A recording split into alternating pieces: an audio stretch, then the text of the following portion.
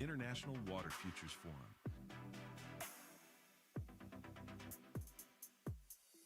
29 speakers, one global dialogue. Tbilisi, Georgia. Leaders, experts, decision makers.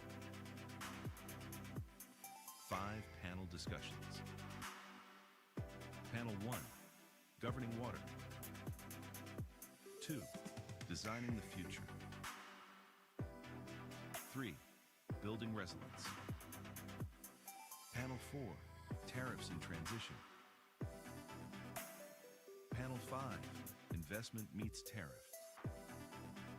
From challenges to solutions, from dialogue to action. International Water Futures Forum.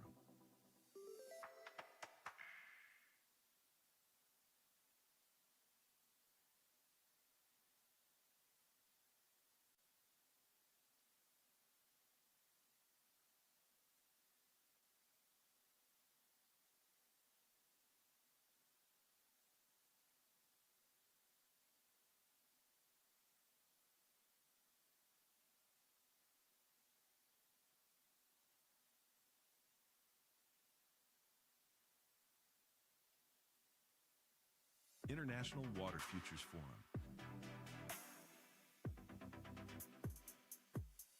29 speakers, one global dialogue. Tbilisi, Georgia.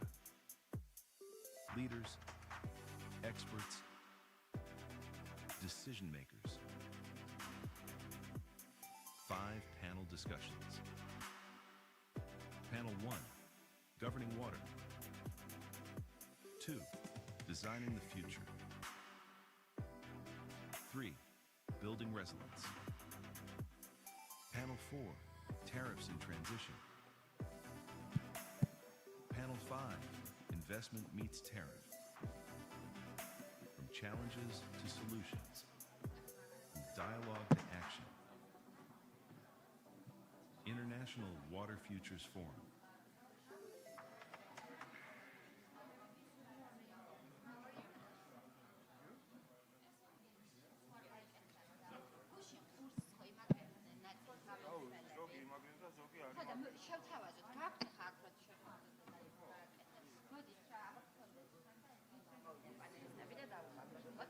International Water Futures Forum.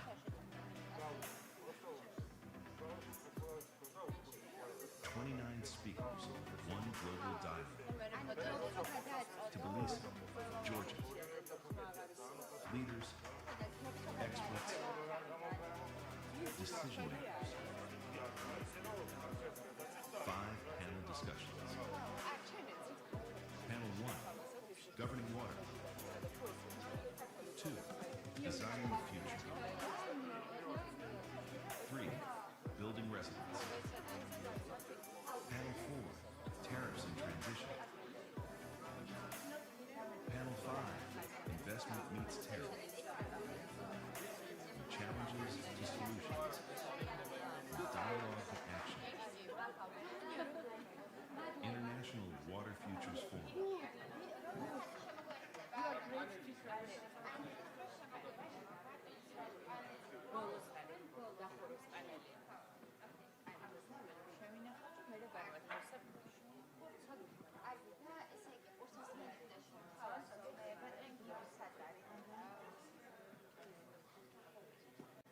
International Water Futures Forum.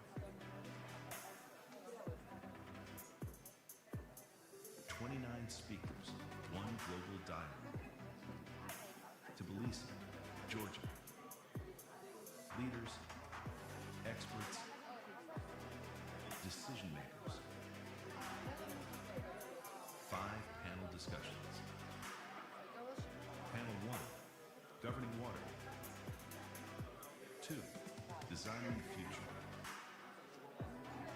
3, Building Resilience. Panel 4, Tariffs in Transition. Panel 5, Investment Meets Tariff. From challenges to solutions, from dialogue to action. International Water Futures Forum.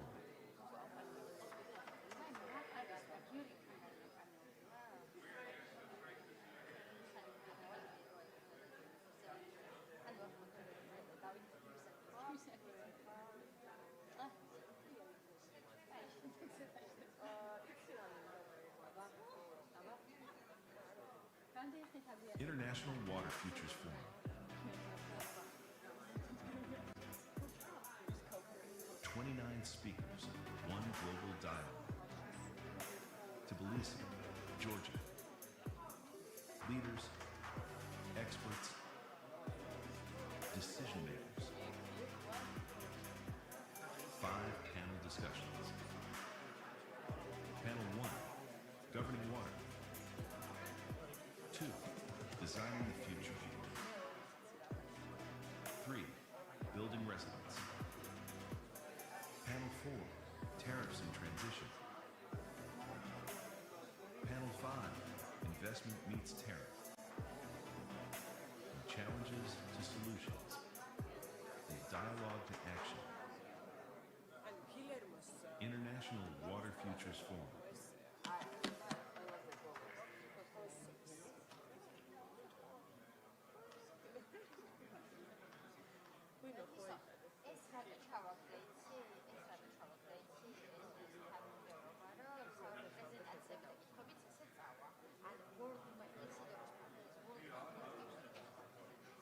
International Water Futures Forum. 29 speakers, one global dialogue. Tbilisi, Georgia. Leaders, experts, decision makers. 5 panel discussions. Panel 1, Governing Water. 2, Designing the Future. 3, Building Resilience. Panel 4, Tariffs and Transition. Panel 5, Investment Meets Tariff. From Challenges to Solutions. From Dialogue to Action. International Water Futures Forum.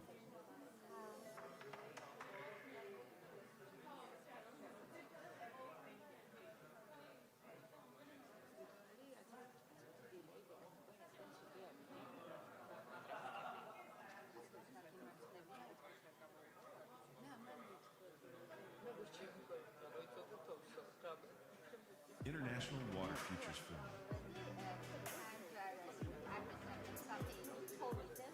29 speakers, one global dialogue. Tbilisi, Georgia. Leaders, experts, decision makers.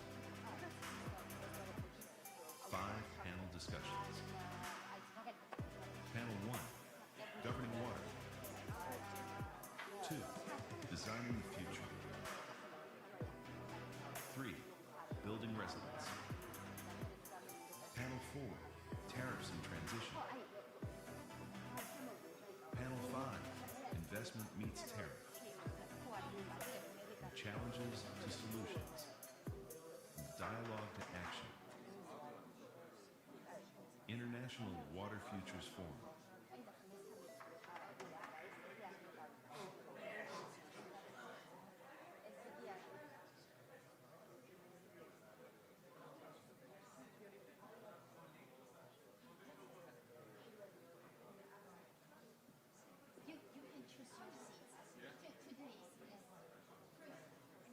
International Water Futures Forum.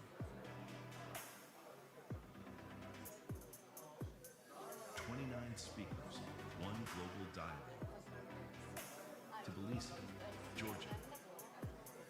Leaders, experts, decision makers. 5 panel discussions. Panel 1, Governing Water. 2, Designing the Future. 3, Building Resilience. Panel 4, Tariffs and Transition. Panel 5, investment meets tariff. From challenges to solutions. Dialogue to action. International Water Futures Forum.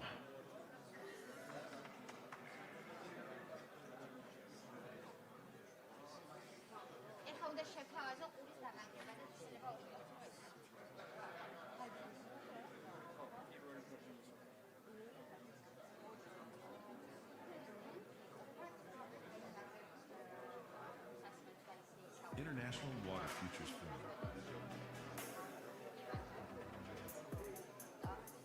29 speakers, one global dialogue. Tbilisi, Georgia. Leaders, experts, decision makers. 5 panel discussions. Panel 1, Governing Water. 2, Designing the Future. 3, Building Resilience. Panel 4, Tariffs and Transition. Panel 5, Investment Meets Tariff. From challenges to solutions. Dialogue to action. International Water Futures Forum.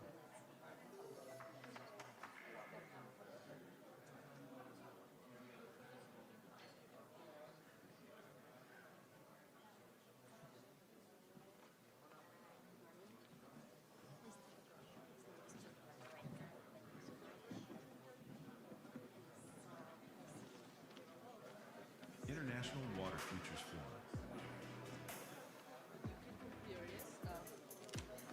29 speakers, one global dialogue. Tbilisi, Georgia. Leaders, experts, decision makers. 5 panel discussions. Panel 1, Governing Water.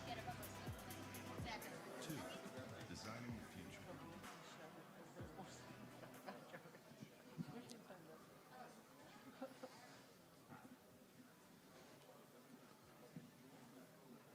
Good morning. Good morning, everyone. Good morning, distinguished panelists.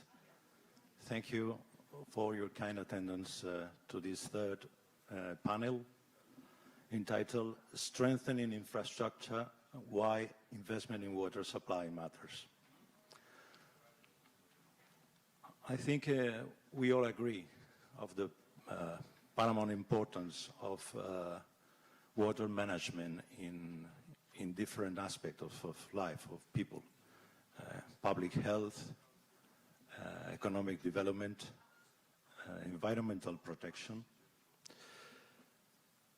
It is said, or it's estimated, that approximately every money invested in water infrastructure in developed countries pays back 2.5 times this investment.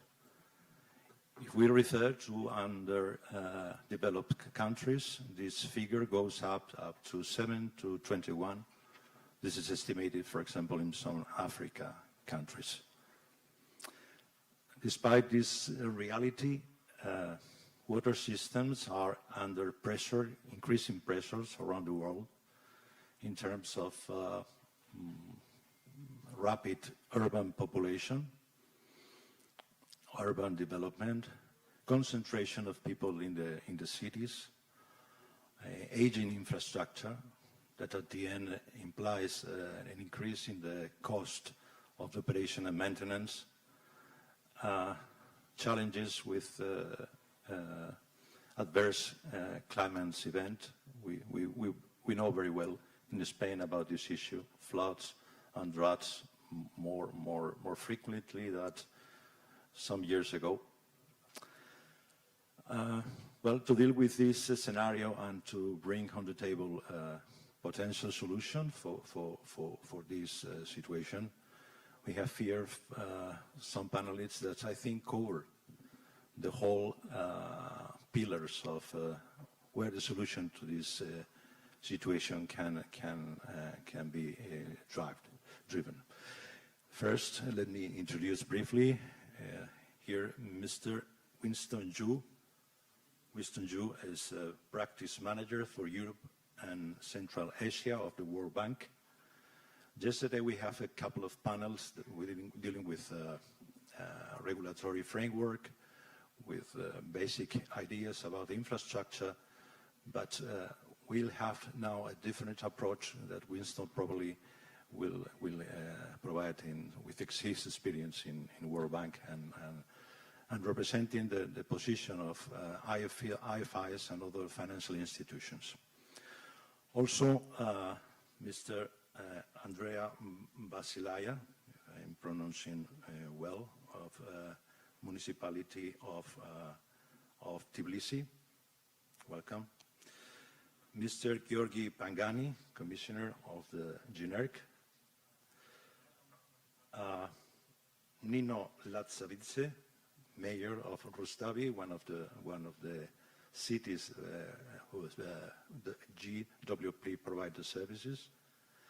Mr. Fernando Flores, Regional Manager for Central Europe of Aqualia, and our friend Jose Miguel Santos, that deals with the day-to-day problems in Tbilisi. Let me start with Mr. Winston Yu, because I think it's interesting to know how World Bank and other financial institutions approach this scenario of underinvested infrastructure, and which are the elements that in your perspective make an infrastructure in water bankable. We know that capital-intensive projects require the collaboration of not just the private, not just the public administration, but also the financial institution. How World Bank approach this scenario? Okay. Good morning, everybody. Thank you for the question, and on behalf of the World Bank, thank you to the organizers and the participants for giving us an opportunity to share with you some of our views on the topics that were discussed yesterday and today.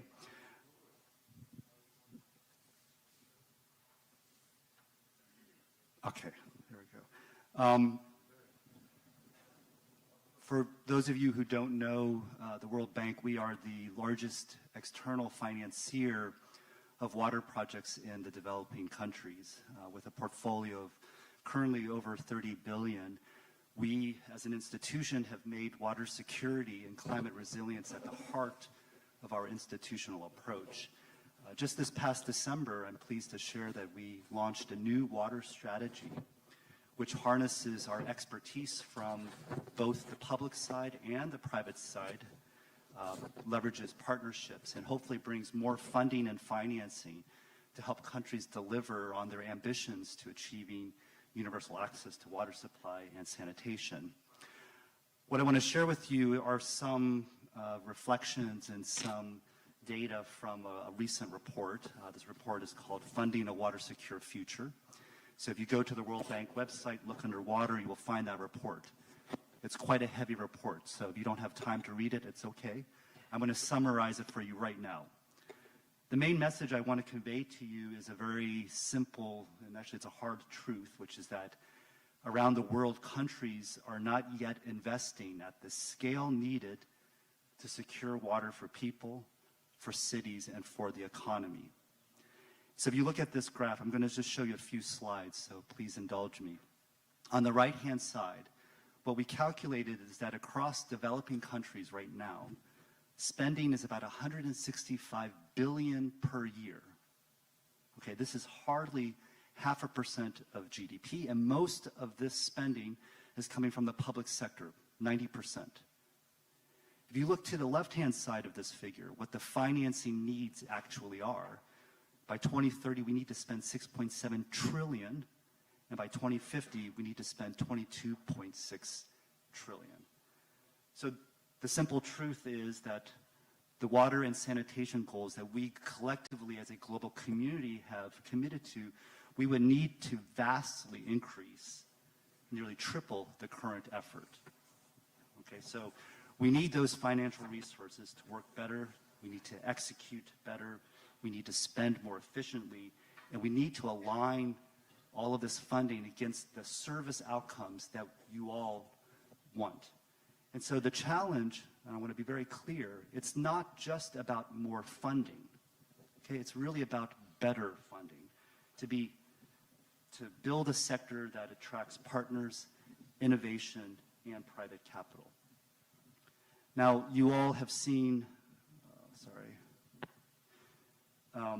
you've all seen the numbers of the billions who are out there who don't have access to safely managed sanitation and safe drinking water.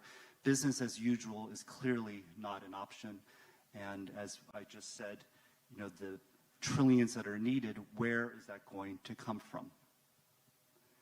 Now, we all know that public finance is foundational, but it cannot carry the full load.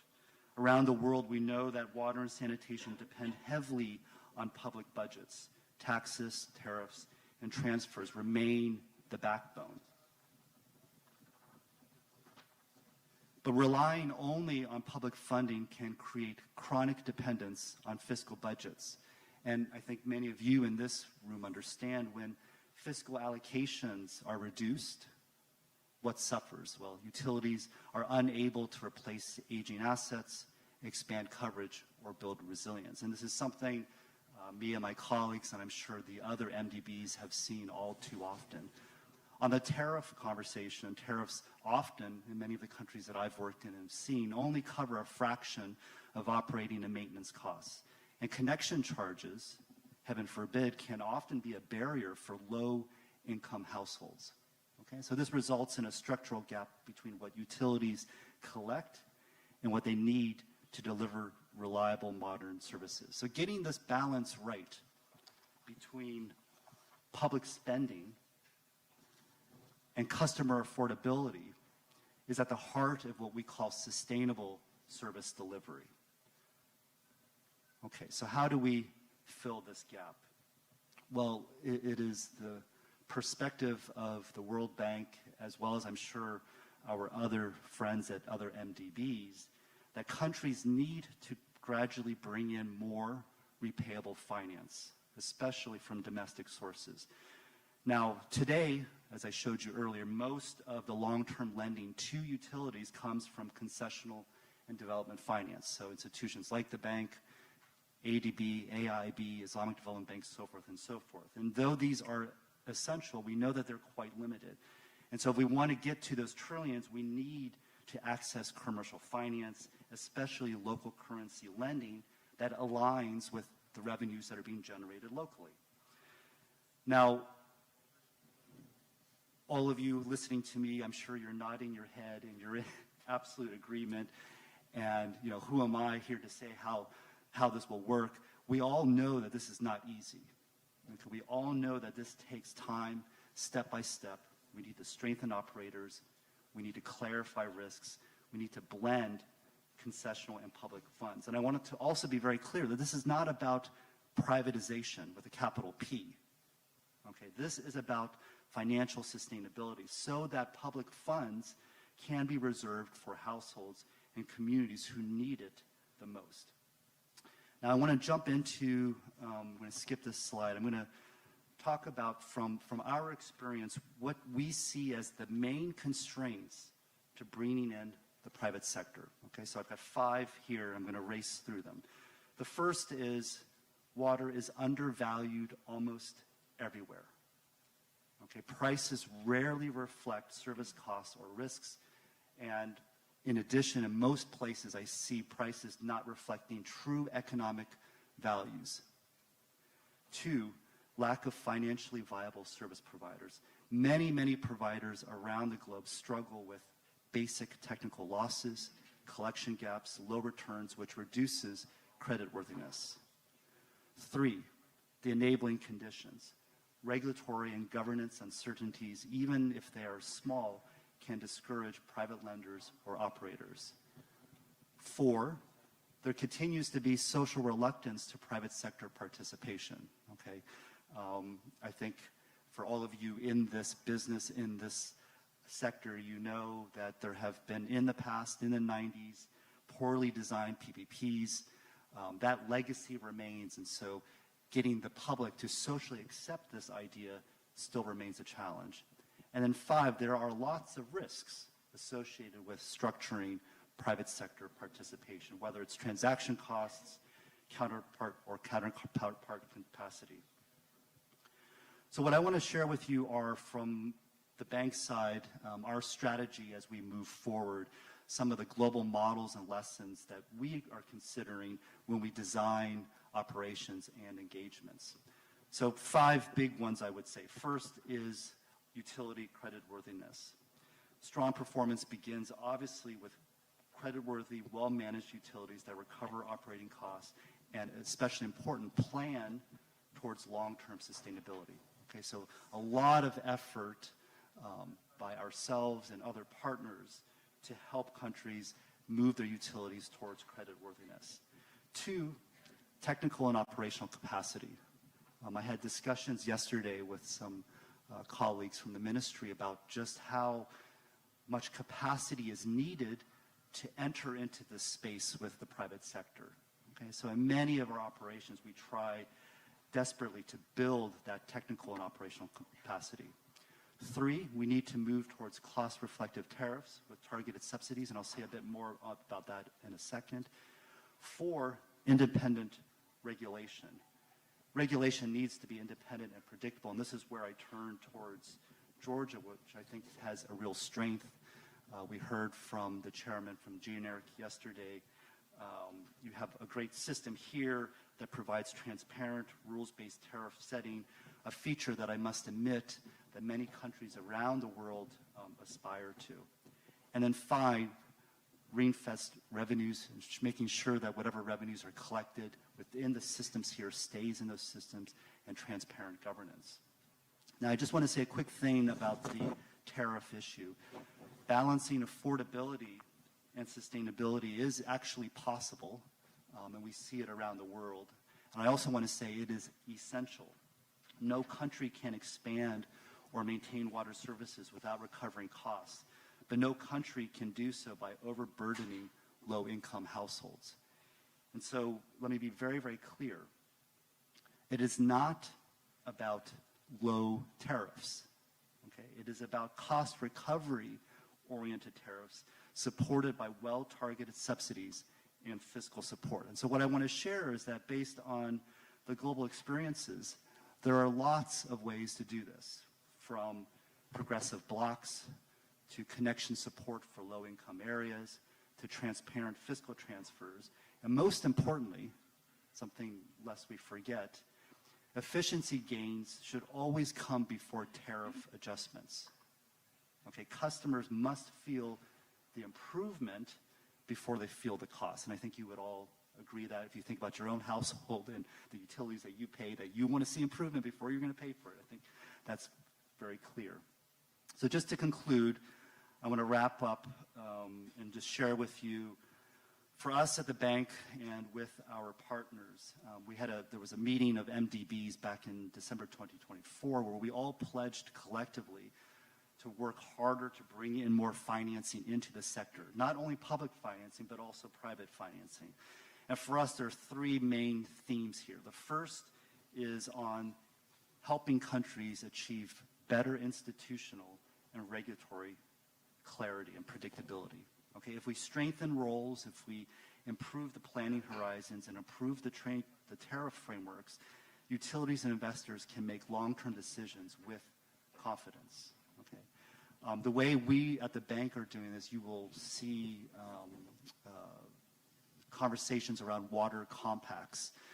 We are in the process of developing compacts with our different countries, which set out the ambitious reforms that each country aspires to, the tariffs, the targets they would like to achieve, how they're going to build capacity, and most importantly, how we're going to leverage more funds into the sector so that countries can deliver on their promises to the people. 2, because this takes time, and as I mentioned earlier, this takes a step-by-step approach, we have to use different instruments. And so at the World Bank Group, we are using more programmatic, long-term, 10-year programs, in addition to developing with our private sector arm plans on how do we develop pipelines of investments so that the private sector can bring in more private capital. And then finally, the last thing I would say is more smart use of blended public funding and commercial finance. So using results-based subsidies, more guarantees, local currency solutions to lower risk and make responsible private participation possible. And this also includes bringing in actual private sector expertise to help our utilities and our governments improve operational efficiency, asset development, maintenance, and also introduce more and more technology. So just to summarize, thank you for your attention. It's a big agenda, and how we get to trillions is an enormous, enormous effort. It requires not just the World Bank, but every single MDB. As I said, we're in the process of discussing with our partners, including foundations, sovereign wealth funds, others, to figure out how do we generate the conditions to bring in more funding. Because at the end of the day, what we really want to do is we want to help the country sequence the reforms properly. Okay, sequencing matters. We want to build creditworthiness, and we want to design collaborative financing pathways that really meet the challenges that each of you faces in your own countries and help mobilize the investment that is needed. The trillions number, it's a big number, I know, but business as usual can't be the status quo. Thank you. Thank you very much, Winston. An extraordinary comprehensive approach to the problem. This cannot be dealt with one single actor, and you have summarized the intervention expected for all the parties. Thank you very much for your insights. Let's follow with generic and how the regulatory body that yesterday was mentioned that the scheme and the model of Georgia was even presented in Japan for people that were interested. So it's well advanced. I think in some way replicating the scheme that some years ago was established in England and Wales and other countries, different from any other scheme. And yesterday, I think our Portuguese colleague made a very interesting approach to what are the roles of the regulator body and how can be a factor to improve conditions of the water management systems. Yesterday, she put the emphasis on first affordability and price and tariffs as first line of defense of the end consumers, also about the quality, also in benefit of the consumers and environmental protection, and the rest in participating with the rest of public administration in the planification of the investment within a long-term view. But there is an additional role that, in my opinion, plays the regulatory body, is how to balance this mission with the incentive for private operators to get engaged, and I would say not only private operator but financial institutions to get engaged in this solution. And I want to give us your insight about this, the flexibility that we could expect from generic to adapt the existing methodology to future potential conditions that can change, and we can expect from generic in this issue. დიდი მადლობა კითხვისთვის. ზოგადად არეგულირების როლი რეგულირებად საქმიანობაში რა თქმა უნდა არის გადამწყვეტი. ხარული ვარ, რომ აკვალიას ხელმძღვანელობა ყოველთვის პირველ დღიდან როცა შემოვიდა საქართველოში და ეხეთ ამ დღეების Georgia, and during these days they've mentioned and said many times that one of the factors that helped them to decide in favor in Georgia was the existence of an independent regulator which absolutely transparently performs its duties, and the rules of the game are fair and the balance is kept. Today, I want to focus on a very important aspect. It is investments into infrastructure. I want to bring an example of GWP, and this is the key issue because this company faces a lot of challenges that on the one hand are historical, it is outdated infrastructure on the one hand, and on the other it is a different type of challenge. It's like growing cities of Tbilisi and Rustavi with new connections, etc. The water supply infrastructure is a critical infrastructure because it's directly linked to healthcare of people, to social, economic activities, and generally it ensures and it is in direct link to development of different regions and cities. It is one big organism, one big body, and and either these water supply systems and cities develop together or they do not develop at all. So we faced that challenge and we tried to use absolutely new approaches. Now, Tbilisi and Rustavi are quite good examples in this regard. So what are we talking about? Because we are talking here about the long-term investment policy, which is about infrastructure renewal, replacement, and long-term vision development. It allows for not only taking care of ongoing existing problems, but also it allows for thinking about what future challenges may be or what future actions may be. Here on the slide you see that the investment of 3 billion lari is agreed in the long-term plan, and that is between 2024 to 2033. It is some sort of a security, if you will, and the guarantee that in Tbilisi, Mtskheta and Rustavi we won't have any water supply problems in these places, right, in terms of potable water supply and drainage, etc., or wastewater, etc. So we now, of course, develop the investment plans for the nearest 3 years. I told you what the amount of investment will be, and you see that we increase the public investments into the sector as of 2023 too. And Aqualia actually entered in 2023 too. They acquired the GWP, and we told them that we are ready for investments necessary for development of the city to be reflected in the tariffs. And since then we've seen the drastic changes in the investment policy of the company, and we see the results. We have less accidents, the services improve, new technologies are being introduced and used, and of course it is not only the merit of the company, but the Tbilisi, Rustavi, the cities themselves develop permanently.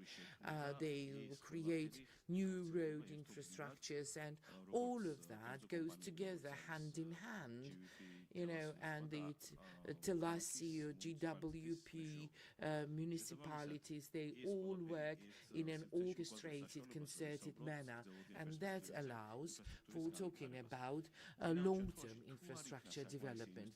Because if we don't have sufficient and adequate investments into infrastructure, then of course we'll face a big problem, because only in Tbilisi we have new customers, about 20,000 annually, so these are new connections, right?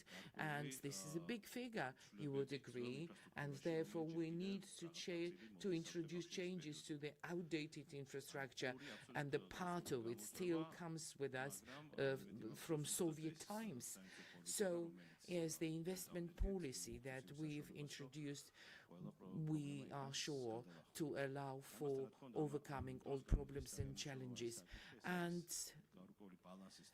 of course, we need to keep balance, because any cost borne by the company should be reflected in the tariff. It is a very sensitive topic, you understand. So will it be the commercial tariff or household tariff? It always is the subject of critique, and it's always difficult to explain why tariffs increase, what components change, etc.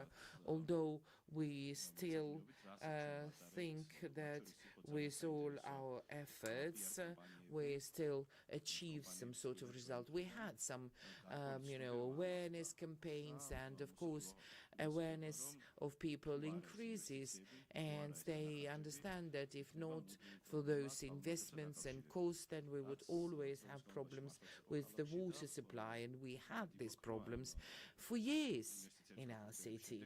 And after investments, they do understand that these problems will reduce. Now, what else do I want to focus on? The things that we discussed is not only about investments and then reflection of investments in the tariffs. We, of course, set some targets for the company, and we not only identified that, but we created the instruments for oversight and supervision. And it's very important to have control mechanisms for the tariff policy that we use, because every cent that is reflected in the tariff shall also reflect in the improved services. It should be the increased quality of services, and the customers should feel it, right? That those investments are done and everything. So we have the standard of services, which is about emergencies or accidents, quality of services of commercial consumers, etc. And we do have control services, and there we all even envisage the compensation for consumers, and this is, I think, the unique example in the water supply system. Although we actually observe the companies, though on the one hand we give them the opportunity to develop, to grow, we allow them for having the cost-effective tariff, but on the other hand we protect the rights of customers, and I think that this is one of the key tasks for the regulator. Despite all of the aforementioned, of course, the challenges in the sector remain, quite a number of them. I would like to particularly underscore several of them, one of them being the outdated infrastructure, and scores of the are being replaced, and nevertheless we have been unable still to achieve the target, the indicator, and 100 million for infrastructure upgrade was mentioned, and it enables us within 10-15 years, Tbilisi and Rustavi water supply sectors will be at an absolutely different quality. And another major issue and problem that we are facing is high losses in the network. Certainly, including among other causes, this is because of the outdated and the infrastructure, although the other causes as well, although certain progress has been attained, and the vision developed by the company, in our view, is going to respond to this challenge very well, and it will be addressed and fixed.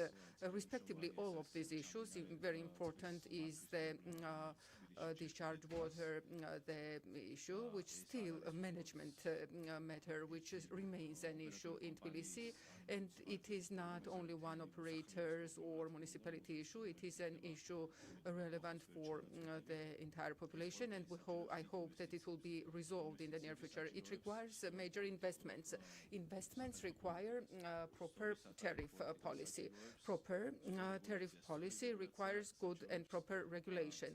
Proper regulation requires a strong regulatory agency. So this is a major chain which, if one of its links are out, it will lose its effectiveness, its sustainability. And we hope that with our concerted and joint work, local government, regulatory and organization, operating companies, local governments, we will be able to resolve and tackle these challenges. Nevertheless, they are difficult, but it is interesting at the same time. And the audience and the parties that we have in this room and hall, of course, is a guarantee that the issue will be resolved as soon as possible. Thank you very much. Thank you very much. It's very promising that the commitment of the regulator in this task, and I think this is something that for population and for the people is important. Yesterday and today there was a word that was put on the table practically before all the speakers. That was coordination. The coordination needed among all the parties involved in this solution that we are looking for. And in Tbilisi, Mr. Andrea Basilea is, we are all seeing the great rate of new developments in the city. The city is growing. I remember just 4 years, the first time I came to Georgia and Tbilisi, and now I can see the different neighborhoods that are growing.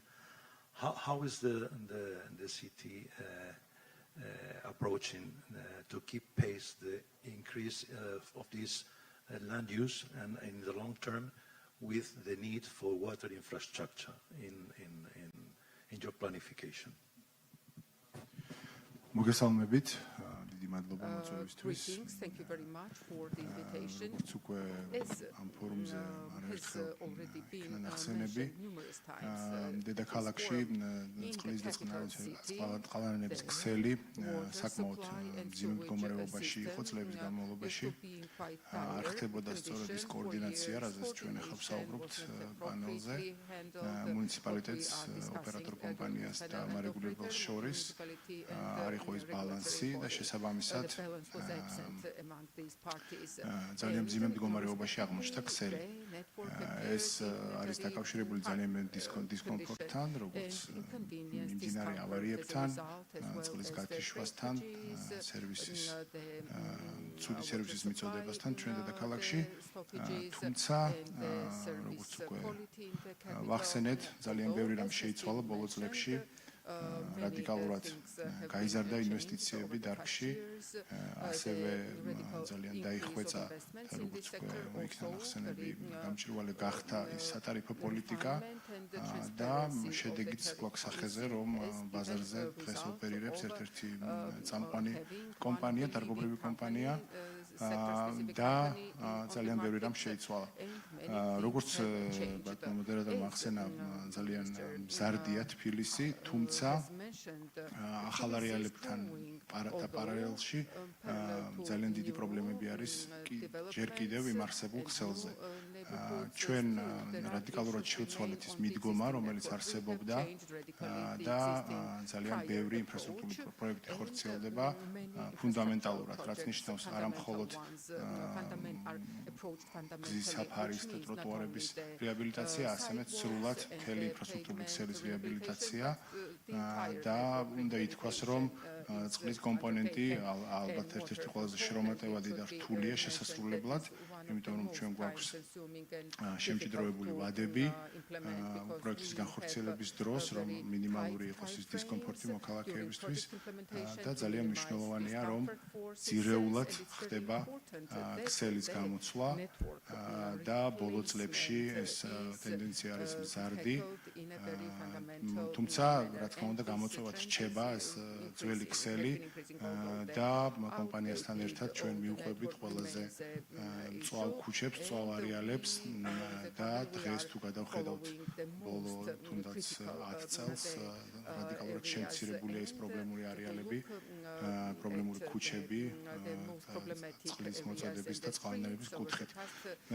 რა თქმა უნდა, რჩება გამოწვევები იმ კუთხით, რომ როგორც უკვე ვახსენე, ძალიან მაღალი ტემპი აქვს დედაქალაქს აღებული ინფრასტრუქტურული პროექტების მიმართულებით და ხშირად ხდება, რომ გარკვეული პროექტი ვერ ხვდება კომპანიის საინვესტიციო შეთანხმებულ ასე ვთქვათ პორტფოლში, რომელიც თანხდება მარეგულირებელთან, ვერ ხდება მისი ტარიფში გათვალისწინება და ეს პრინციპში გასაგებია, იმიტომ რომ ჩვენ ვისაუბრეთ იმ საჭირო ბალანსზე, ერთის მხრივ ჩვენ გვინდა რაც შეიძლება მეტი პროექტი გამახორციელოთ, მეტი ინფრასტრუქტურა შევეხოთ, თუმცა რა თქმა უნდა, ტარიფი ზოგადად ძალიან სენსიტიურია და ეს ბალანსი ძალიან მნიშვნელოვანია. ესეთ შემთხვევებში მუნიციპალიტეტი თავის თავზე იღებს უშუალოდ ინვესტიციის ხარჯებს და უკვე შემდგომ კომპანიასთან მოლაპარაკების გზით ხდება აღნიშნული ქსელის ან აღნიშნული ინფრასტრუქტურული პროექტის გადაცემა კომპანიისთვის მოვლა-პატრონობის მიზნით და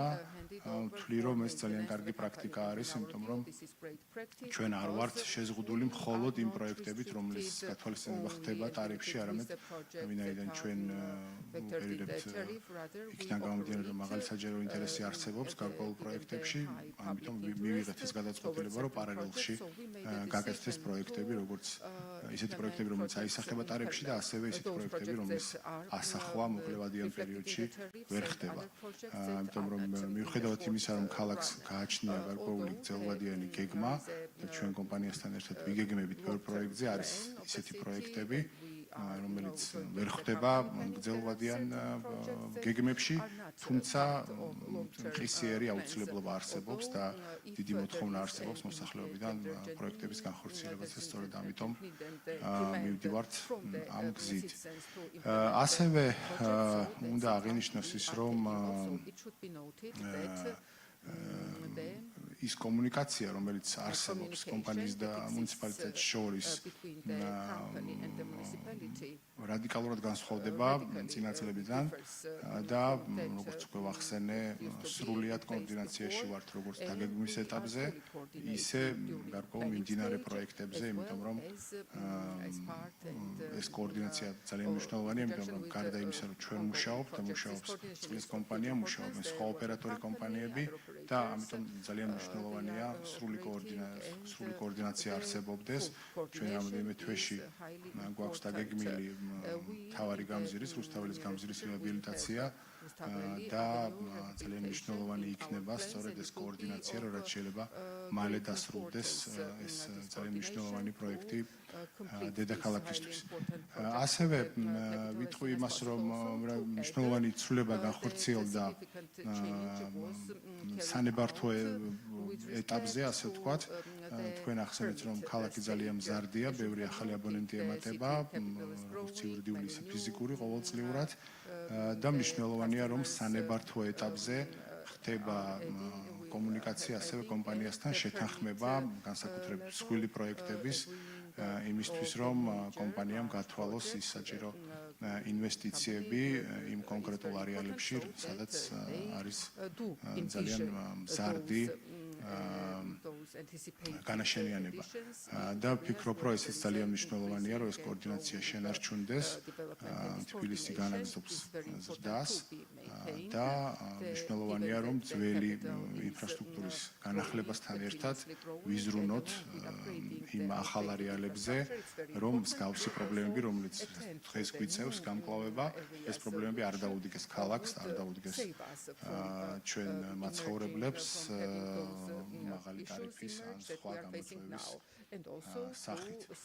ამიტომ მე ვიტყოდი, რომ ძალიან high tariffs as well and other challenges. I would say the situation has changed significantly. We have ambitious plans, and it's very nice that the company, and in this case the GNERC as well, is following the capital's development, and this is a precondition for maintaining this rate of the development, increasing investments, and this has already been mentioned during the panel. We are convinced that in 5-10 years the water supply quality, service as well will be at an entirely different level, as well as the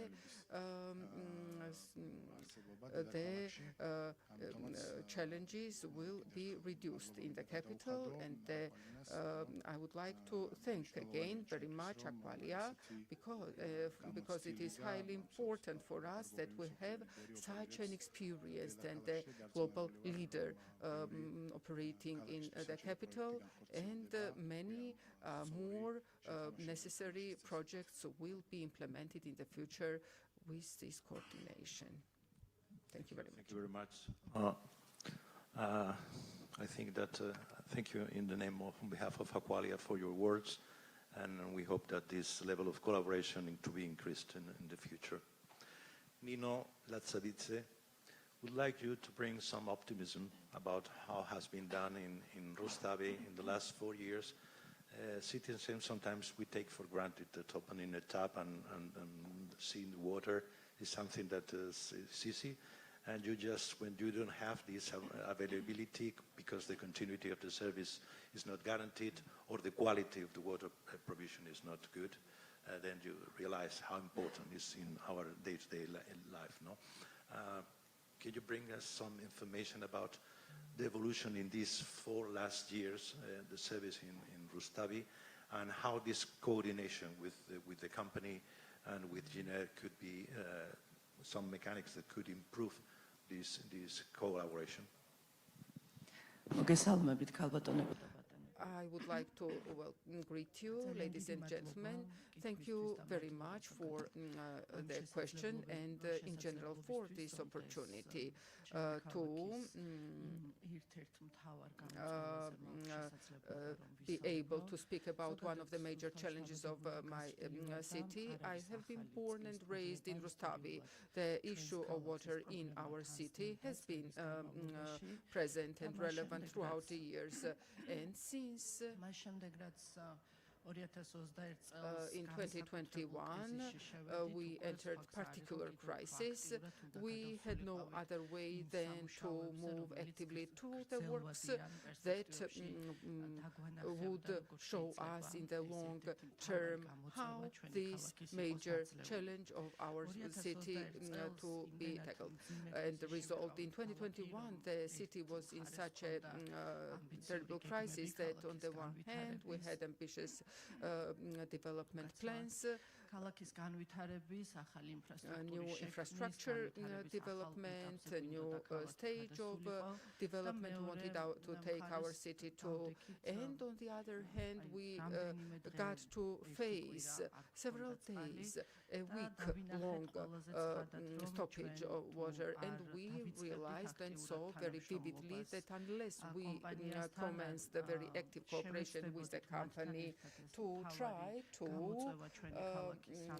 somehow resolve and overcome this major challenge jointly with them, it would be very difficult and hard to implement and carry out those plans as development of the city, new infrastructure in 2021 with GNERC involvement, and I would like to stress the gratitude towards GNERC. We started very active work with the company on the investment plan, which, as I'm informed, since 2021 to date is implemented 37 million lari worth the activities and works. The problem of my city was 1940s, 50s was when it was planned, built, and since then, unfortunately, no major investments implemented in the supply and and sewage systems. Since 2021, jointly with GNERC, the company was set an obligation. We started very tight and close relationship, and we have the current issues, the breakages, faults, etc., that require urgent addressing, and there are projects that we are implementing, and we have future plans that concern urban development of the city. We have a major territory in Rustavi where there is a room for the great and large projects, and in 2026 we are planning mega projects where company engagement and role will be increased further, and we can say that to overcome this challenge we took major steps, although in no way we are stepping the sort of reducing our efforts, because we realize that a lot more needs to be done, and we realize that a proper approach is very important for the company to be able to work effectively on the issues and projects, and the format, this current events format enables me to be hopeful that with a GNERC engagement, Rustavi will be able to for sure resolve this challenge. And you asked a question about the importance of infrastructure and of the projects the company is implementing currently. I would like to convey the problem from the perspective of the regular citizens. We are talking about investments, projects, improvements, and the importance that in 2021 we faced and saw the government team. We realized it given because of the issue that arose, and Rustavi is hot in summer. In 2021, several days, about a week, the city was without water supply, and we have so kindergarten stopped working. 6,000 children during a week were without the kindergarten services. Schools were suspended because hygiene, sanitary norms could not be maintained. Small businesses, bakeries, cafes, they were stopped, their operations suspended, and the education, business, municipal services, supply were all affected. And this is just to name a few. This is in 21st century. We have to offer the most basic opportunities for water supply, and for the city to be able to develop. And the projects that are implemented in the city, it is now in the process of significant stage of overcoming. The municipality is ready and committed to further strengthen the approaches the company has with our engagement, and in the future to plan jointly the projects that will have urban development, economy of the country, beneficial projects. The government plan with the involvement of the Prime Minister are planning, and the workshop that we have with the company and GNERC on a periodic basis. This is a highly important format for us. We are discussing the current matters and issues, as well as the future matters that are going to that are important for improvement of the economy, the living conditions. Thank you very much. I'm not sure whether such format used to be before. It's very important that municipalities are engaged, that there is a room, a sort of forum for raising our issues as well as sharing the good practice, achievements, and if not for the company that is serving our city with their good approaches, we just wouldn't have been able to come out of the crisis in 2021 if not for the GNERC and their proper approach towards the city. We wouldn't have been able to alone resolve. And let me, in conclusion, note that when we were visiting the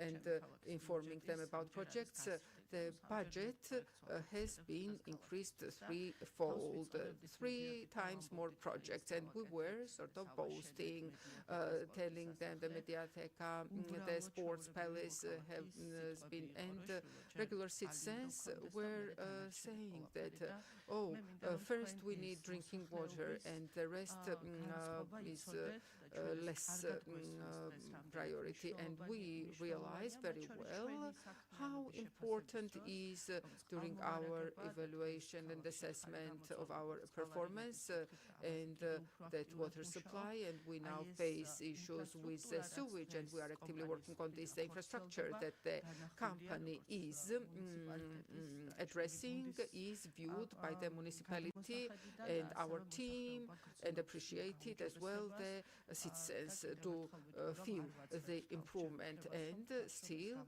we are not saying that this challenge has already been overcome, because still a lot of work lies ahead, and we are very thankful, thanks to the company and GNERC and every member, every individual who are making it possible for our city to overcome these issues, to give us opportunities of developing our city as Rustavi residents would like it to see. Thank you very much. Thank you, Nino. It's a very good description how an underfunded water system, chronically underfunded, the consequences of that, and how a good collaboration between regulator, municipality, and operator can be part of the solution. Thank you very much for your approach. Fernando Flores, as a regional manager for Central Europe and great experience in different geographies, probably can provide us with some insights about what kind of scenario Aqualia met during your experience. What are the long-term consequences of chronically underfunded systems, and how Aqualia faces this kind of challenges? And if you can provide us with some practical cases, and what are the best way to approach this kind of a scenario? Okay, thank you. Well, welcome everybody. Thank you for joining us today. So let me please start from the end. So what we could consider to be underinvestment.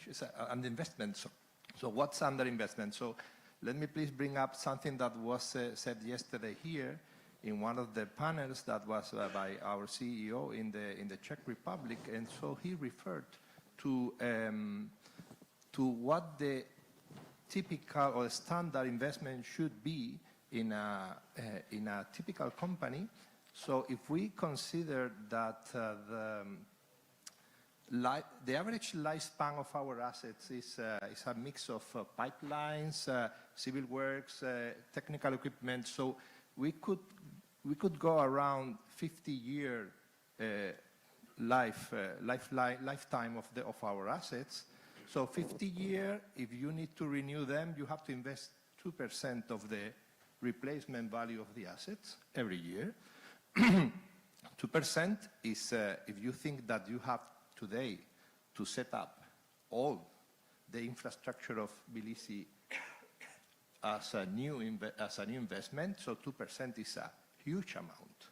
So it's a lot of money. So I think that we are, not only in Tbilisi, but everywhere, we are far, and this is something that has been said by Mr. Winston, you as well. So I think we're quite far from this amount. So 2% is terrible. So, and this is assuming that we are continually investing 2% every year. And what happens if you hadn't done it? If you have had for a long period of time, you have lack of investment, so you have to catch up. So it's a terrible mess. So the problem that we usually face is that we have to deal with aging infrastructure.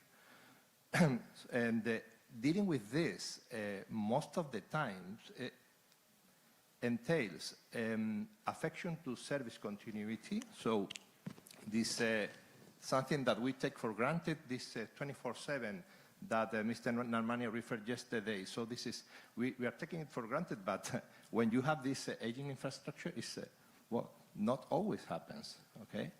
And also you have sometimes affections to service quality, because you will find that there are some, the presence of some chemicals in the pipelines, for instance, for the drinking water, for the fresh water, you will find some iron or manganese, sometimes nitrates of parts from the agriculture.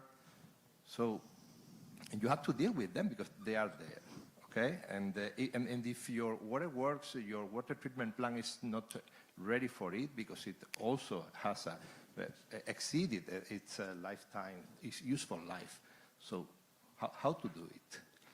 And also, if the wastewater treatment plant is not ready for it, you will be probably discharging poorly treated water into the river. So these are the typical challenges that we are facing because there has been a lack of investment in the premises. I am not referring to Tbilisi. No, it's worldwide. Okay.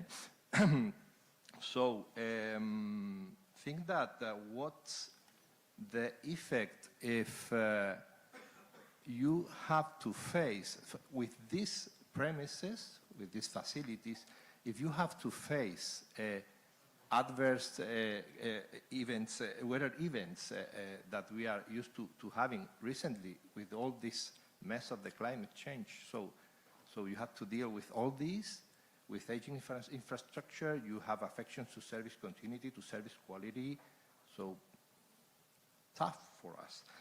And in some extreme cases, you could also be compromising the service continuity.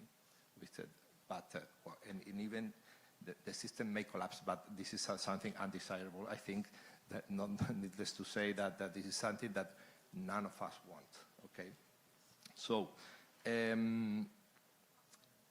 some of your other question was referring to the growing demand. I think it was how to meet this problem of the growing demand. So yesterday in the first panel that we had here, I think that it was one of the ministries that referred to the economic development of the country, of the city, and for it you need a base infrastructure. So you need roads. At the country level, you need roads, you need the airports, and you need all the utility services, communications, water, sanitation, etc.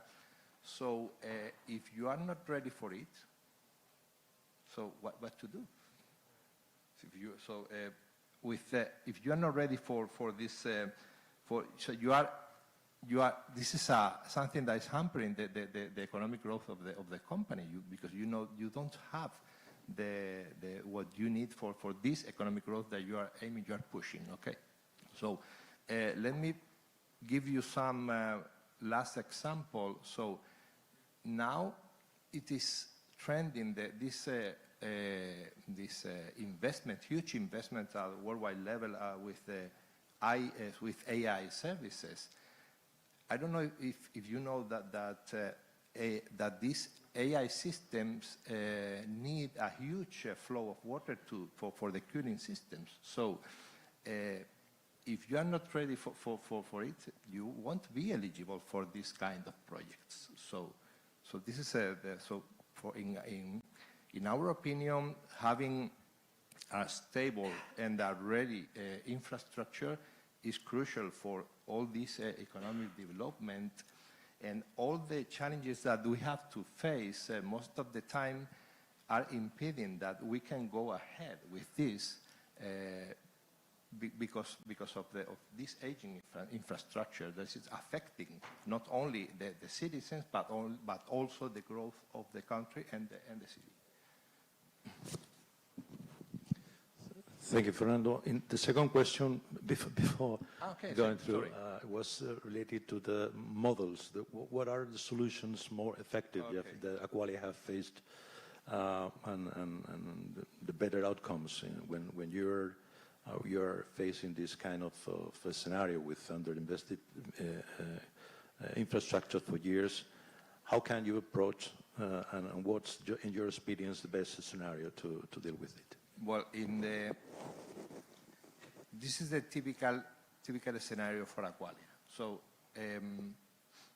everywhere we go to a concession tender, so we always find the same. So nobody needs your know-how if everything is doing well. So that's our typical scenario. So we have to face this problem. We have found this in my career. I have found this in many places. Okay, in Spain, Algeciras, in Olivenza, in Extremadura, in Italy, in Caltanissetta, and in Portugal, in Fundão.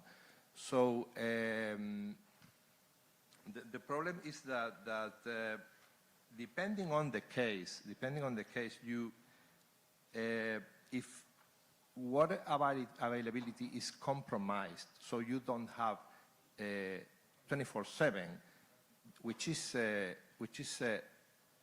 has happened in many cases. Particularly in Sicily, we had this problem, which was a huge problem. So it was a big region in Sicily, and they have actually they didn't have 24/7. So in those cases, you have to apply a contingency plan to start by repairing all the networks because they have a lot of losses. So to reduce the losses, so if you start reducing the water losses, you will start having less water to purify. So that means less cost of purchase of water. You will have less energy cost because you have to purify less water, less chemical cost.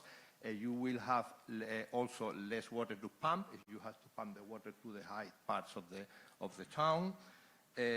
Less wastewater to treat as well, so you will be reducing cost. So this is a typical contingency plan, which is the first thing that you have to do. And then once you have solved more or less this, you have faced this first approach to the problem, then you can start thinking of all the part of digitalization, continuous monitoring of the networks, etc., trying to improve more and more the quality of the service, the provision to guarantee 24/7, etc. So this is I think this is a typical approach when we start dealing with something new in Aqualia. So it's where we have found it everywhere. Okay, thank you, Fernando. And is now Jose Miguel. You can ground all these issues, these topics that put on the table, specifically on the infrastructure GWP inherited, clearly underfunded for many years. What were the most critical intervention you have to apply during these years? What have been the outcomes, and what can you share with us an optimistic approach to the planification of the future, and we can expect in the following 3 years in terms of continuity, in terms of quality of the service in Tbilisi, Rustavi and Ms. Keta. Thank you, Isidoro. I'm happy to be in this panel with Nino, with Andrea, with Georgi. They are representing, of course, regulator cities that we are providing the service, and for us the most important is really to be supportive, to contribute to the development of the water sector, to the reliability, etc., of the supply, etc., etc. I have some figures that I want to show you later about the investments, the impact of these investments, okay?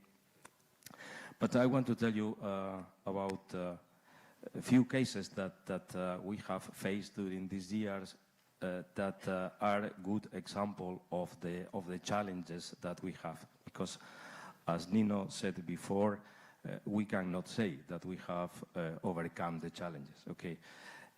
Because the challenges are really numerous. In Rustavi, Nino knows very well the situation, but for us it was a critical situation not to have enough capacity to supply water 24/7 to the population. We were suffering during summertime especially several months, several days, you know, having the necessity to simply cut the supply because the amount of water that we could get from the wells put in the system was insufficient, okay, to supply the population. And of course, this is the best example of a situation that cannot happen, because you saw the incapacity in the water source, the wells and the water that we extracted from wells. We see the main trunk pipes in really bad condition, having frequent failures, okay? And also, of course, the distribution system itself having high level of losses as well, okay? And the reservoirs, because one of the, let's say, the critical aspects as well in Rustavi, in Tbilisi, is our capacity to store water. So if there is just an interruption, okay, at least we have water for a certain number of hours that we can supply the population, and we don't cut the supply. But in Rustavi, this is just 3 hours, not more. After 3 hours, okay, if the cut persists, we have to cut the supply to the population. And for years, the main problem in the trunk lines in Rustavi made that every single time we had to cut the supply to fix a leak, we had to cut the supply to the whole population, you know? And this is very painful. This is very serious. So we faced that situation in the sense that, well, we knew everything.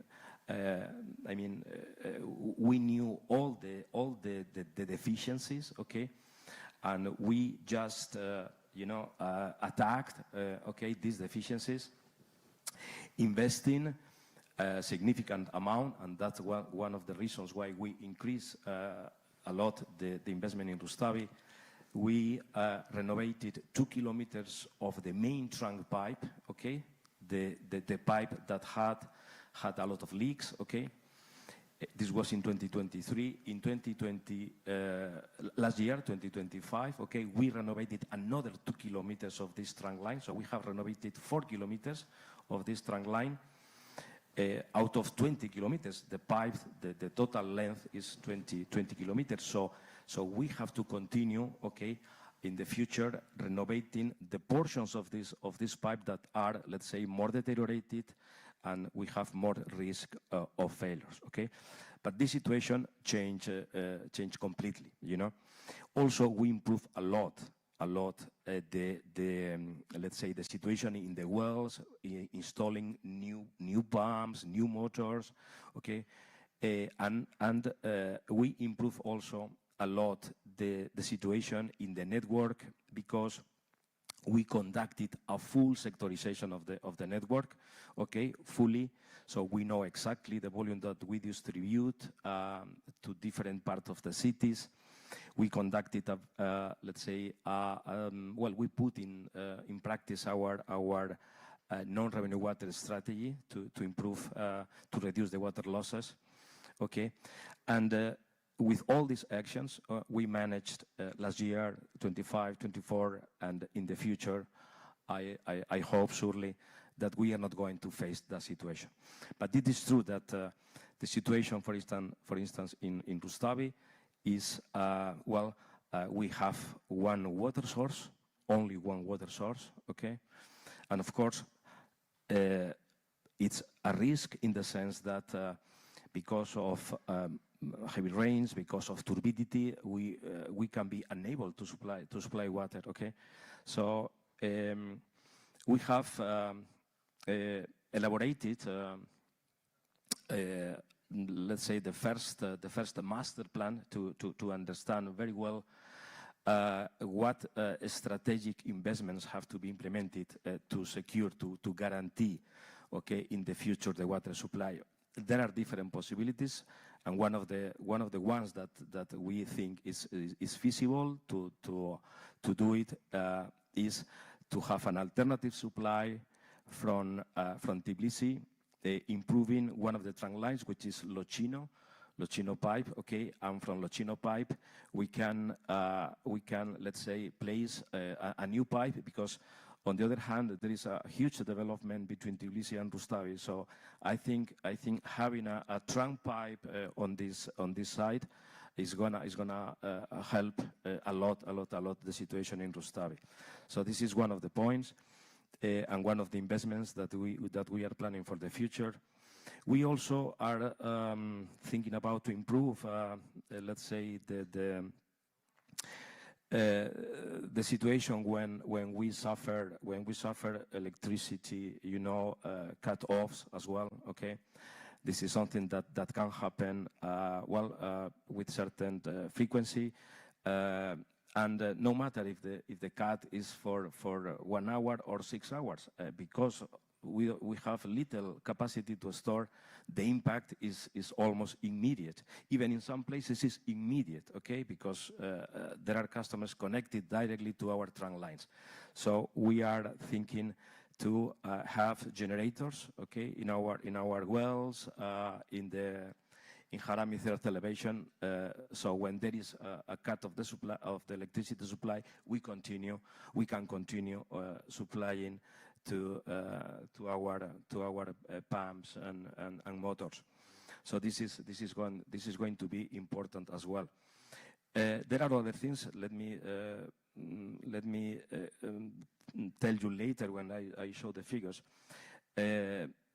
In Tbilisi, fortunately, we are not in the situation that we have, I mean, for the whole city, okay? We don't have, let's say, or we don't face a situation of 24/7 incapacity. The question in Tbilisi is different. It's different in the sense that we have an important water source, which is Zimbali Reservoir. All the water that we supply in Tbilisi is coming from Zimbali. Zimbali guarantees the supply, okay?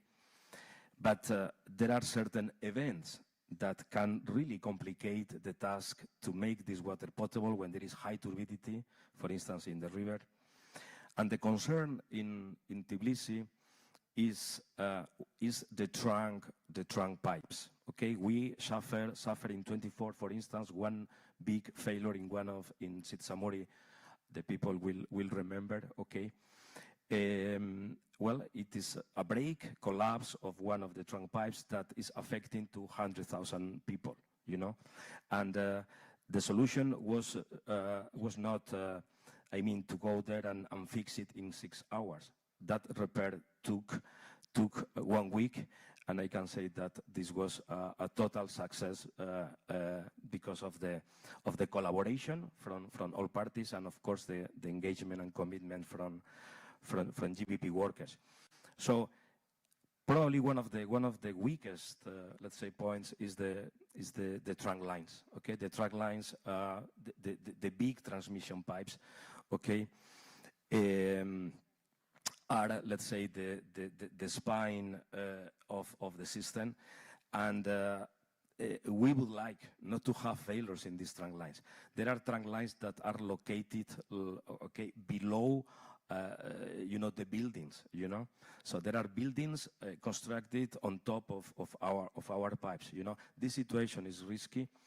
And we need to think in the future together with the city hall and future development, the proper relocation of these pipes and the renovation of these pipes. So the trunk lines is I would say probably the most serious aspect. So let me show you some of the figures. Yeah. Here you can see just the total investments that we have implemented, executed in 2 periods, from 2022 and from 23, 24, 25. So 3 years. So in the last 3 years we have invested 335 million GEL. This is let's say generic investment, okay? And in 2022 it was just 148. You can see that is more than double, and of course this is the result of the regulator, the revision of the tariff, etc. And I just want you to put the focus on that in the last period, in the last 3 years, 48%, practically 50% of the networks are dedicated to the networks, to the distribution pipes, to the branches, and some works as well in trunk pipes.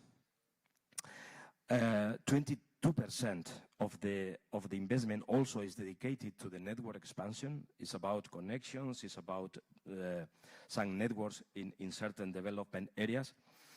And this is an amount that generic is trying to correct in the future, in the sense that the water tariff that doesn't need to cover this cost, and this is mainly the responsibility of developers. So we expect that in the future, this amount that today is dedicated to development can be dedicated to trunk lines, or can be dedicated to other projects. We are, of course, investing every single year. You see 14%, which is well, investment that probably the people, the citizens, the customers don't see, but it's the investment that we have to dedicate to the pumping stations, to the reservoirs, to the infrastructure, management, etc. We have 11% of the investment dedicated to transport, okay, because we need machinery, we need a fleet of vehicles, we need equipment, plant, tools, etc., security, IT, etc. You see that is an amount that is in 11%. And finally, we mentioned 5%, which is the metering program as well, because not only the meters that we install new, but also the renovation of the meters, and of course the installation of meters in customers that don't have.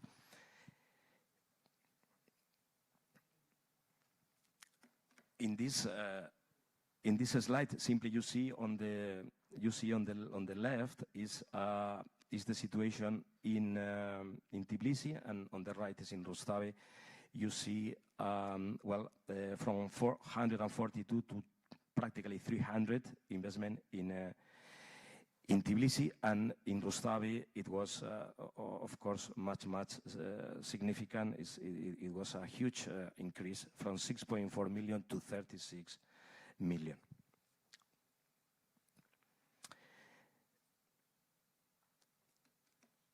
Here you can see the number of kilometers of networks that we are replacing per year, and you can see the increment, of course, based on the amount of the investment that we have done these years. And the question here is, as Fernando said, and other speakers, is that, well, ideally we should replace 2% of our pipes every year, because we expect a lifespan of 50 years. But this 2% is impossible to achieve. Okay, and the question is if, well, with 1% we can really ensure, okay, the reliability of the system, or we need to spend 1.5%.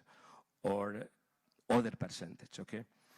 And the question here for us is a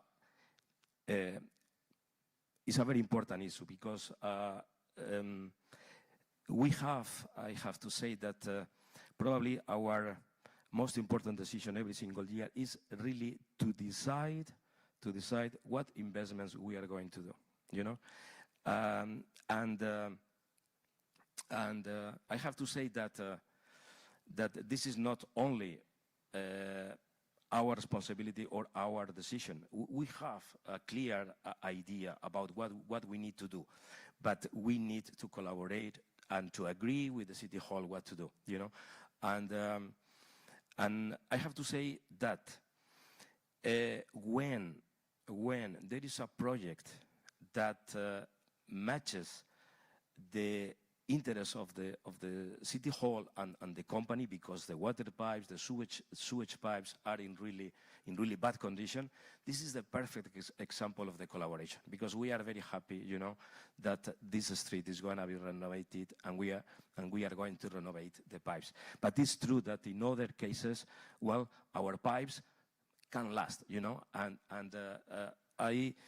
I just want, Andrea and Nino, you to understand that for us, if we have to put the money on something, we want to put the money on something that we know is more urgent, you know, is more urgent. So sometimes if we say that we have other priorities and we are going to show you our priorities, you understand, and we can see the options or the possibilities we have in these cases. This is I want to show you just some of the impact, okay, of our investments, and the non-revenue water. The non-revenue water, the figures are, of course, are very high. Okay, I think we have to take all these figures with a grain of salt, okay? There has been an improvement. This is without any doubt, okay? In Rustavi, in Tbilisi, in Rustavi, you see the reduction, 62% non-revenue water in Tbilisi, from 75 in 2022. In Rustavi, we have reached 46%. In Mizheta, is 37%. I can tell you that these are annual figures, but there are months, okay, that the non-revenue water is much better than that, okay? So, and I can tell you that Mizheta was a pilot project for us, okay? Is a city that is completely sectorized, and we have measuring all the consumption that we distribute, okay? So the data in Mizheta is quite accurate. In Rustavi, the whole city is also sectorized. We know very well the volume, okay? The question is that, as you know, many customers, okay, in the range of 50% have no meters, okay? And it means that the commercial losses, okay, is an amount that is really difficult for us to quantify. We can estimate it, okay? But we don't know exactly how much this amount is, okay? And Tbilisi is not still fully sectorized, but this year, and I think at the end of this year, practically is going to be fully sectorized. Tbilisi is, of course, the complexity of Tbilisi is enormous, okay, because of many reasons, the orography, the different you know, heights that we have. 50% of the people, for instance, the water is supplied by gravity, 50%, in the range of 50%. But the rest, of course, is pumped, and we have to pump even with high pressure. I want to show you the energy efficiency, which is a result as well of all the measures that we have done. And we have reduced in Tbilisi by 9%, okay, from, I think, 185 to 165. But in Rustavi, it is in the range of 30%, okay? So, and this is, of course, this is just a result of all the actions that we have to do to supply 24/7. These are some of the indicators that can tell you what is the impact for the citizens, you know? And we know that we can supply 24/7, but we suffer incidences every day. So unfortunately, there are customers that are suffering some water interruptions every single day, you know? So we managed to reduce the number of customers affected, average customers affected per interruption, by 30%, in the range of 30%, right? You can see that.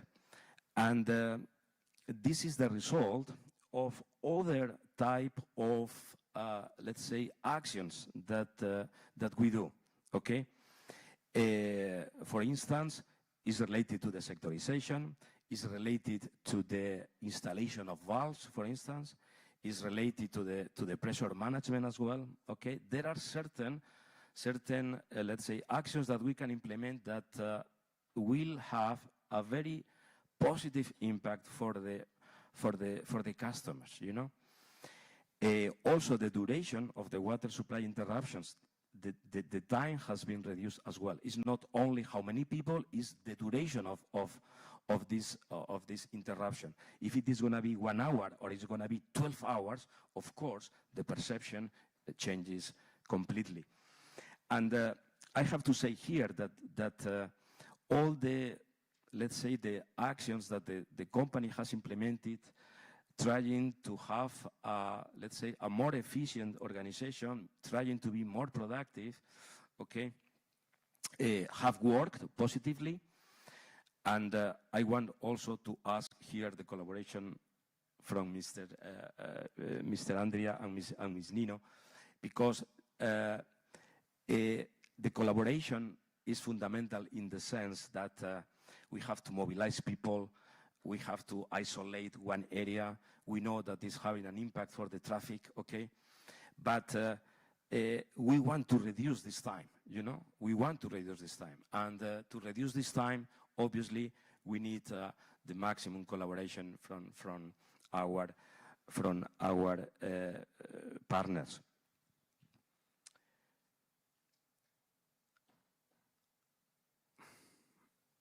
This is, I think, the last slide, just for you to understand the magnitude of the daily problems we have, okay?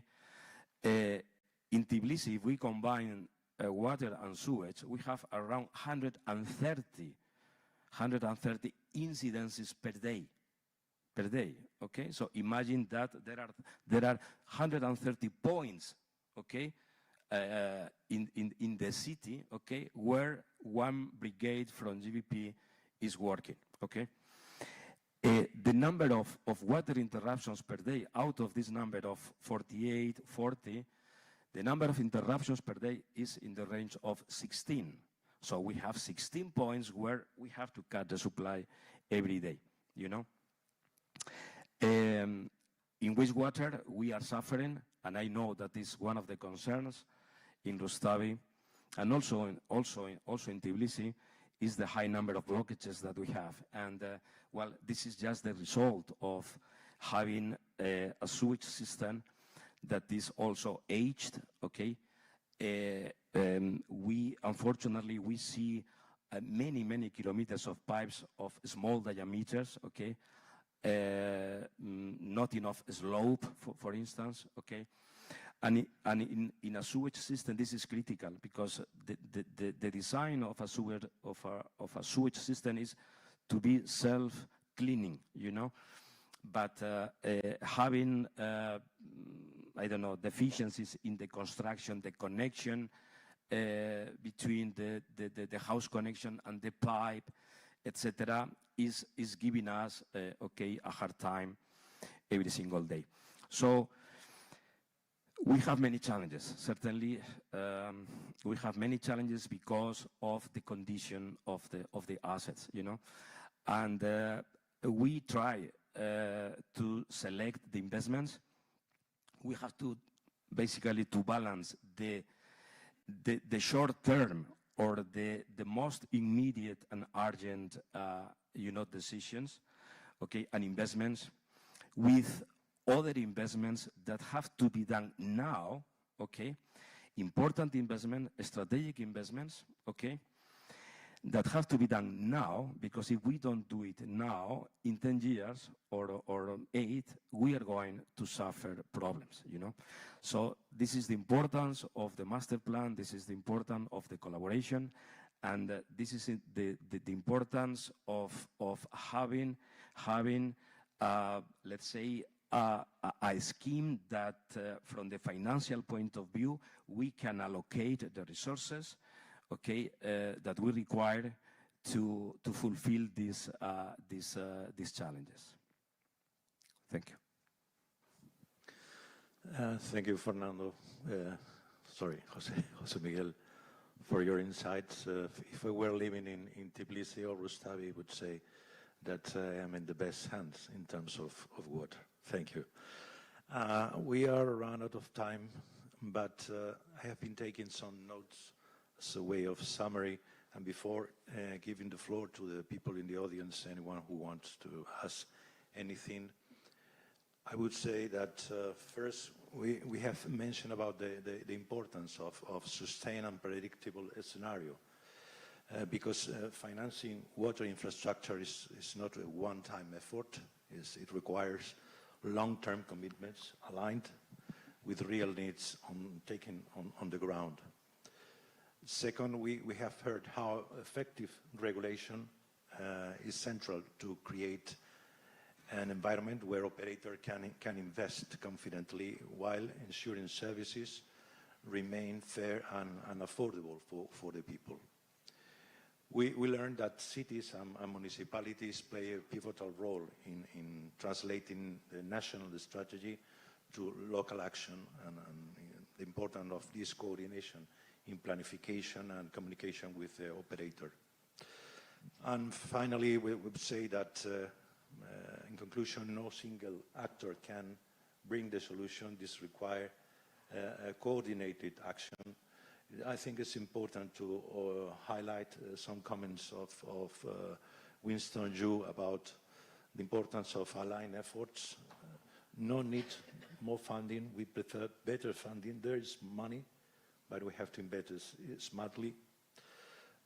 Public budget cannot bear the whole effort, so we have to resort to alternatives mechanism, PPP projects, and for that is a virtuous single. A good regulator permits visibility, and this attracts the possibility for investors and operators to risk investing and financial institution to accompany them.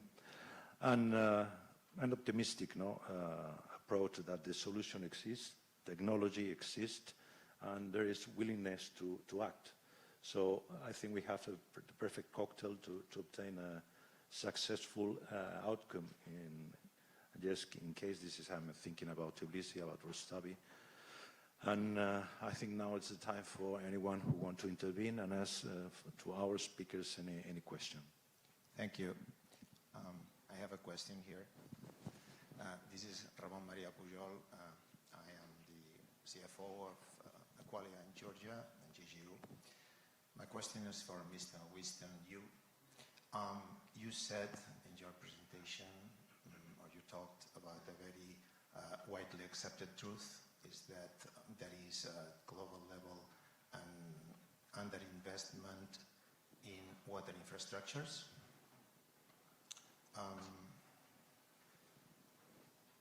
That is clear. I mean, at the same time, we have seen that in order to reach the necessity to invest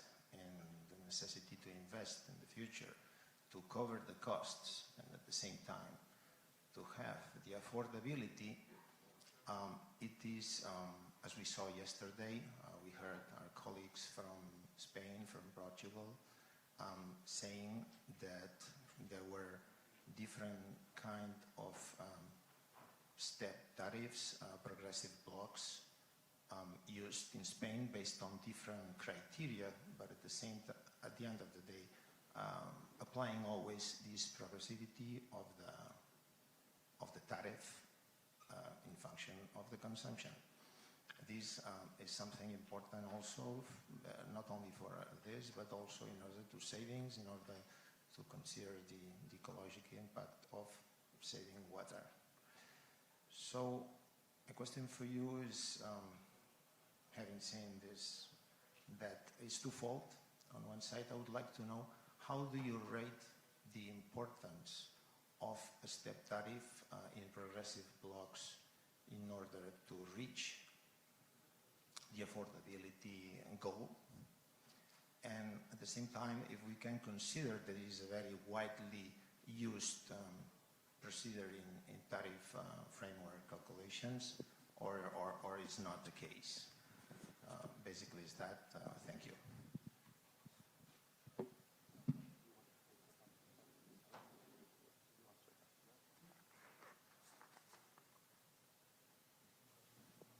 That's a great question. I mean, I'm not a tariff expert, but what I do know is that every country is different, not only in terms of the kind of affordability issues that you're raising, but also the political economy and the politics that are always associated with tariff policy. I spent a large part of my career working in South Asia and in India, and I remember times where, I'd have to hit my head because we were trying to bring more funds into the system, and people were running political campaigns on free water, free energy for everybody. Now, who am I to say? I'm not a politician. Who am I not to say that that isn't a sound political strategy to garner political office? And so I guess what I'm trying to say is, we could actually have workshops after workshops on this exact topic. I think the main point I wanted to make is that it's not just about raising tariffs, right? It's about thinking about how you combine subsidy programs, progressive programs. You use public policy to achieve the goal of making sure the most vulnerable in your communities don't suffer. The tariff itself is not the instrument to address all of society's objectives. Right? We have to bring different instruments to bear. So I think my colleagues who work on this, and we have certainly lots of experiences globally on different tariff models, I hope can be illustrative of the creativity that comes when we're trying to tackle both a societal objective and a pure financial sustainability objective for your utility. I don't know if that helps answer, but it is complicated. Thank you. Thank you.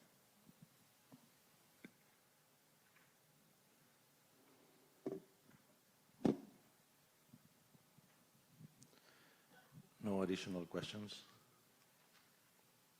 Okay. And we have end. Thank you very much for your attendance.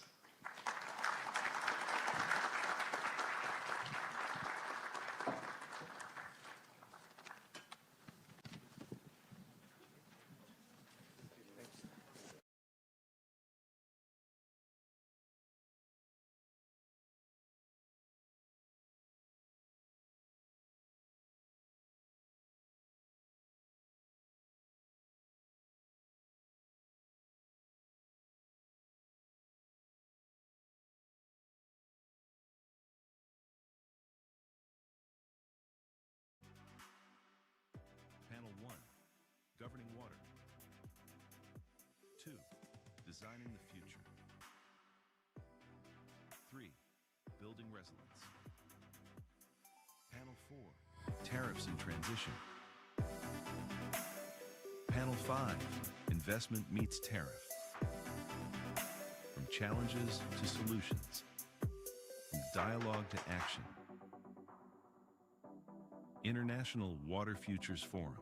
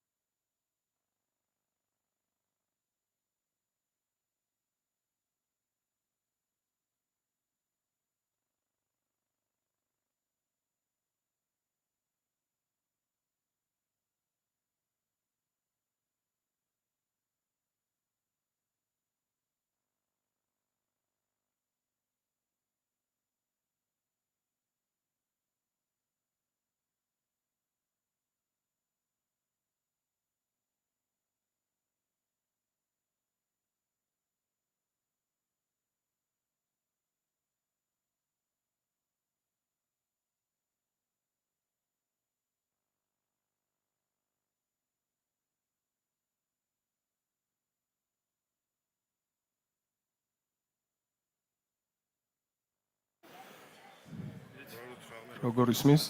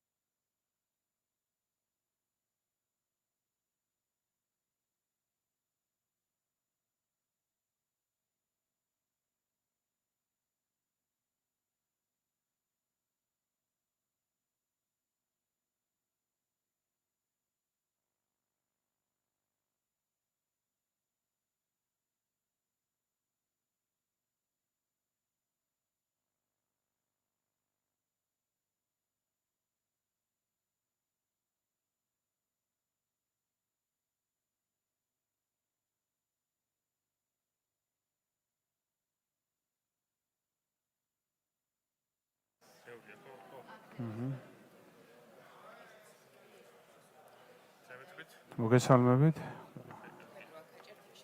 კარგია.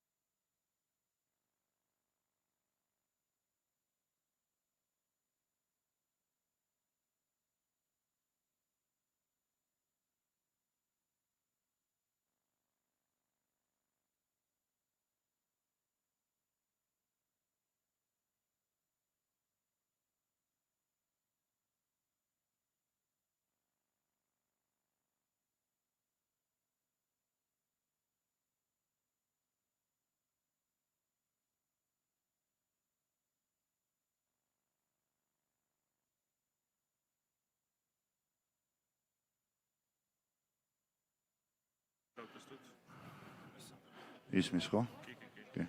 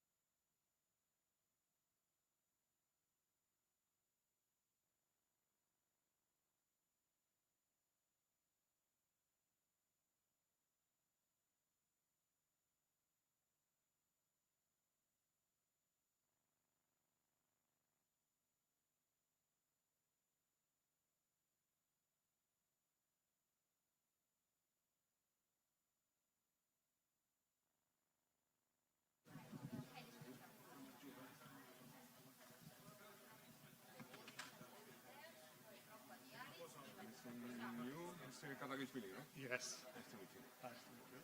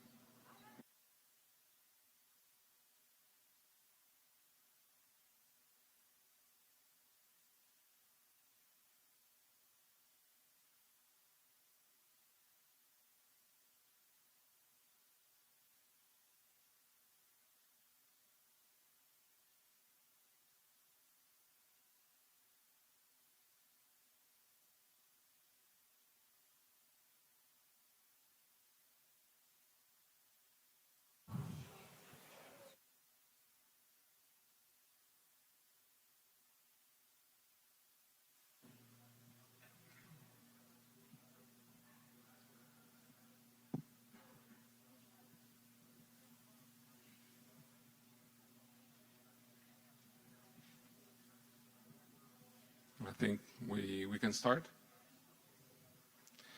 Okay, good afternoon, everyone, and thank you for joining us in this session where we're going to explore one of the most strategic and forward-looking challenges that water utilities are facing today.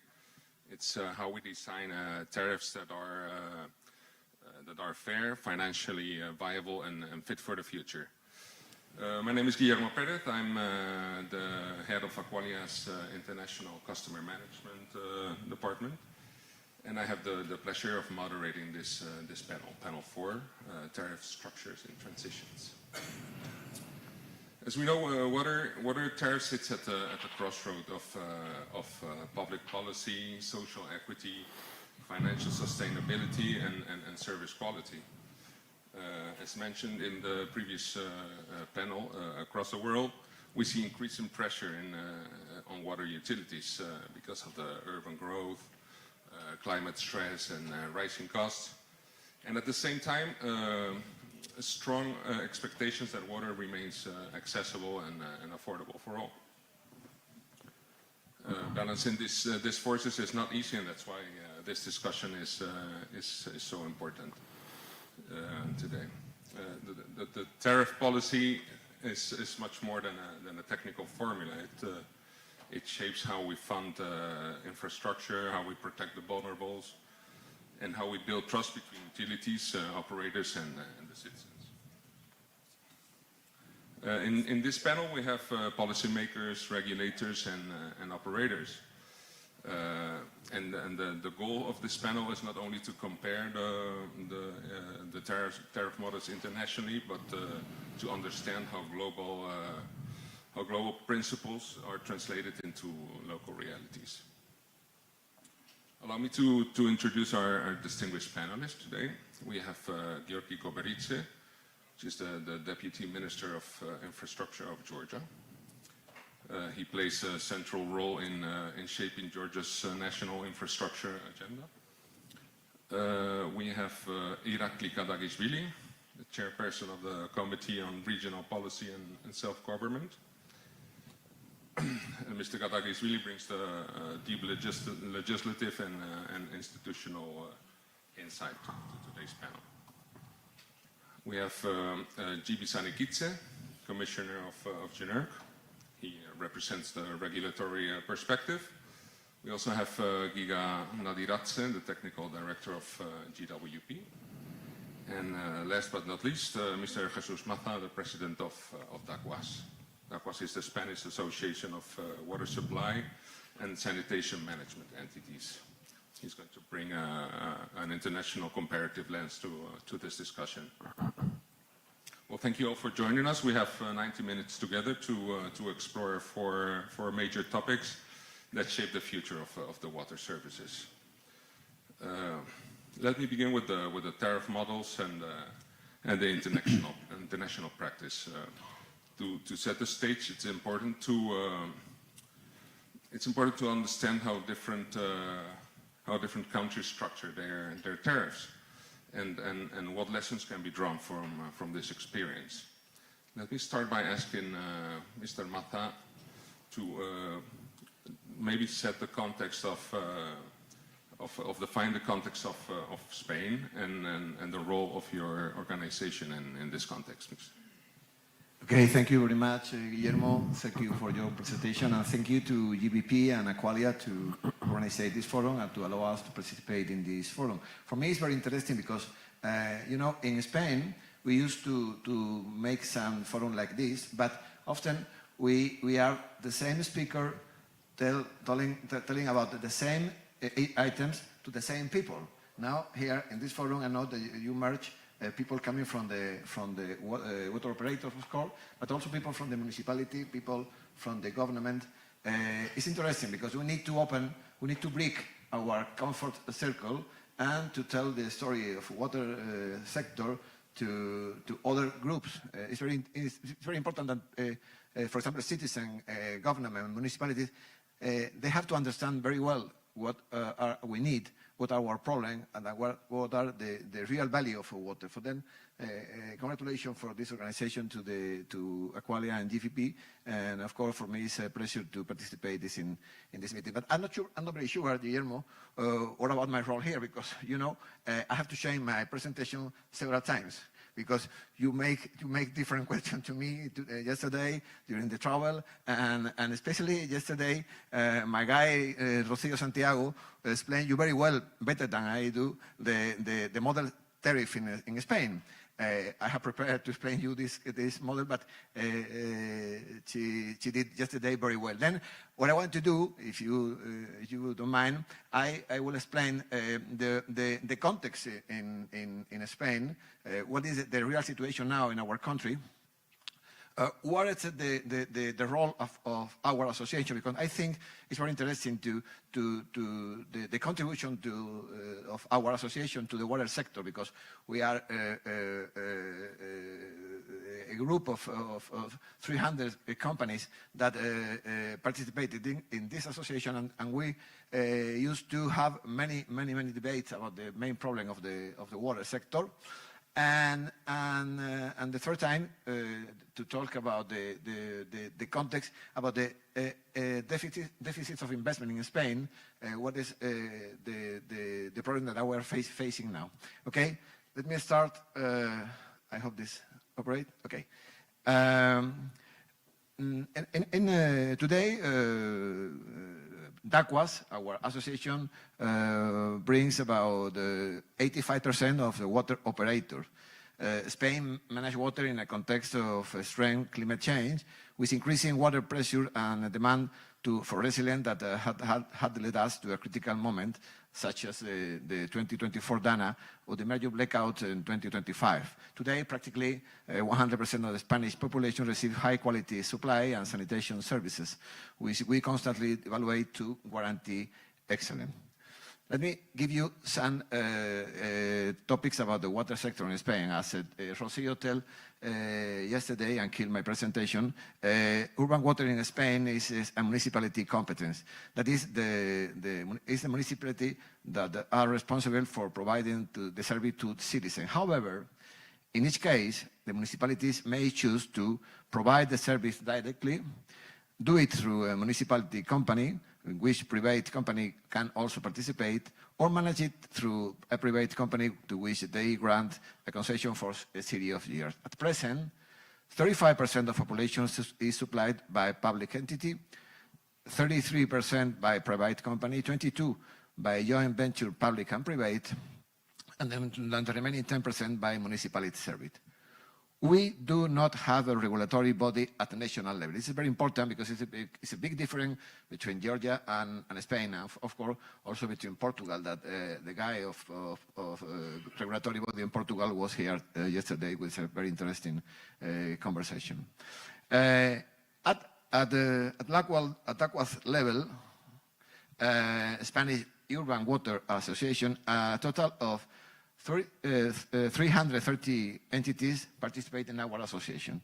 Public operators, private and mixed water service managers, engineering, construction and supplier companies, public entity related to the world of water, and also technology and research center. One of the greatest strengths of our association, and one of the greatest strengths of our sector, is the coincidence of all these actors, who also collaborate through 19 working groups that permanently analyze the main aspects that affect to the world of water, which make us a reference at the national level. I think that the government of Spain and the different government in Spain, you know, in Spain we have one country and 70 different countries inside, with different government, different parliament. We have a very big to explain, very big, difficult to explain. But at all level, they are looking at when they have any problem with water sector. We have get that we are our opinion is always be in context to make any kind of decision. Also DACWAS participate at European level in different associations that work in European level in Brussels, because as I tell you in the next slide, we are very affected by the European decision. Well, in my last presentation, I have all these points, but Rocío killed my presentation, and Guillermo also, and then I have to move to other only one or 2 points of this presentation.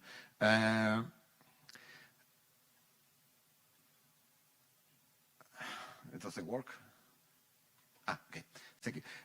Spain is part of the European Union and is therefore subject to all sustainability and urban water quality regulation issues from Brussels. Consequently, the urban water sector is obligated to carry out a series of investments to adapt the current system to European requirements.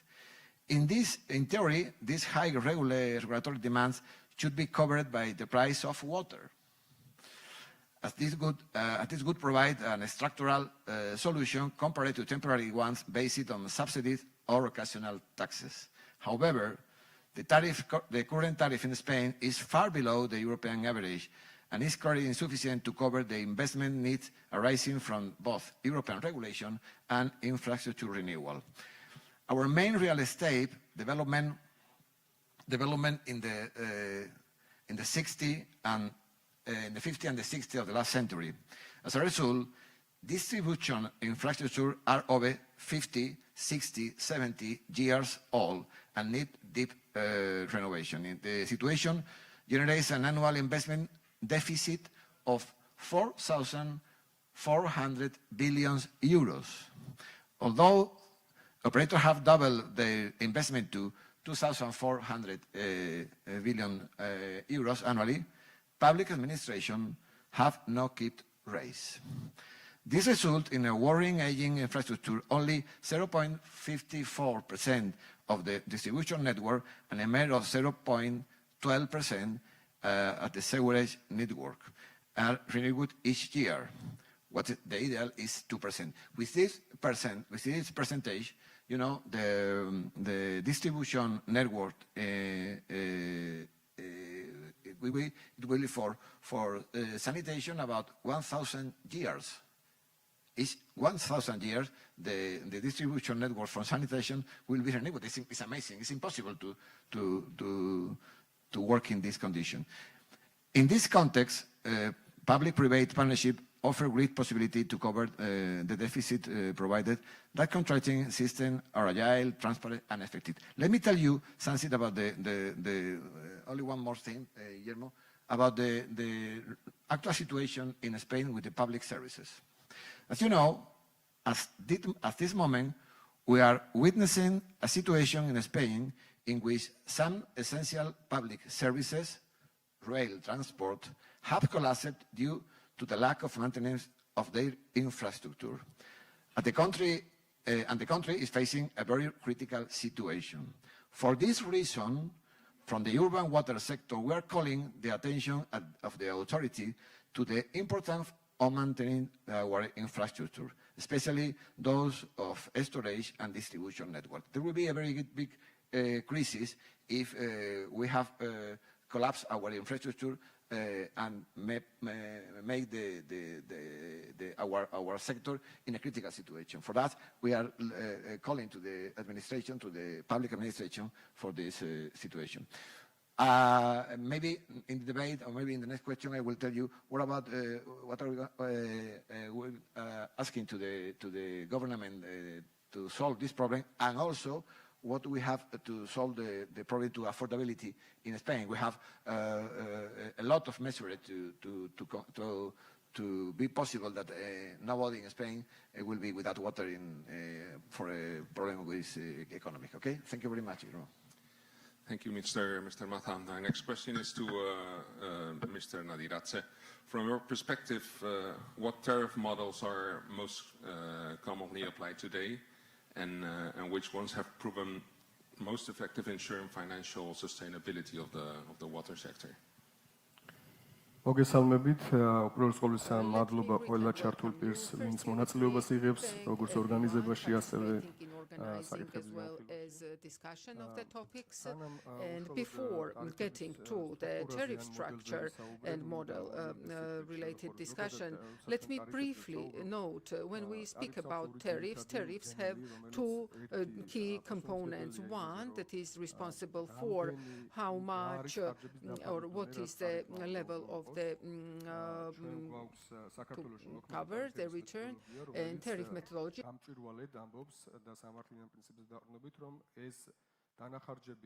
There, for the coverage of the expenses, this is related to operational maintenance costs, plus the existing capital of the company and additional investment projects that should be implemented 3-year regulation period during that regulation period. And as another component related to tariffs is how should company receive this income, what billing should be used for different categories of customers, and this is where the tariff structure is responsible for. I will try to present with my first slide information about the structure, current one in Georgia for various categories of customers, and just to use this remote.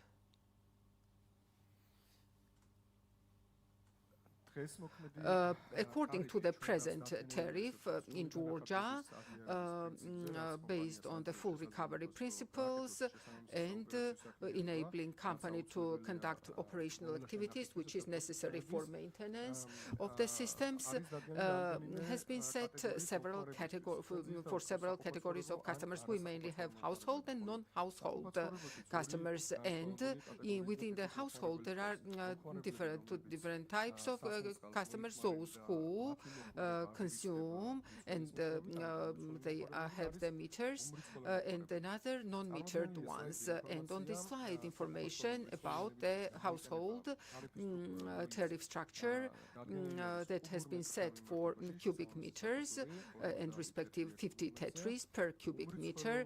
For non-metered customers, there is a person-specific, which means that according to the registration basis, the number of individuals registered in a household per person, a certain fee is set.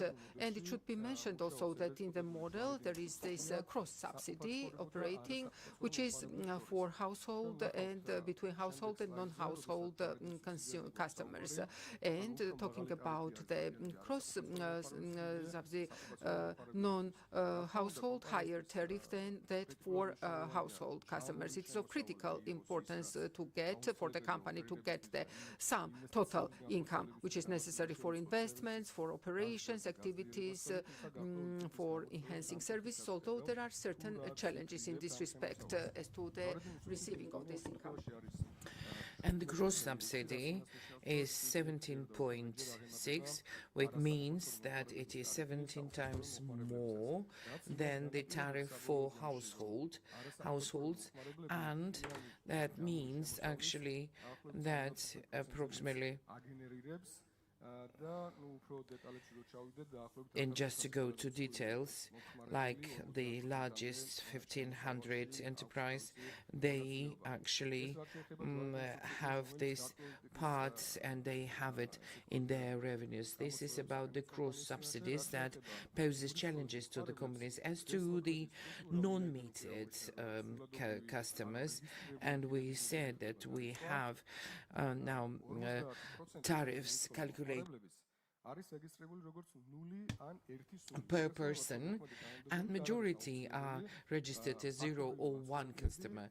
So, and of course we have like registered members of the household and factual, right?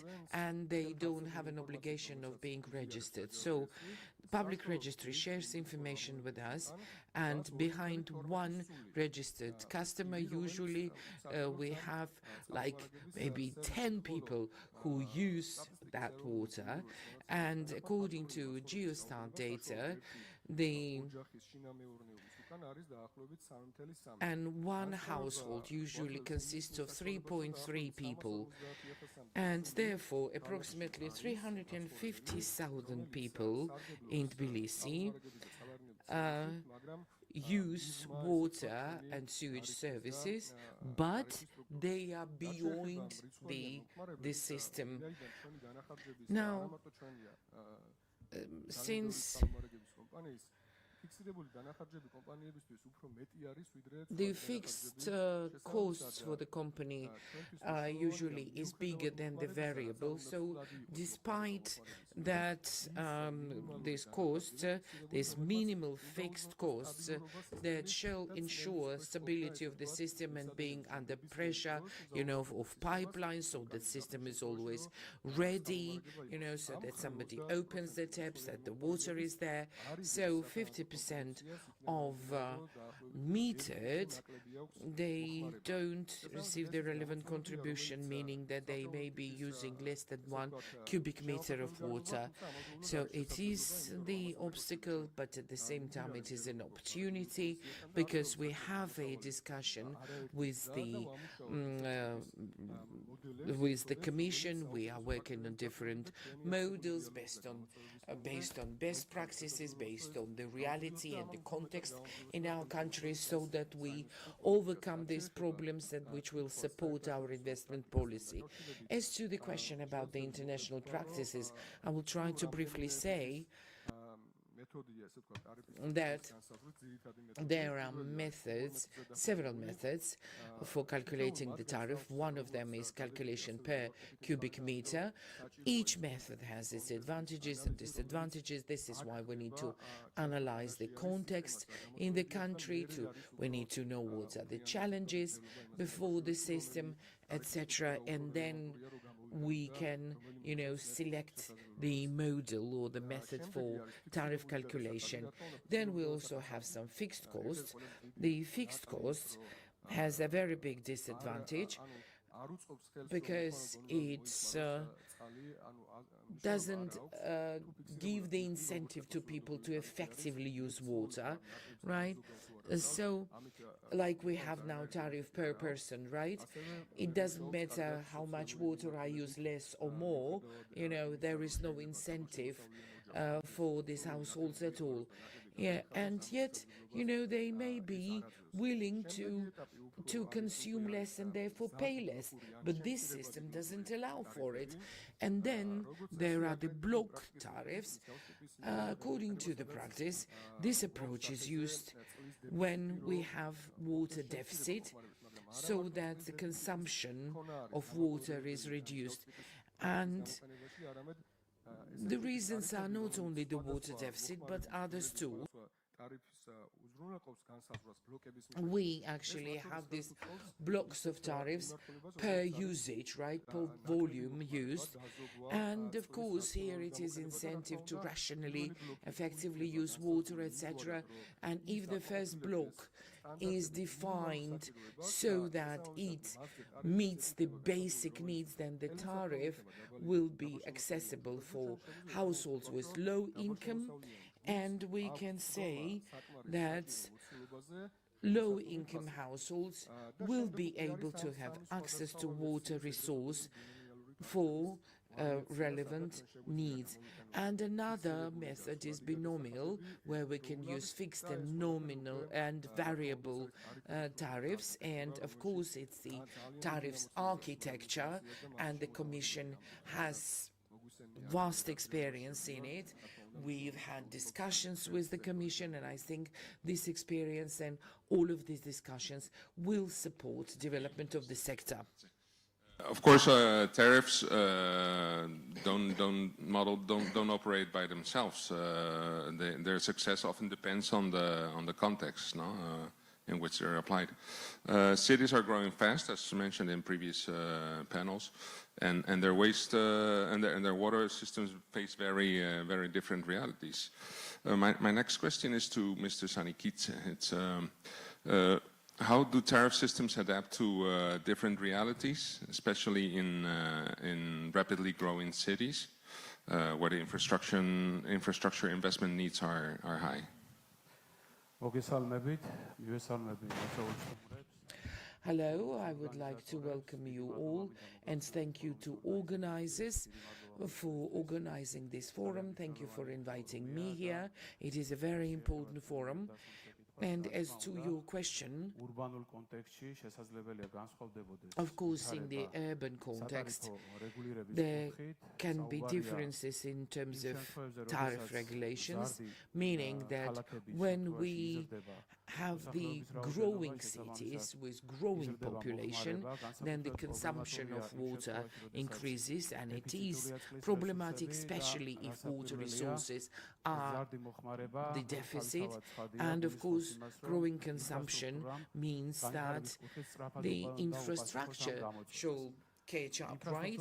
And it shall also broaden and expand, etc., etc.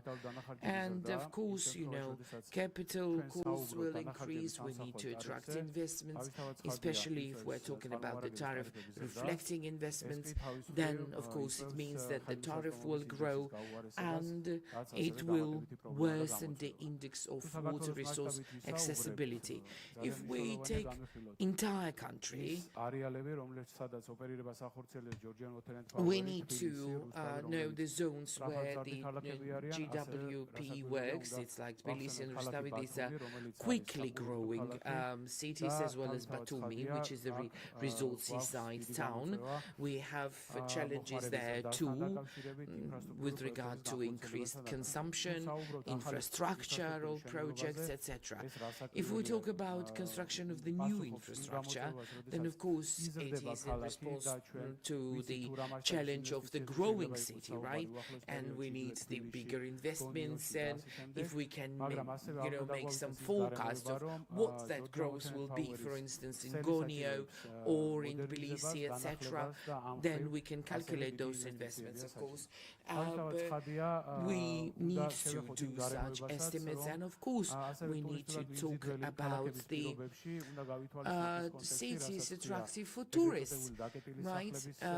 We also need to take into consideration the issue of the so-called abandoned or closed houses, right?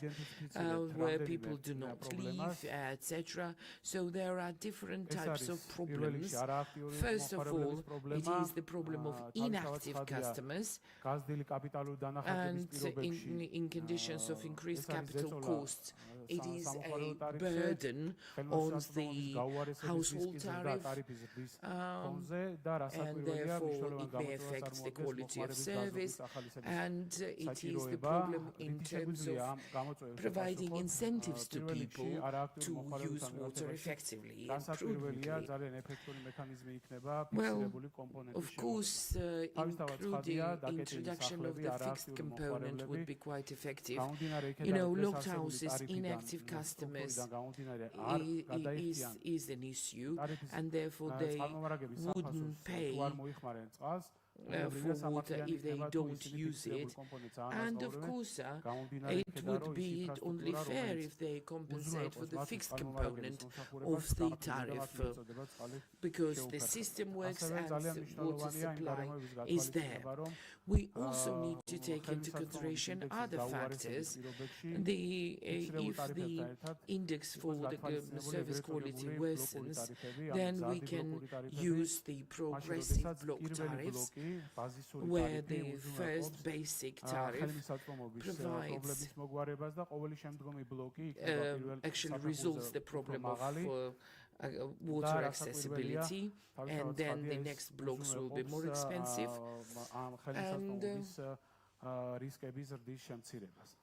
And they actually provide for sort of securing risks, and it is also an incentive for people to be more effective customer, for more responsible customer, if you will. Here we could use different mechanisms to reduce losses, because people will have an incentive of using water with more responsibility, more responsibly, and therefore, like they would fix their debts, etc., etc. And of course, we need to attract investments. And another very important mechanism would be installing meters. Share of metered customers in Tbilisi is 51%. It's quite a big challenge. And in Batumi, almost 98% of the Batumi population is metered. So for Tbilisi, it's a challenge. There are places when the number of metered population is 76%, etc. So we need to introduce the mechanism that will provide incentives to people to use water responsibly and prudently. Thank you, Mr. Sanikidze. As we consider how tariff systems respond to different urban realities and growing infrastructure demands, service continuity becomes an essential part of the discussion. No? This brings us to a closely related strategic question that I would like to pose to Mr. Gadagisvili, which is in Georgia. What strategic objectives does the transition of municipal water supply systems to a 24/7 continuous service model serve? And how realistic is its full implementation considering the existing resource constraints? Thank you very much. დიდი მადლობა შეკითხვისათვის. Thank you for this question. Hello again. Indeed, it is a very important conference. Georgia, as you know, is recognized as the country with rich with water resources. But supplying water to our people is a challenge that still remains a challenge for us after years and years. Together with our partners, we have significant progress, some accomplishments, and it's not only about large cities. This policy, of course, is about regions too. And it's very important that the state has the vision and of course, it is very important for providing water, providing villages and rural areas with water. Although we are in the middle of the road, and that is because of the this inheritance, so to say, or the heritage that we inherited from the Soviet times. Now, we know about investments in Georgia, in municipalities. They increase all the time to create or to fine-tune or repair water supply systems in the regions, in rural areas. And of course, we talk here about effective use of water, responsible use of water, which is a very big issue, actually. And we try to take it into consideration in our regions. Here I would allocate several challenges in this regard, because the projects are large scale, really. It is in focus of the government, and there are projects funded by foreign companies. But one of the reasons for challenges usually is the quality performance of the water supply project itself. That was one of the challenges that we faced.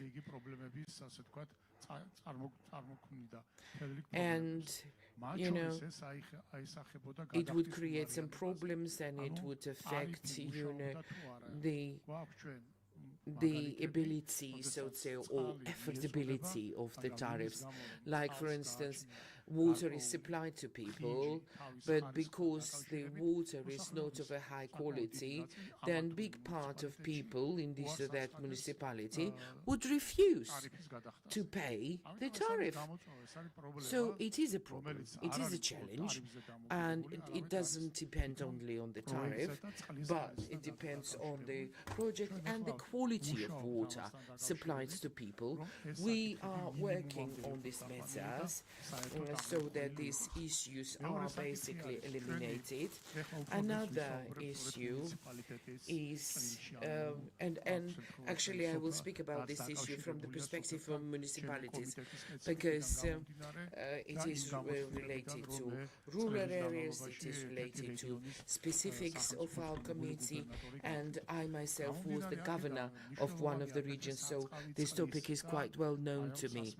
So, of course, the problem when it is about the regulating the price for potable water and for water for melioration, you know, just to use for plants, you know, for veggies, etc., the water that could be used in farms, etc. So when we talk about water supply and the tariffs, we need to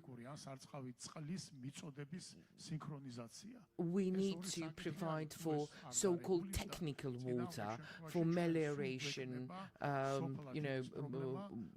purposes, because usually people use potable water for technical reasons, for farms, etc. And of course it is a challenge. We think about it, we work on that, and there are measures being taken, etc. Of course it is linked to melioration, and in the direction of melioration, the state ensures big investments.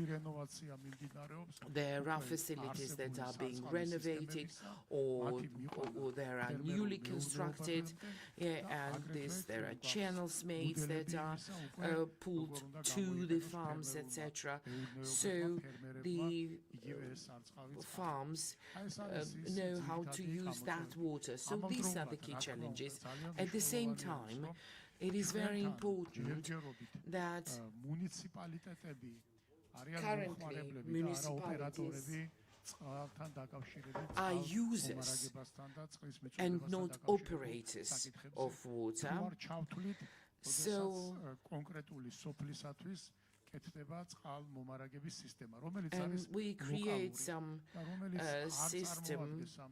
systems for rural areas, and it can be the supply that is not of very high quality. It can be used as potable water, but still it's not of the quality where people would be agreeable to pay tariff for that water. So we have these challenges that we need to overcome, and of course the regional structures, municipalities, central government, which basically is an implementer of such project. The coordination between these three different entities is absolutely crucial, because we know that every region has its own specific features, but together with challenges, I would also say that we're quite optimistic, because this optimism is based on figures and it is based on projects that are being implemented or planned. And of course, when we deal with such large-scale projects, of course, they may not be implemented without any challenges or problems, etc. One of the challenges, as we said, is, metered population. I live in the capital city. We pay per person, but actually we frankly and sincerely pay for the real number of people living in that household. So of course we think that we are on the road of development. We need more investments, not only financial investments, but knowledge investments too, the expertise and the practice. Thank you so much. Thank you, Mr. Karagishvili. Ensuring continuous high-quality service inevitably raises questions about how tariff can remain fair, inclusive, and socially acceptable, while supporting the investments needed to reach such service standards. With this in mind, let's go to our next topic: the social equity and affordability. As we know, regulators must walk a fine line between economic and social imperatives. Many countries address this through equity-oriented tariff mechanisms, but their implementation is often the real challenge here. This question goes to Mr. Sanikidze again. How do regulators strike a balance between ensuring utilities recover their costs and protecting consumers who may struggle to pay?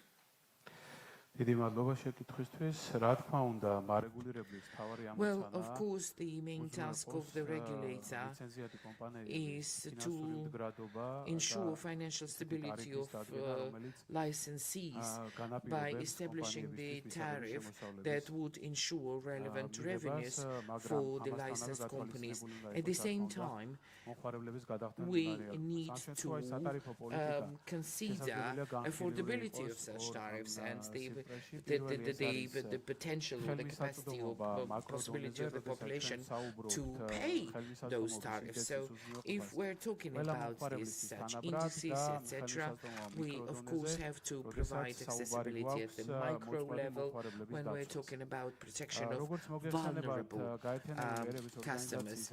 As you know, there are UN recommendations about the water consumption tariffs, or the payment for the water consumption should not exceed 3% of the household income. So at the macro level,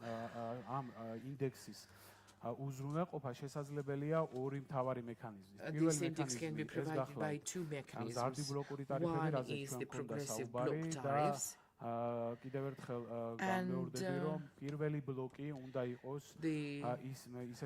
first block shall be about the price that will be affordable for all. And here we're talking about the minimum consumption of water. It's just for hygiene, food, and bathing, say. And the next will be the block that will be higher than the basic block, right? There is a mechanism of cross-subsidy that ensures mechanisms where the household tariff is less and it is subsidized on account of commercial customers. But of course, we've got to take into consideration the negative effects of the cross-subsidy, and as Giga said, on example of GVP, we can say that the cross-subsidy level is quite high, and gradually we've got to achieve the level where the burden that is borne currently by the commercial users is lessened. Now, if we manage to keep this index at the macro level, it doesn't mean that we would do the same for the vulnerable population. So there is a mechanism actually in the hands of the Regulatory Commission and the government, and the vision of the Commission may be to establish the tariff, like that can be called the social tariff for vulnerable population, and only vulnerable population would pay it, but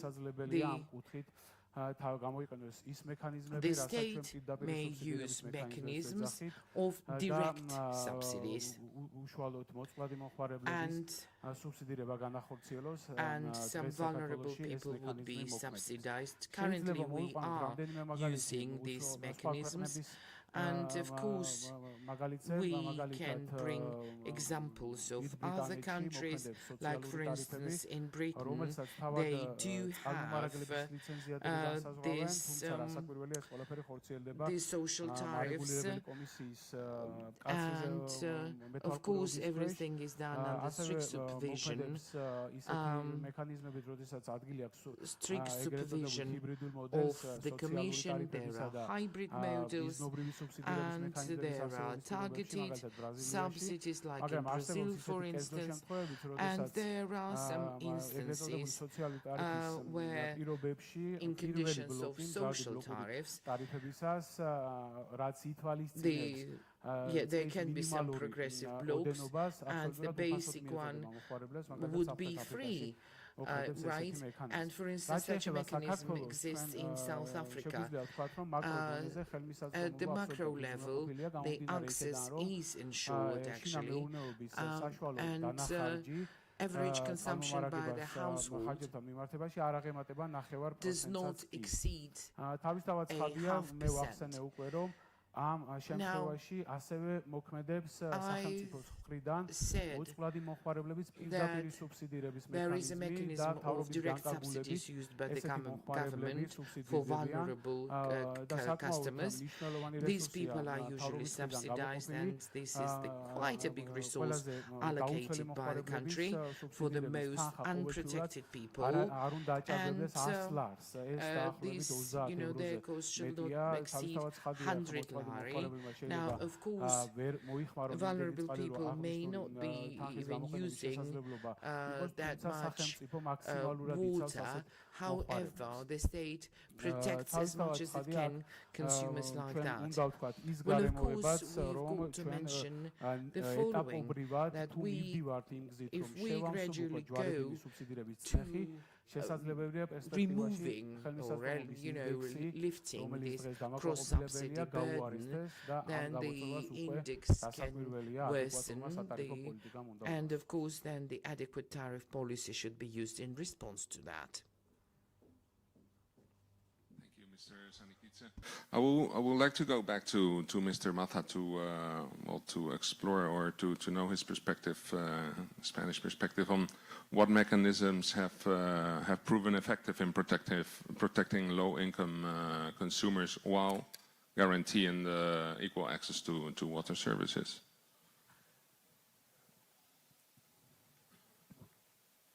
Okay, thank you. Well, in Spain, as Rocío told us yesterday, tariffs depend on the municipality, no? Then also social measures depend also of the municipality. I think that Spain is a good match country in social equity. The water bill represents now only 0.84% of the whole household budget, well below the 3% that is recommended by the United Nations. 86% of the population lives in municipality with social action mechanisms, reaching 100% coverage in metropolitan areas. So solidarity fund and tariff discount, actually 5.7% of users receive social protection directly from the municipalities. There is a close collaboration between municipalities and operators, and then they decide what people need in any case. This kind of measure ensuring that no one is left without supply due to inability to pay, but it is the responsibility of public administration, especially municipality, to identify beneficiaries through agile mechanisms in order to fulfill this human right. I think that the model, the water sector model in Spain, with this close cooperation between the municipality and operator, allow us to have a very close contact with the beneficiaries. And this, for us, is the best way to cover the needs of the people that have a problem to pay the bill of water. In Spain, I think that nobody have no access to the water because problem to the economic. Thank you, Mr. Mata. Well, as we consider these mechanisms, it's also important to remain cautious about the over-reliance on cross-subsidies, no? which can unintentionally distort the tariff signals and weaken long-term sustainability. Supporting vulnerable consumers is essential, but it must be done in a way that keeps utilities financially healthy. No? We hear repeatedly that targeted support rather than generalized low tariffs tends to be more effective, but well, the implementation of this is quite a challenge usually. My next question goes to Mr. Nadiradze. How can protection mechanisms like subsidies, discounts, or targeted support be integrated into tariff systems without weakening long-term financial health of the utilities? მადლობა შეკითხვისთვის. როგორც წესი, ტარიფის ან ტარიფის სტრუქტურის მოწყობის, ასე ვთქვათ, პირდაპირ მნიშვნელობა და პასუხისმგებლობა არ არის ის, რომ მომხმარებლის ხელმისაწვდომობის მიმართულებით რაიმე კონკრეტული ღონისძიებები იყოს, თუმცა ტარიფის სტრუქტურა ამ შემთხვევაში არის ხელშემწყობი რგოლი იმისა, თუ როგორ შეიძლება იყოს მოწყობილი გადასახადი, რომ მათ შორის მოხდეს დაბალშემოსავლიანი ჯგუფების ინტერესის გათვალისწინება, რომ მათ კონდეთ ხელმისაწვდომობა სერვისზე, ფიზიკურ ხელმისაწვდომობას გულისხმობ, ვინაიდან მათ უნდა კონდეს გადახდის უნარიანი უნდა იყვნენ იმ პროდუქტის, რასაც მოიხმარენ.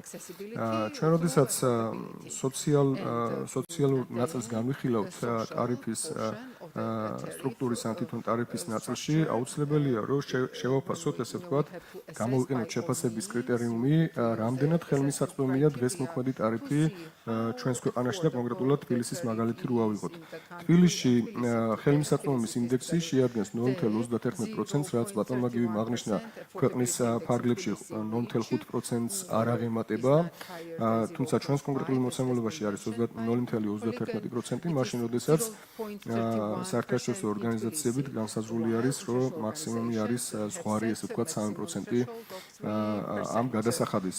მიუხედავად იმისა, რომ ძალიან დაბალია, ანუ ესე ვთქვათ, ძალიან ხელმისაწვდომია წყალი თბილისში, ამ პირობებშიც კი შეიძლება იყოს ისეთი დაბალშემოსავლიანი ჯგუფი, რომლისთვისაც ეს საშუალო მონაცემია 0.31 და შეიძლება ის გაცილებით მეტი იყოს კონკრეტული მოწყვლადი ჯგუფებისთვის. თუმცა აქვე ასევე საგულისხმოა, რომ თბილისში და საქართველოში, როგორც ბატონმა ირაკლიმ აღნიშნა, მოქმედებს სხვადასხვა საშუალებები, რომელიც იცავს დაბალშემოსავლიან მომხმარებლებს და სახელმწიფოს აქვს, ესე ვთქვათ, ჯანდაცვის სისტემაში ჩაშენებული მექანიზმი, რომელიც აიდენტიფიცირებს მსგავს ტიპის დაბალი შემოსავლის ჯგუფის მქონე პირებს და ახდენს მიზნობრივ სუბსიდიას მათსას არა მარტო სასმელი წყლის, არამედ გაზის და ელექტროენერგიის მიმართულებით სხვა სოციალურ პაკეტებთან ერთად.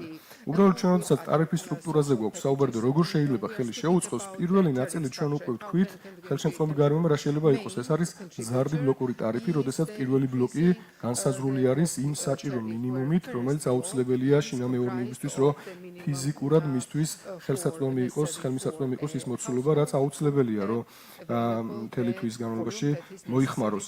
და მეორე ასევე ფიქსირებული გადასახადი, ესე ვთქვათ, პირდაპირ სუბსიდიის მექანიზმს ამარტივებს ჩვენ შემთხვევაში, ჩვენ როდესაც მსჯელობა გქონდა სახელმწიფოს შესაბამის სტრუქტურულ ერთეულებთან, თუ როგორ უნდა მოხდეს იმპლემენტაცია, ესე ვთქვათ, და იდენტიფიცირება, თუ რამდენი უნდა დასუბსიდირდეს ცალკეული ჯგუფებისთვის ტარიფი, რთულია განსაზღვროს ცალკეული ერთა რაოდენობის შემთხვევაში, რომელმა ოჯახმა რამდენი უნდა მიიღოს სუბსიდია სახელმწიფოს მხრიდან. შესაბამისად, თუ იქნება რაღაცა ფიქსირებული ეს გადასახადი, მაშინ სახელმწიფოსაც ეცოდინება რამდენი უნდა დაასუბსიდიოს და იმის ზევით, თუ იქნება ბლოკური ტარიფი, რომელიც ხელმისაწვდომია, მარტივია მოცემულობა, რომ მომხმარებელს ვეუბნებით, რომ იმ ფიქსირებულ გადასახადს ჩვენ ვიხდით, რომელიც არის გარანტია იმისა, რომ თქვენ სასმელი წყალი გექნებათ და მზაობა ექნება სისტემას, რომ თქვენამდე წყალი იყოს, ხოლო დანარჩენი, რაც მცირედია დაკავშირებული თქვენს უშუალო მოხმარებასთან, იმ მოხმარებას ბლოკური ტარიფიდან გამომდინარე პირველი ბლოკს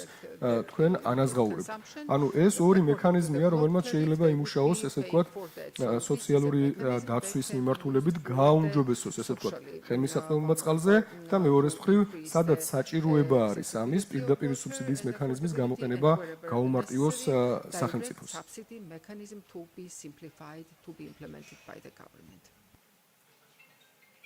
Thank you, Mr. Nadigadze.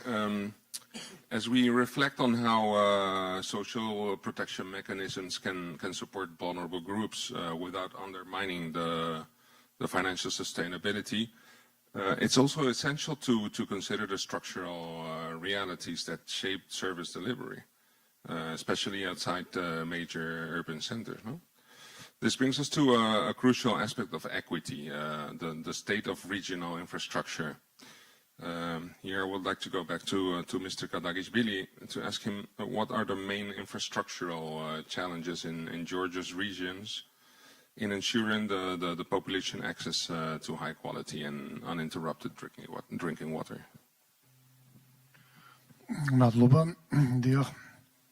ჩვენ გამოწვევებზე ვისაუბრეთ და დავკონკრეტდებით კიდევ ერთხელ, რომ სასმელი წყლის მიწოდებასთან დაკავშირებით, ხარისხიანი სასმელი წყლის მიწოდებასთან დაკავშირებით, განსაკუთრებით რეგიონებში არსებობს კონკრეტული გამოწვევები, რომელიც განპირობებული იყო თავის დროზე ზოგიერთი პროექტში დაშვებული შეცდომით და ამის გამოსწორება ეხლა მიმდინარეობს.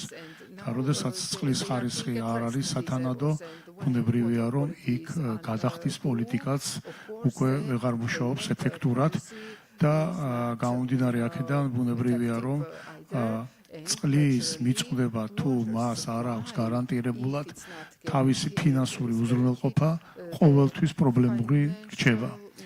აქედან გამომდინარე, რა თქმა უნდა, გაერთიანებული წყალმომაგრების კომპანია, რომელიც ძირითადად მუშაობს საქართველოს რეგიონებში, სწორედ მოწოდებულია იმისათვის, რომ ყველა ის ხარვეზი, რომელიც ამ მიმართულებით შეიძლება იყოს, აღმოფრილი იყოს. აგრეთვე აღსანიშნავია ისიც, რომ თვითონ სატარიფო პოლიტიკაც რეგიონებში არის ოდნავ განსხვავებული ვიდრე დედაქალაქში.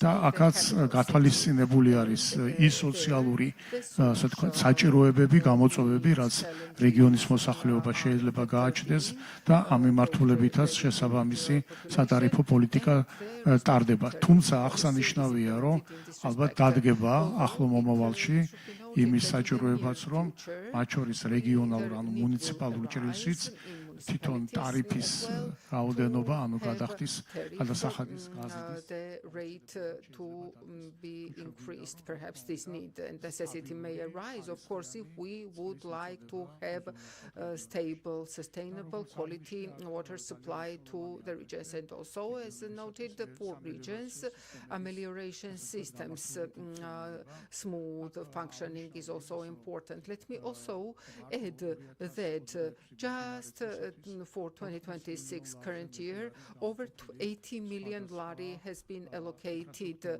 for various infrastructure projects implementation, which concern for the amelioration and sewerage systems. And also there are plans and the study phase already over, the construction of major water reservoirs such as Ilto, such as Lakve. Those should provide to supply for farms and farmers with irrigation water, which is very important, considering that oftentimes they are resorting to unfavorable practice when potable water used to be used for agricultural or other technical purposes. So in this direction, I would say that these activities will enable us to have water supply to be high quality 24/7 and effective. And secondly, amelioration works would enable technical or irrigation water supply will balance sort of a feeling and will take care of unpurposeful use of potable water. Thank you, Mr. What we hear consistently is that ensuring equity and strengthening regional infrastructure depends not only on financial and social instruments, but also on having accurate and timely information about how water is produced, delivered, and consumed. No? This brings us to our next topic, the role of digitalization, smart monitoring, and modern metering systems in shaping more efficient, transparent, and sustainable water services. Let's turn into a crucial aspect of this transformation, the water accounting. Drinking water losses are the role of accounting and ensuring that it's efficient and rational use. Mr. Koberitze, Georgia has made significant progress in modernizing its water sector and including improvements in monitoring and data systems. From your perspective, how can accurate water accounting from production to delivery help reduce drinking water losses and promote more efficient and rational use of water? Thank you very much. Firstly, I would like to thank the organizers very much, Aqualia and Georgia Water and Power, for this highly significant and interesting event. Organizing this highly important event. I would like to speak about today Infrastructure Ministry water supply company activities, as well as the results the company has in water supply and about the challenges related to the losses of potable water and the metering for rational use of water. So, to speak about the company activities, the Georgia United Water Supply Company, it operates Tbilisi, Rustavi, Mtskheta, Ajara region. So, other than these regions, it operates in all other areas. 9 regional offices, 59 service centers, and currently it employs up to 4,000 employees. The coverage area is 48 cities, 27 towns, and over 400 villages, 417,600. The number of subscribers, the customers, legal entities 30,000 above, 30,000, 387,000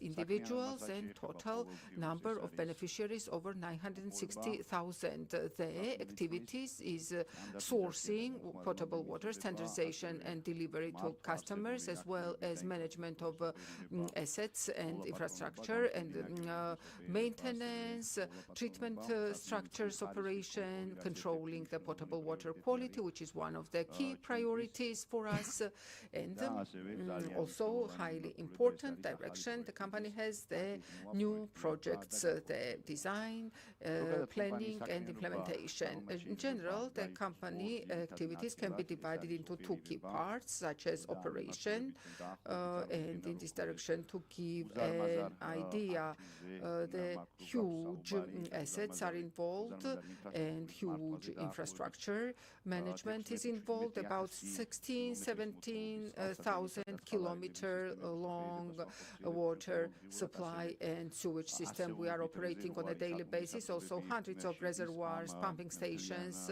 are part of this infrastructure, which the company is managing and operating on a daily basis, 24/7 basis. And as regards the parallel to the main activities involving the potable water supply to citizens, one of the significant targets of the Infrastructure Ministry is to have the company reach the targets of the break-even, operational break-even, meaning the company to be able, with their main activity revenues, to cover operational costs fully, to break even. This is very difficult to achieve, and the company we will get to this result gradually. To have such major Tbilisi, Kutaisi, Gori, Tel Aviv operation-wise, to make sure that there is a profit making achieved, and also important to have adequate and fair tariff in place. And the company, jointly with the government, there's a decision to apply to regulatory agency with the application on tariff to set the tariff for operation region and to the cities that fall under the company for the household as well as non-household sector. And we have mentioned Georgia, fortunately, has rich water resources, over 26,000 rivers overall, which in no way means that we have to sort of use these resources in an unsound manner, and the rational use sourcing of water resources to ensure that the water-containing layers underground, the reservoirs from which we source water, to be maintained, for it to be fit for long-term sustainable use. Also important is rational use of the potable water. We all know very well, especially those in this hall, to water as a natural resource and for it to be transformed into the product of that of the potable water, the difficult path that it goes through. It may sound easy, but you would all agree that water as a natural resource is absolutely different, and the product that is fit for household and potable purposes is absolutely different. And it requires major efforts, energy, professional resources, and also is highly important, colossal expenditures for operations daily basis, as well as investments related expenditures. This slide shows 2012 to date. Annual projects volume and value, which clearly shows that the water supply for the government is one of the significant priorities. We received quite a difficult heritage, the legacy, and it was mentioned by the colleague, and I agree fully. The infrastructure and the systems that we had in 12, 13, 14, 15, and gradually, and later on I will speak more about the results and outcomes. The systems were extremely depreciated, and several times a day, during a day there were several times the incidents for the sewage as well as water supply sections, and for many present years they are familiar with 2013, 14, 12. Such a major city which is under our operational area, such as Kutaisi, used to have water supply once every 3 days, every third day, and there were areas or the districts where the systems infrastructure wasn't developed.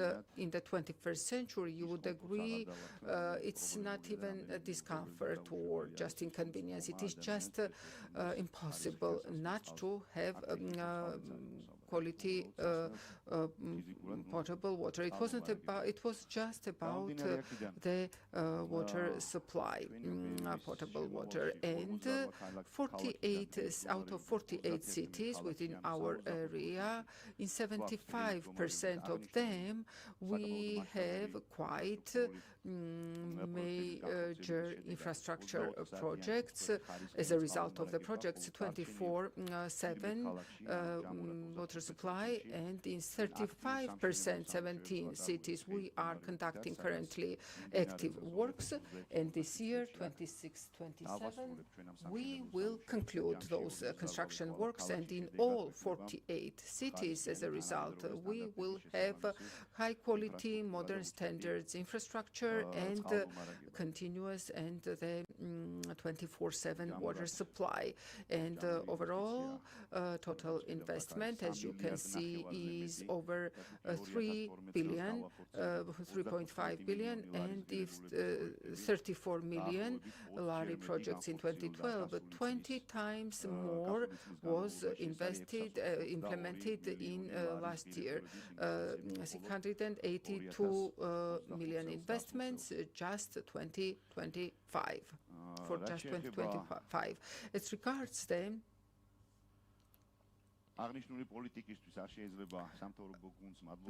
government team should be we should thank them. Also, we should thank our donor organizations whose engagement would make it very hard for us to implement the mentioned projects. And our main donors are ADB, World Bank, KfW, French Development Agency, European Investment Bank, and I would like to thank them all very much for partnership and for cooperation. As regards individual metering for reducing losses, we all agree that it plays crucial role and main role. 76% currently of the customers, the household sector has individual meters. As for remaining 34%, we will continue active works, and in all projects we have individual metering component of our customers. As for losses, we can divide them into two parts: technical and commercial losses.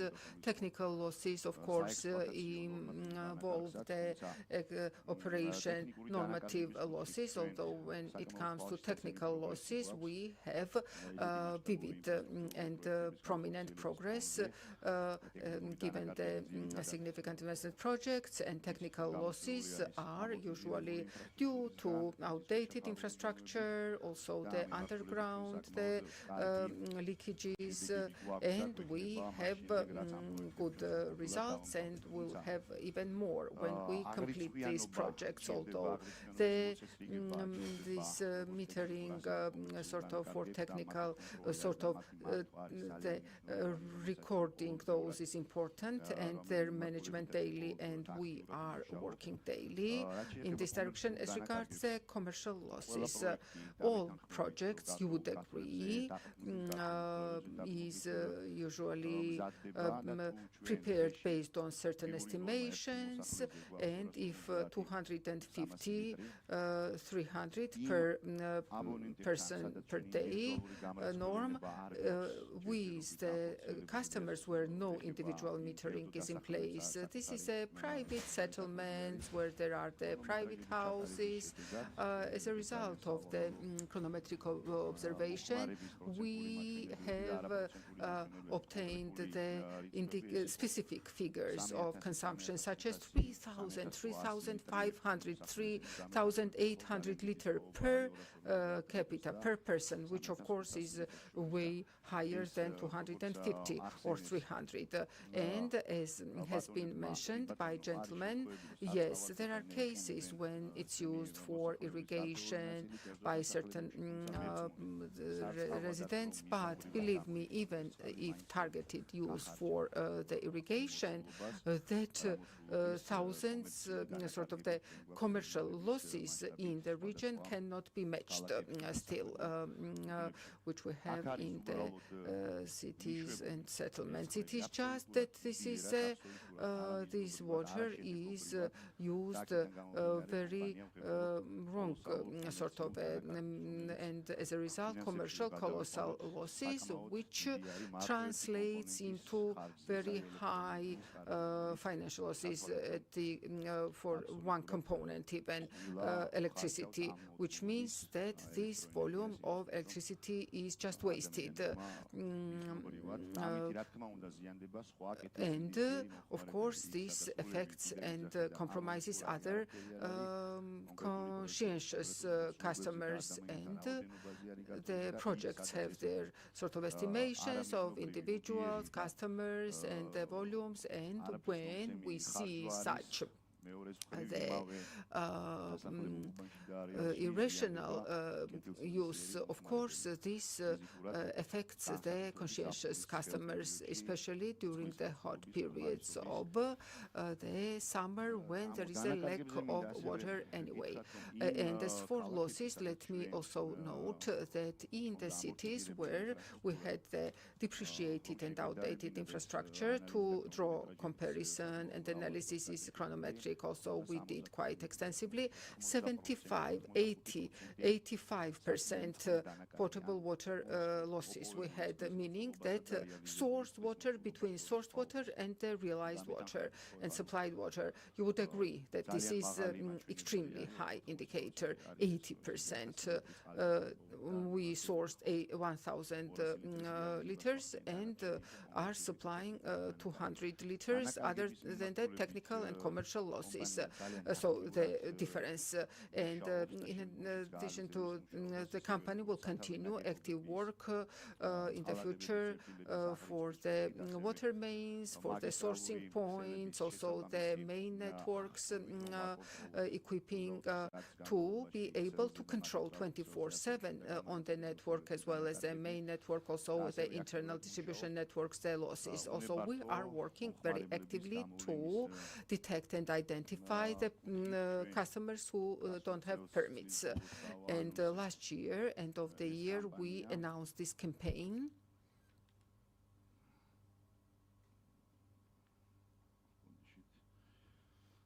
And this year we have started active work in this direction. We won't allow anyone to, without agreeing and without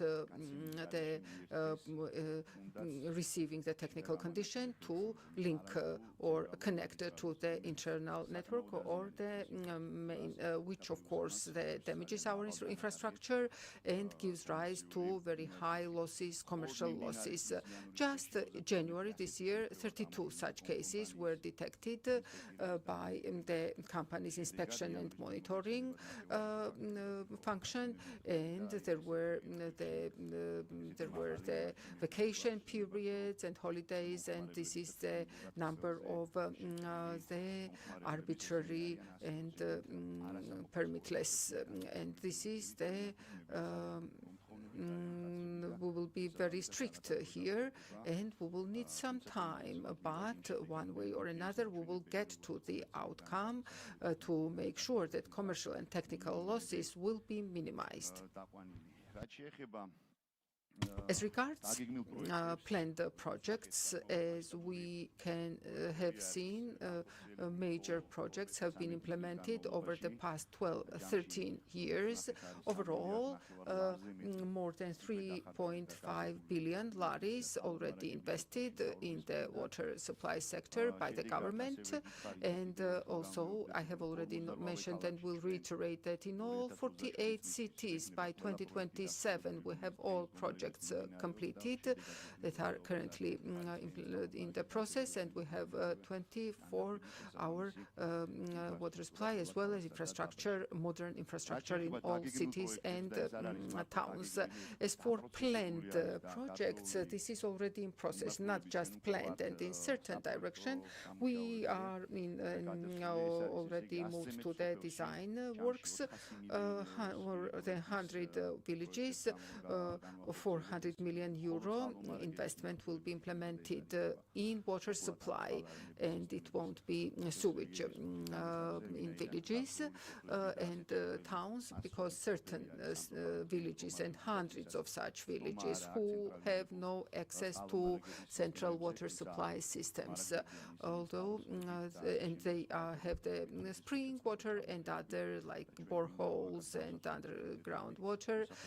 We would like to set priorities given the volume of the residents. Over 100 villages identified where design works are underway, and during the upcoming 10 years we have 10-year program developed in the villages. As I have mentioned, this is over 150,000 beneficiaries will have for 24/7 water supply, and also And as to cities and valleys, according to the government decision, we will construct the wastewater treatment facilities and systems. So it is so in 2 years, basically, all these projects will be completed by then, and we will start in 28 cities. Like the first one will be 12 cities where we will start construction of all these systems and plants. So we will resolve that problem too. And of course, we need the special systems to create it.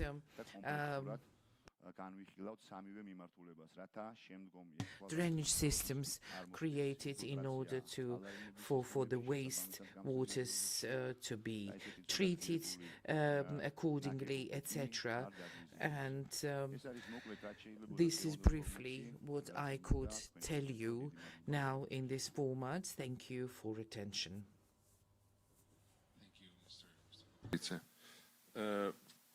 I think we still have time for 2 more questions. I would like to ask a similar question to Mr. Sanikidze, but under the point of view of our regulator. No? How can tariff structures and regulatory instruments be used to promote water loss reduction and the rational use of drinking water?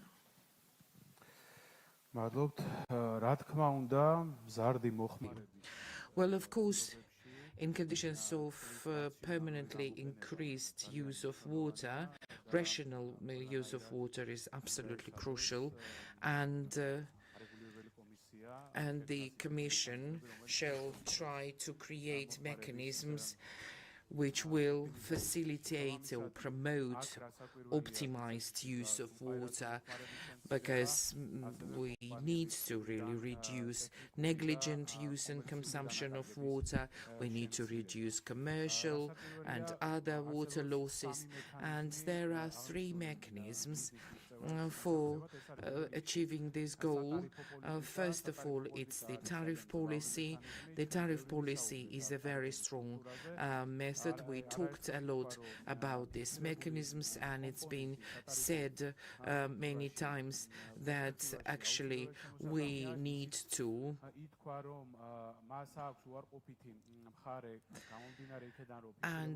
of course, the fixed component does not promote actually this saving of water or more prudent use of water. So, of course, we need to use this different, maybe approaches. In Georgia, currently we have the so-called flat tariff, which means that any used cubic meter of water costs the same. I need to mention and say that we need to introduce block tariffs, the basic block tariff, and every next stage shall be, higher than the tariff for the basic block, etc. And that will actually facilitate the prudent and more, responsible use of water. We definitely have to mention here the process of installing meters, because without meters we will not be able to effectively use either of those mechanisms. Now, definitely we need to look even further, and that is about creating the smart networks, the time differentiated tariffs with the removal of peak burden, so peak use, etc. And we've got to save the investment money. Therefore, in future, we need to think about creating mechanisms allowing the, say, day and night tariffs, and that will also be another incentive for rational use of water resources. Well, Georgia has a lot of resort zones and cities, and in some seasons water consumption drastically increases, so we need solutions for that, like relevant pricing for seasons, and during such high or peak seasons we need to have tariffs that would support saving of the water resources. Together with the tariff policy, we need to work on reducing losses, and therefore we need special mechanisms, and that would be sort of an incentive for the companies to work on reduction of losses. Of course, the tariff policy is one of the most important ones. Today, the tariff policy that is utilized has these incentives for regulated enterprises to reduce losses, etc. There are normative losses, and of course we want to even improve such indicators, even those indicators, and of course it affects the customers, and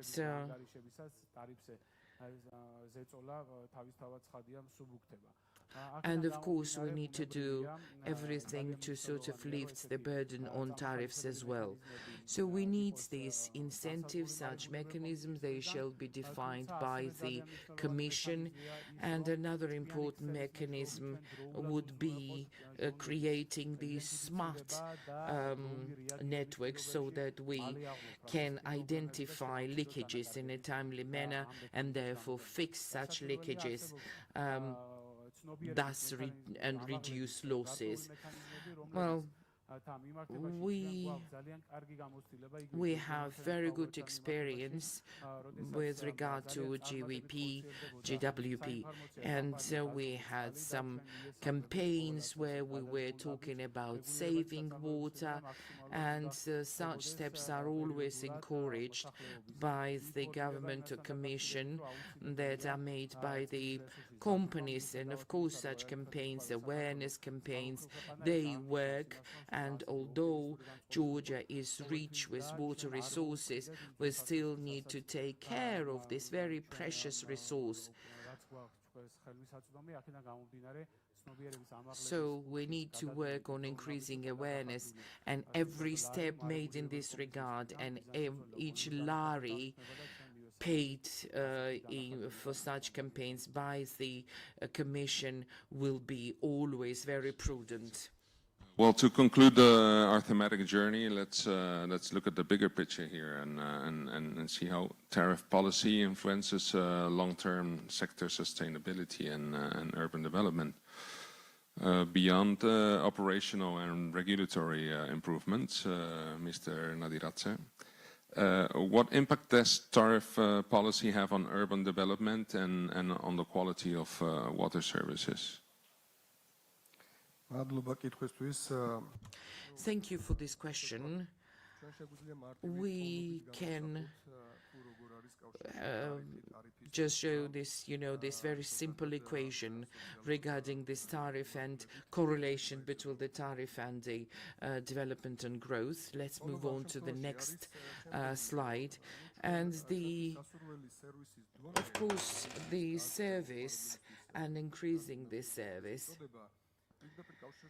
is directly linked to investments to the tariff levels and the tariffs to the accessibility limits.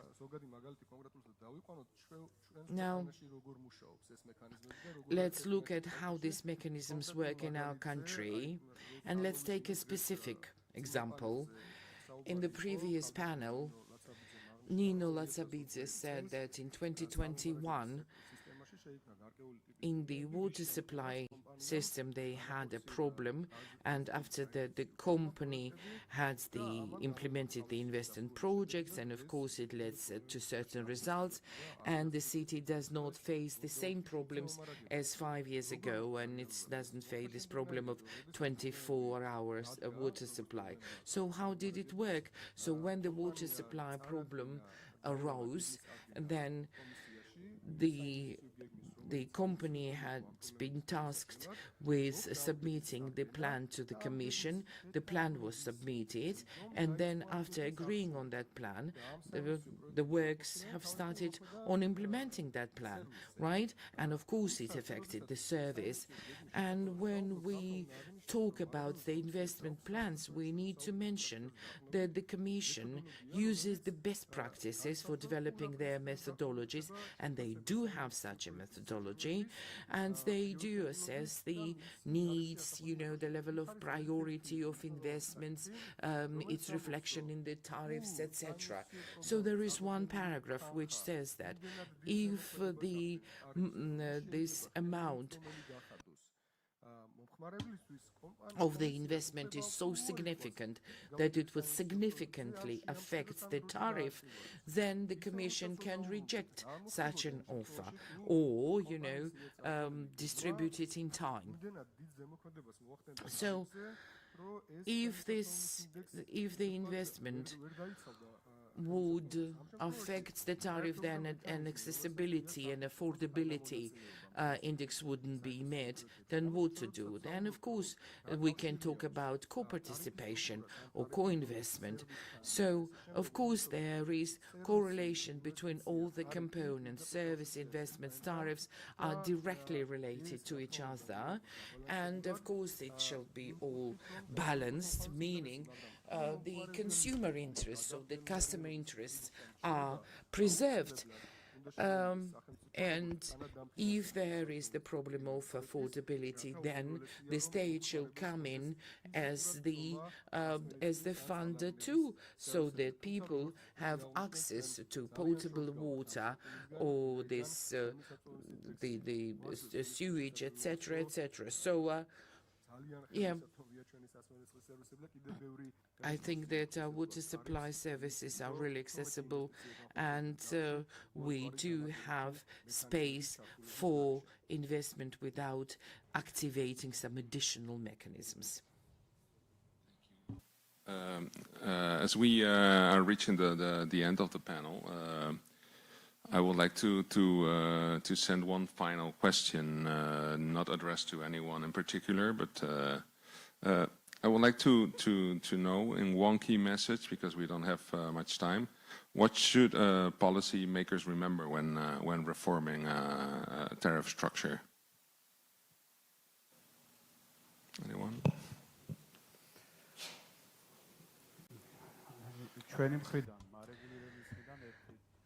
From the side of the regulator, I would say that one of the key messages is that we do understand very well the importance of the reform, and we do understand the timeliness of the reform.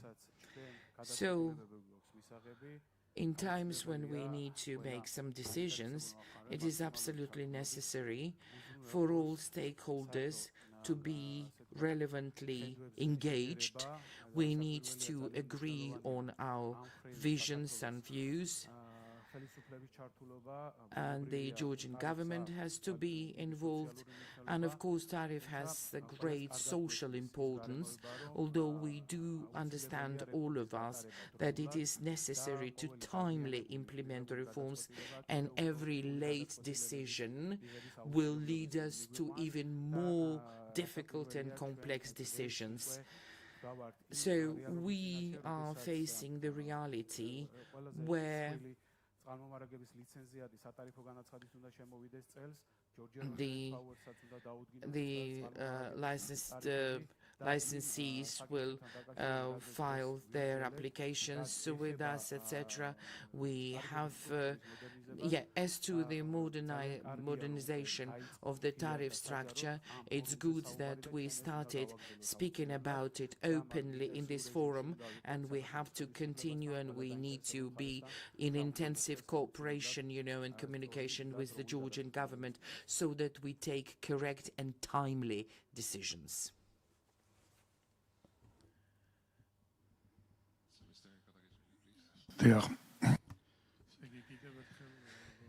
Once again, just to summarize, it's clear that having water resources is absolutely necessary, but not the only factor, and it's not sufficient.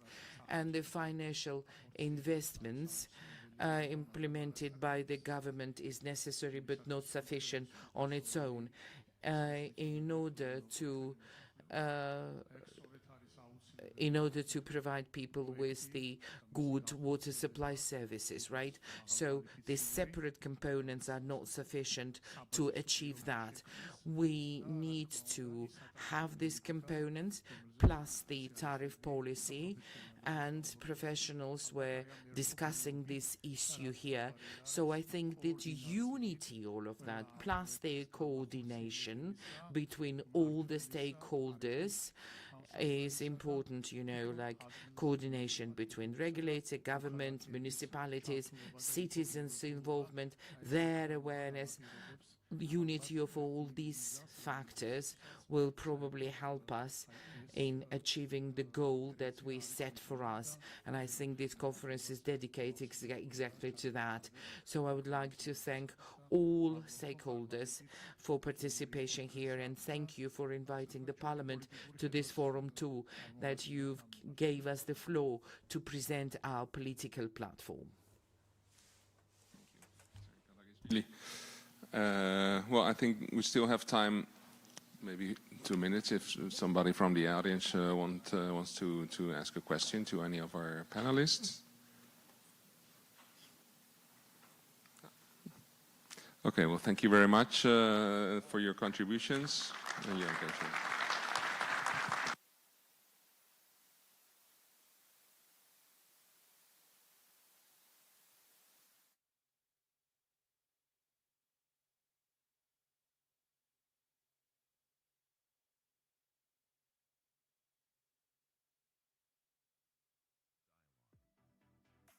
Tbilisi, Georgia.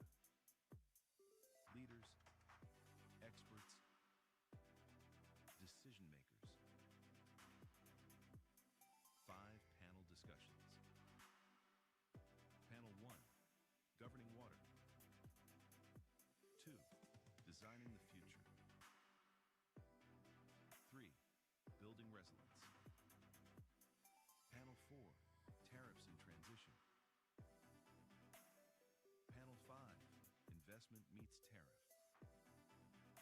From challenges to solutions, from dialogue to action.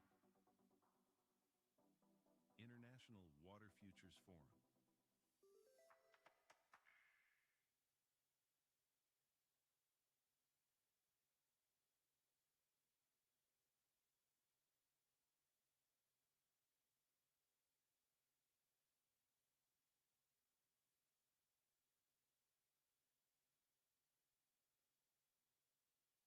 International Water Futures Forum.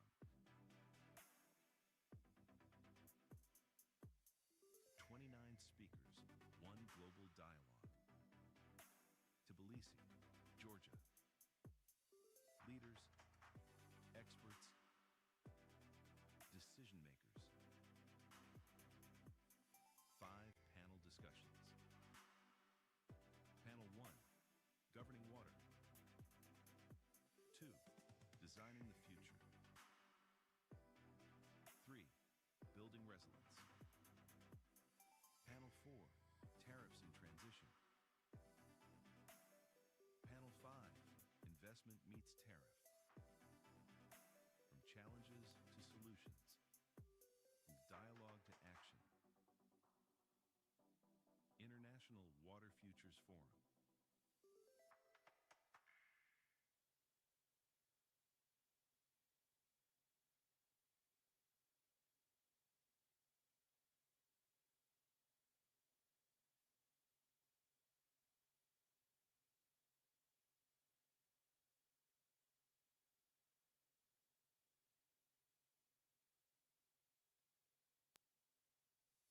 International Water Futures Forum. 29 speakers, one global dialogue. Tbilisi, Georgia. Leaders, experts, decision makers. 5 panel discussions. Panel 1, Governing Water. 2, Designing the Future. 3, Building Resilience. Panel 4, Tariffs in Transition. Panel 5, Investment Meets Tariff. From challenges to solutions. From dialogue to action. International Water Futures Forum.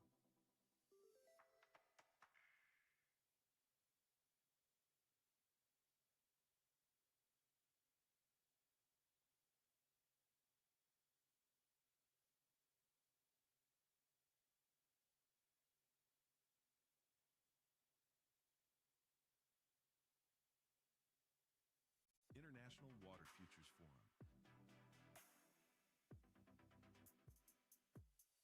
29 speakers, one global dialogue.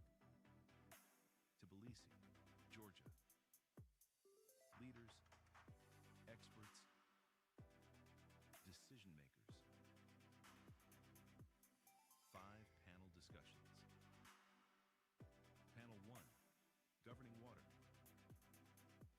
2, Designing the Future. 3, Building Resilience. Panel 4, Tariffs in Transition. Panel 5, Investment Meets Tariff. From challenges to solutions.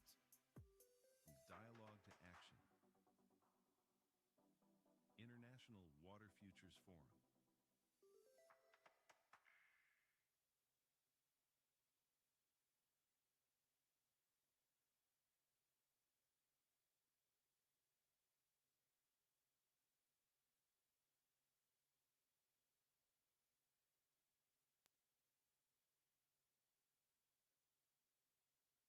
International Water Futures Forum. 29 speakers, one global dialogue. Tbilisi, Georgia.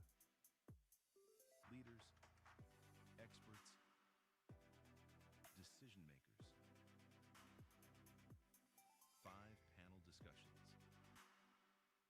Panel 1, Governing Water. 2, Designing the Future. 3, Building Resilience. Panel 4, Tariffs in Transition. Panel 5, Investment Meets Tariff. From challenges to solutions. From dialogue to action. International Water Futures Forum.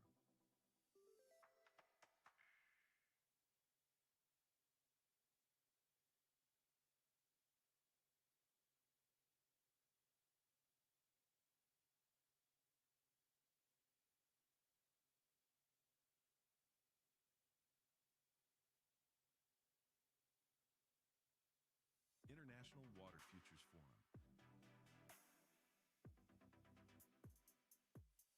29 speakers, one global dialogue.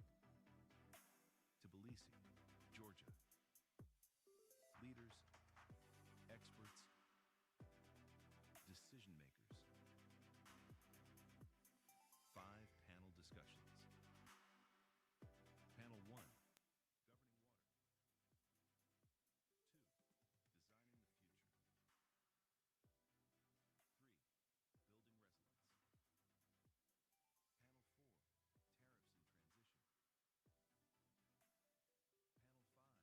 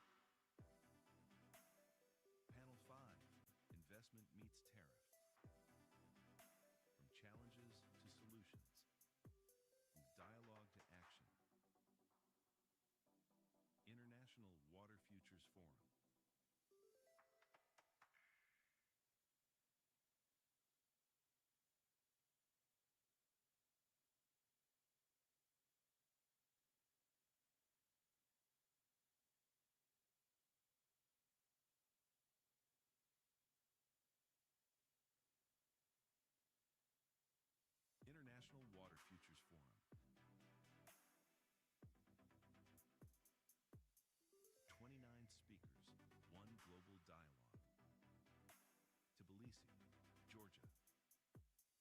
Leaders, experts, decision makers. 5 panel discussions. Panel 1, governing water. 2, designing the future. 3, building resilience. Panel 4, tariffs in transition. Panel 5, investment meets tariff. From challenges to solutions, from dialogue to action. International Water Futures Forum.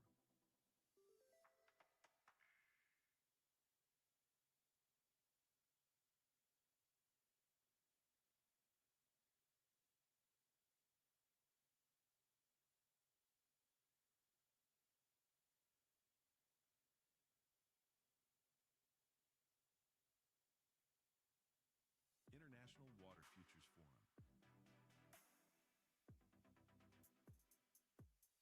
29 speakers, 1 global dialogue. Tbilisi, Georgia. Leaders, experts, decision makers. 5 panel discussions. Panel 1, governing water.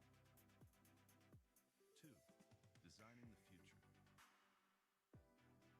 3, building resilience. Panel 4, tariffs in transition. Panel 5, investment meets tariff. From challenges to solutions, from dialogue to action. International Water Futures Forum.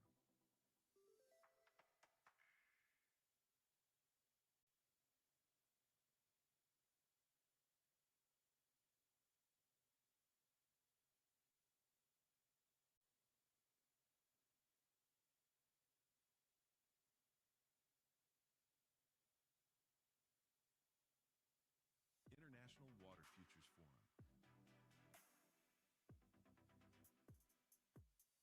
29 speakers, 1 global dialogue. Tbilisi, Georgia.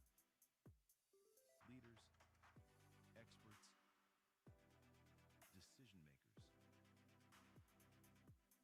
5 panel discussions. Panel 1, governing water. 2, designing the future. 3, building resilience. Panel 4, tariffs in transition. Panel 5, investment meets tariff.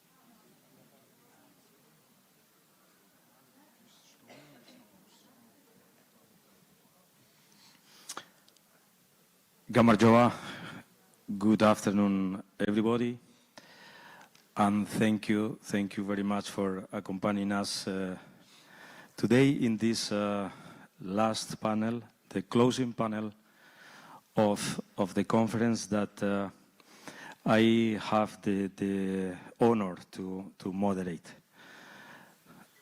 I consider myself a moderate person, and I think this is the reason why I was asked to moderate the panel. So,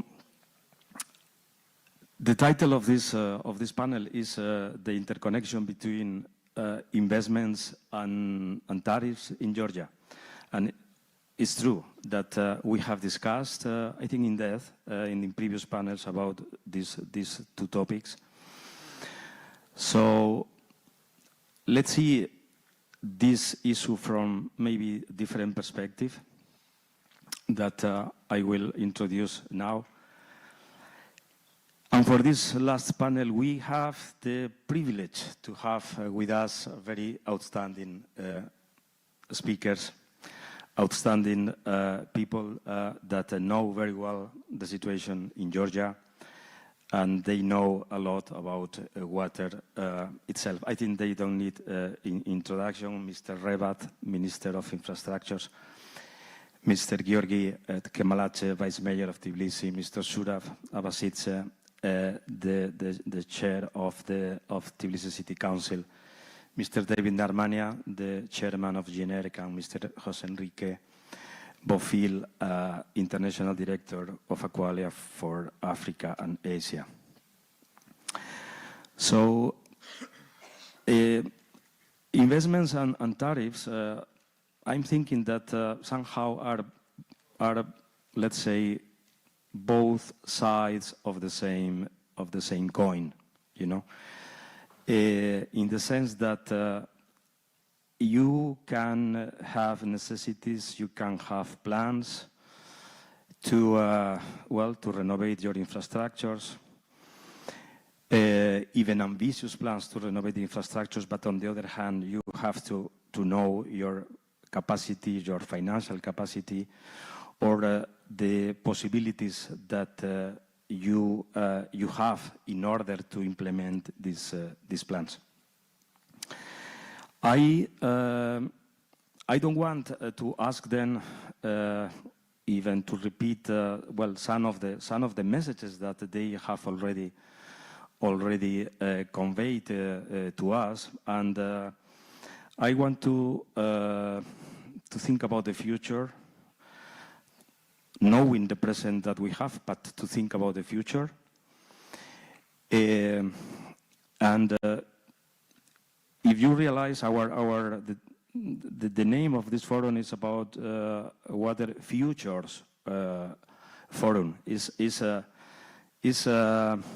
with the idea and the intention that, of course, the future, or we can have more than one future, in the sense that there are opportunities, different possibilities, different options, and we have to assess everything, okay, to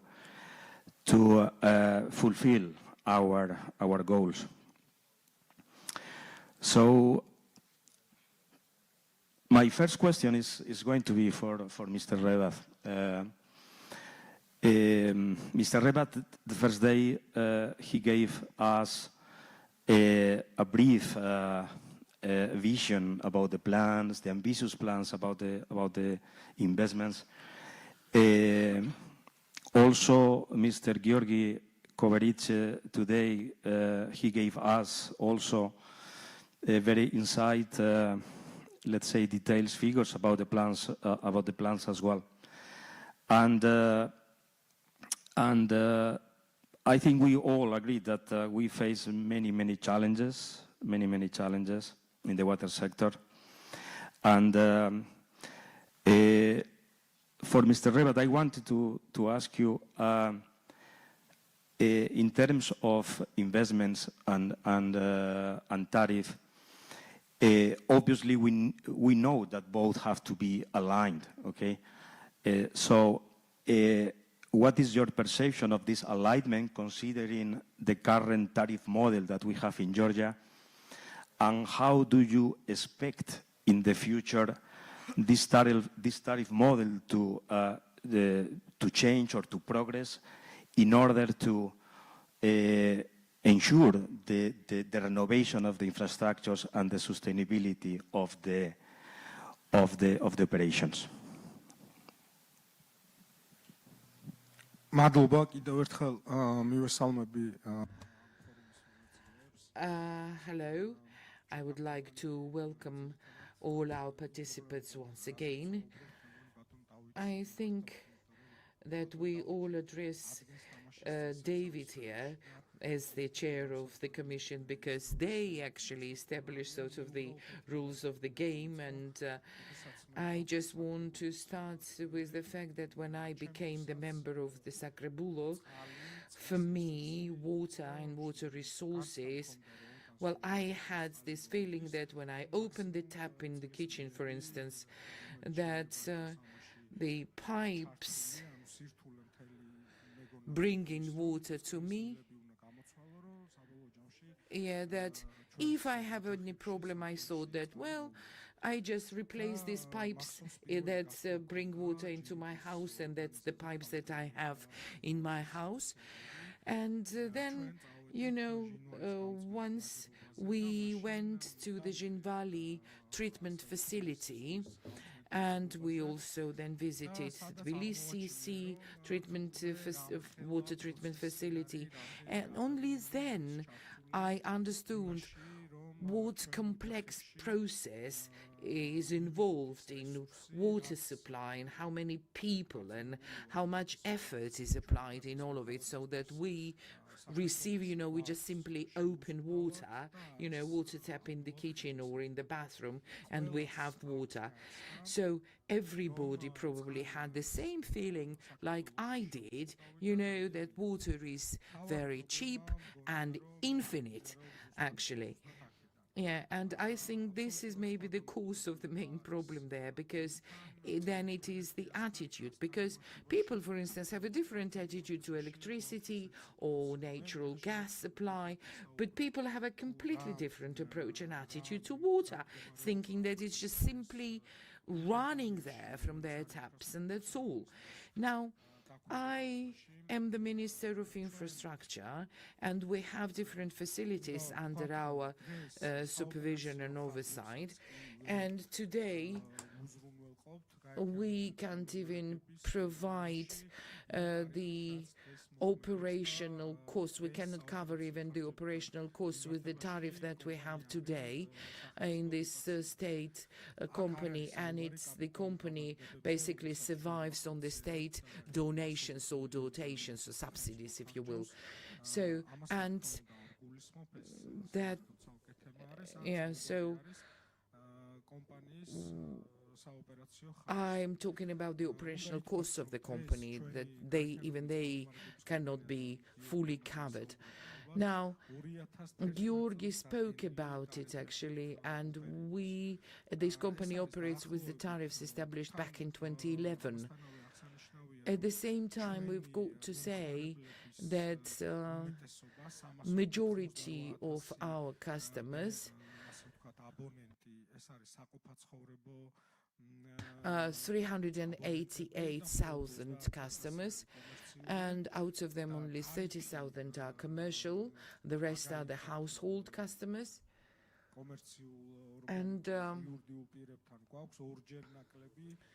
And actually we have these clients in all over the country. Well, we have customers who are, so to say, metered, and their tariff is slightly different, but with the customers that don't have meters installed, the tariff is basically twice as less than it is in Tbilisi. While the provision of these resources in regions under our coverage. Particularly, this concerns villages, high mountainous districts, is way more expensive and costly than in Tbilisi. And why I am raising all these points? We are planning this year to apply to GNERC regarding reviewing and revisiting the tariff, because if we want this field and sector and direction to be developed sustainably and properly, sustainability is very important. It is important at least operational costs to be secured, and we will apply to GNERC, Mr. David's commission, with relevant justification to have the tariff reviewed. We, of course, consider the situation in our country, of course, considering the social situation. We have another problem, and I'm getting into specifics now. Unlike GWP, the operational area of ours mainly involves creation of a new network, like we do water supply system and sewage where it was non-existent before. Respectively, when design is made, respective norms are followed, and the per person basis design based on average consumption daily by a person, and determination of the needed water resources relies on these aspects and the basis. Next, since we are primarily and in villages, especially and the residents are involved during summer, because the tariff is quite low and cheap, and our very high cost water is used for agricultural purposes and function, which gives rise to the system itself. This is not only the irrational use and the expending of water resources, but it is a system that is affected. There are faults, and 24/7 water supply becomes impossible given the design was not considered those water mains for this volume of consumption, and it couldn't have been because it's unimaginable. That's why we were discussing yesterday that us and the Ministry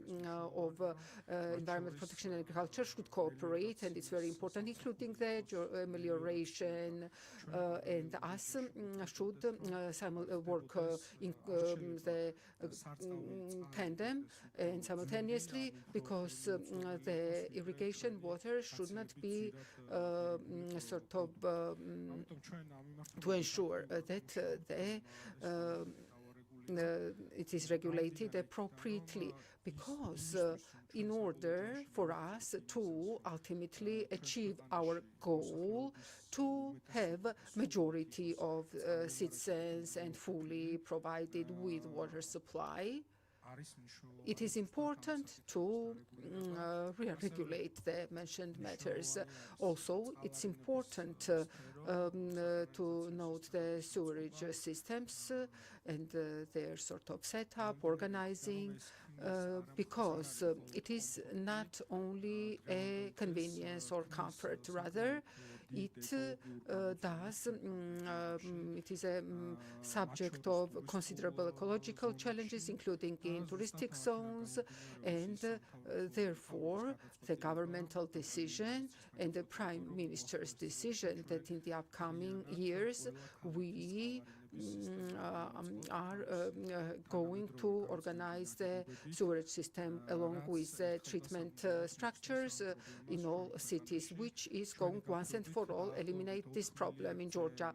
Over 4 billion lari will be is estimated to be expended in the nearest upcoming days. In 12 or 14, he mentioned the design works related tender, and gradually all 49 municipal centers, and if I'm not mistaken, 17 small towns will be covered at the first stage, as part of the first stage. And the treatment facilities-wise, we are planning to have a unified strategy as to what type structures will be built.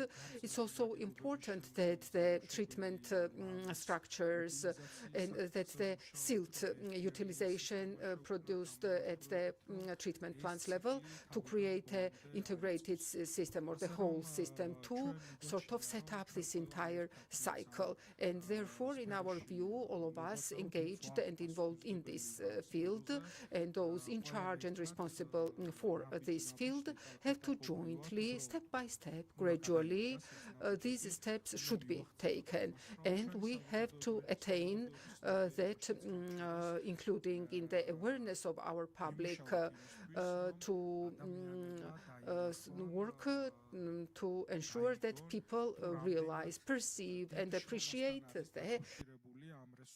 the magnitude of work and efforts involved in getting quality water to their homes and our homes. Unless we take specific steps in this direction, it may be endangered. And then regional, the water supply 24/7 in regions might not be possible, or it might not be achieved. And since I worked in Tbilisi and representing a specific district, I am very well familiar what it involved, and the biggest conflict I had was with GWP. This is, of course, a friendly conflict, quote unquote. I remember we were discussing, although with the help of Mr. David and GWP support, we carried out Kahokidze street rehabilitation major project, for which I would like to once again thank Mr. David as well as GWP for the implementation of this very important project. And also important has been that always the answer received was that we can invest, but unfortunately the tariff is sort of restricting us.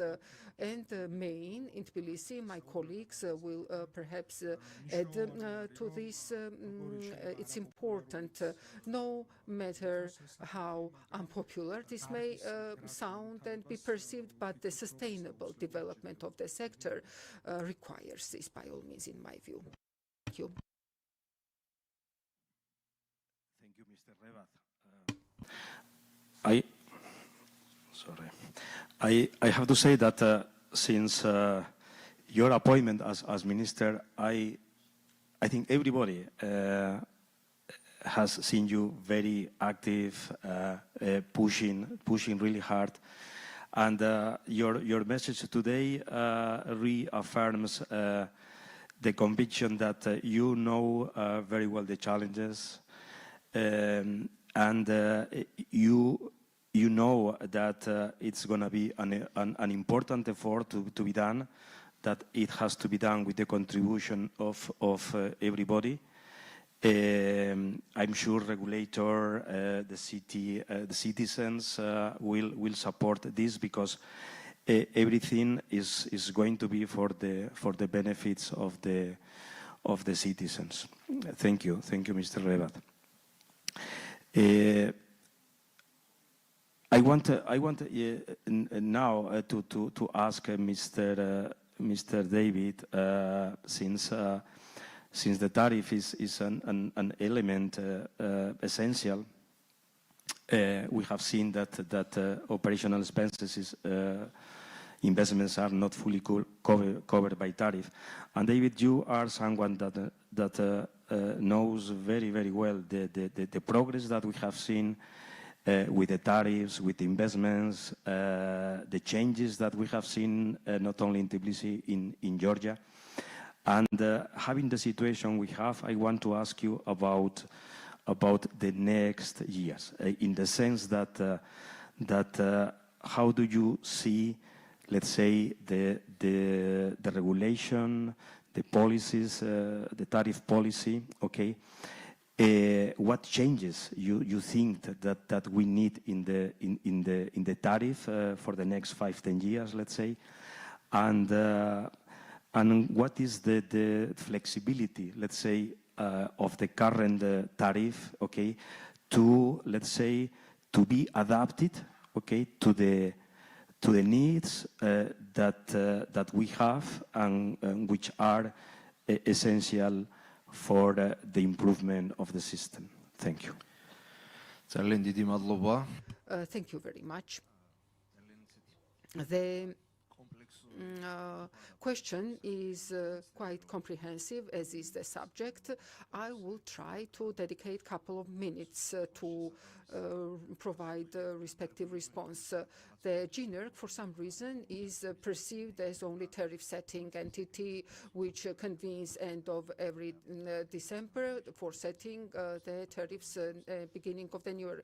While the GNERC activities revolves around 12 interrelated matters, and investments and tariffs are two of those. The review, approval of investment projects, and it is one of the components of tariffs.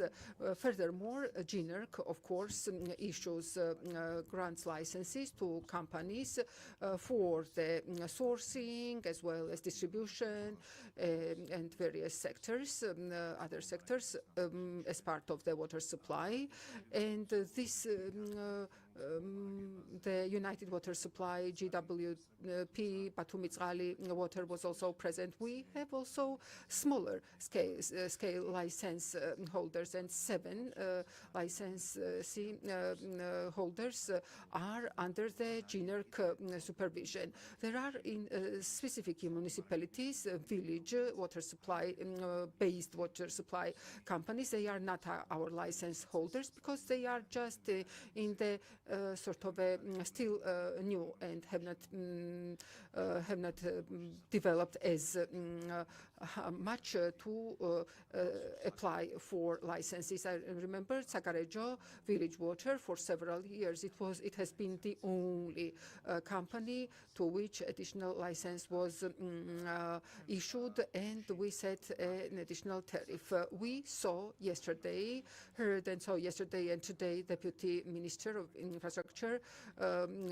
presented under the United Water Supply Company and major large projects implemented under the Ministry of Infrastructure, and the annual increase investments with donor support as well as through budget financing, and the entering and scaling up to new areas needs additional the services and increasing of operational costs. If several years ago, let's say 10 million lari was sufficient, now twice as more may be needed because of the twice as much area, twice as much transportation, personnel, support, as well as materials, chemicals, etc., etc.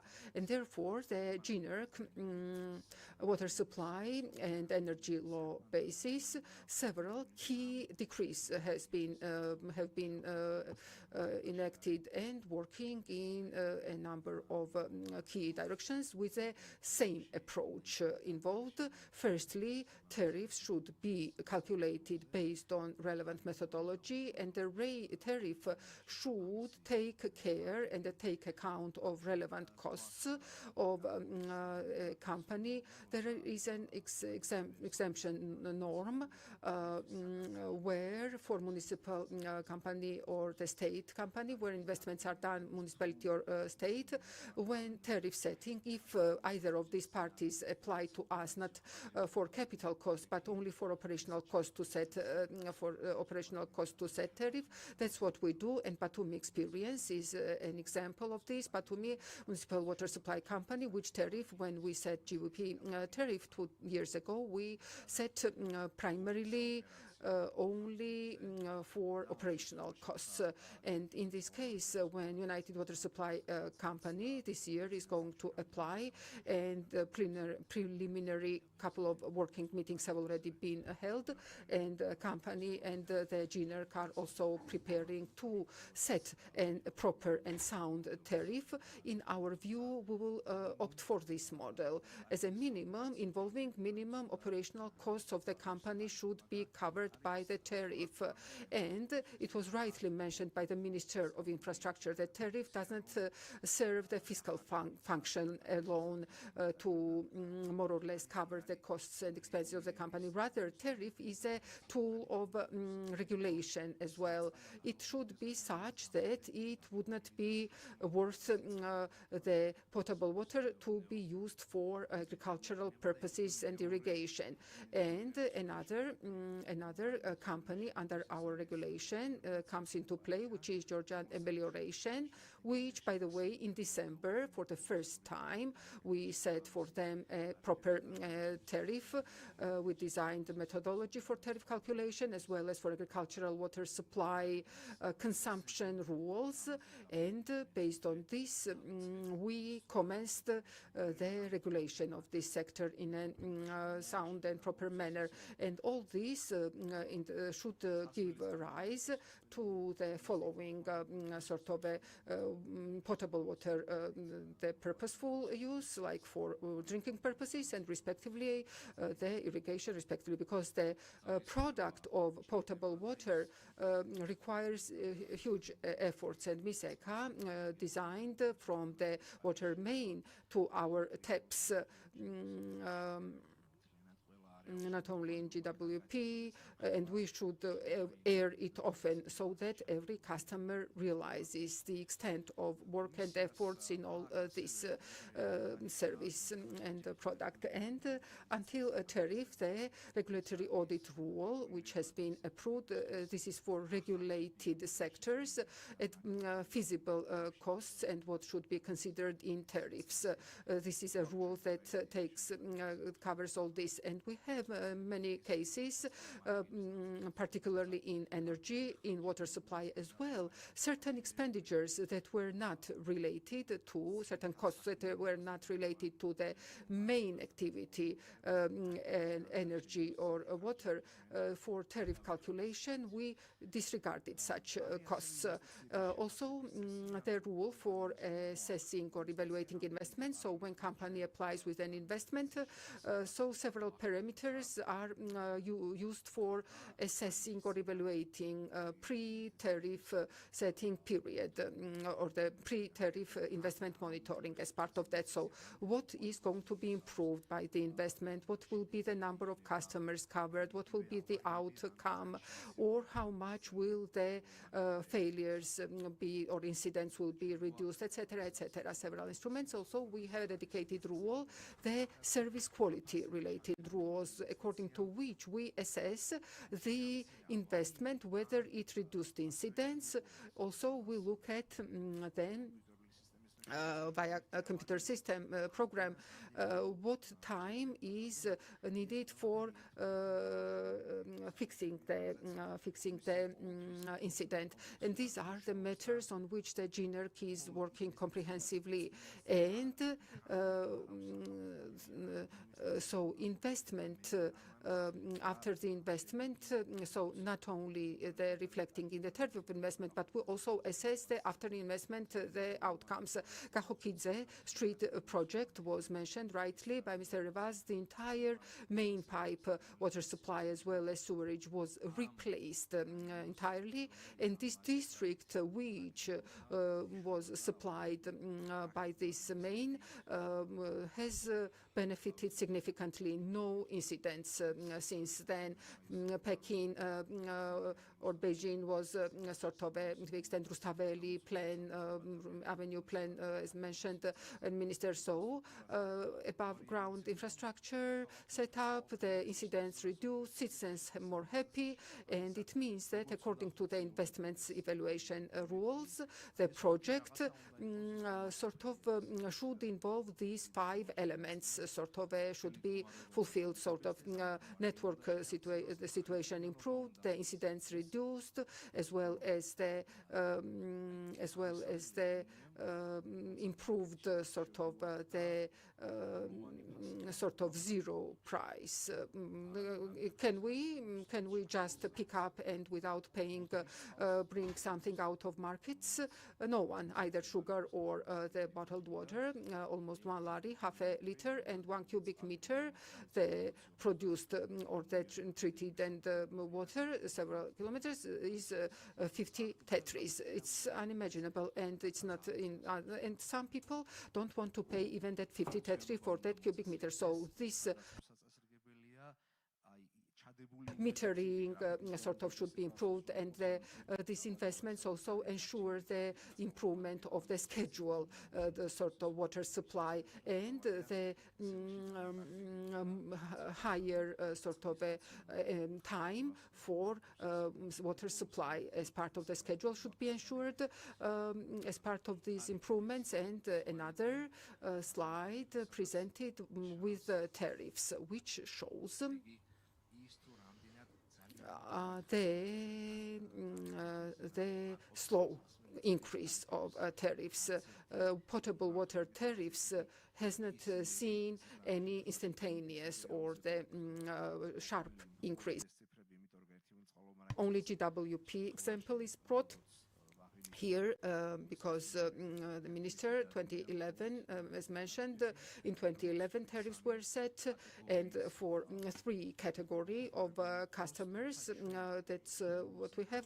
Although the latest increase of GWP tariffs main weight and pressure on commercial sector still, and it is on the brink, on the edge margin. And the GNERC believes that when tariff calculation, as much as possible, the household, non-household tariff should be brought closer, and also tariff structure, certain changes are also being entertained, and our GNERC member at the previous panel already spoke about this. I won't reiterate what has been said.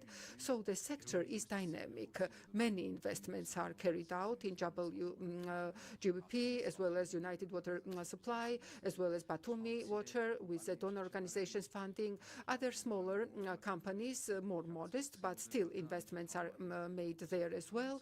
And main objective being that these key indicators that GNERC has set, that is used for measuring outcomes, to be ensured and secured. And myself being an economist, and since this is a sort of summarizing and recapitulating panel, I would like to note that investment is not only about improvement of water supply or the better sort of services to customers.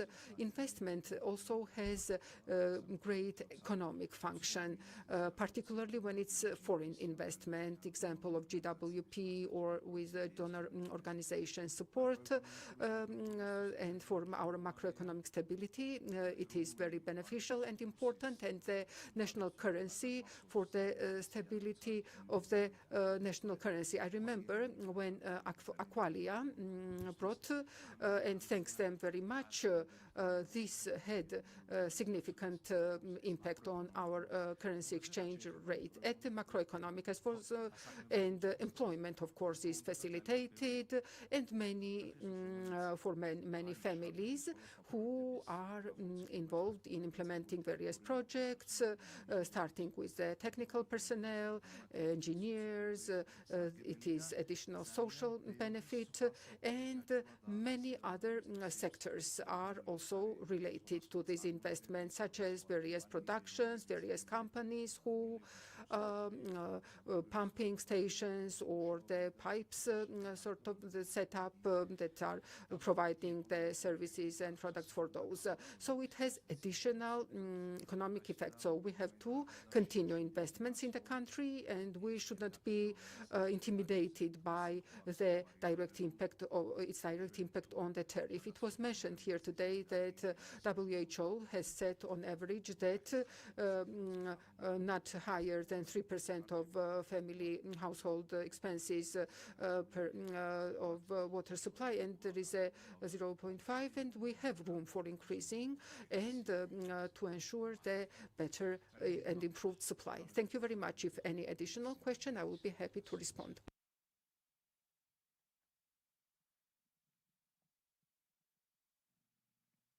Thank you very much, David.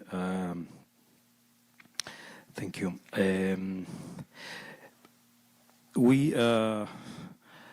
I think we said many times that we are really proud of GENERC, the framework, the way the sector is regulated is an example for us. And as Rebat before, I'm 100% sure about the fact that you know very, very well the challenges as well, the steps to be taken in the future, because the challenge is quite relevant. Everything is a matter of balance. At the end of the day, investments, tariffs, to find the right point. I'm sure that between Tbilisi and our friend in Czech Republic, Anatol, with a tariff of 5, almost 6 euros per cubic meter, there is a point. Of course, there is a point that can really support the steps, the next plans that we are going to see in the future. Let me ask now to Mr. Georgi.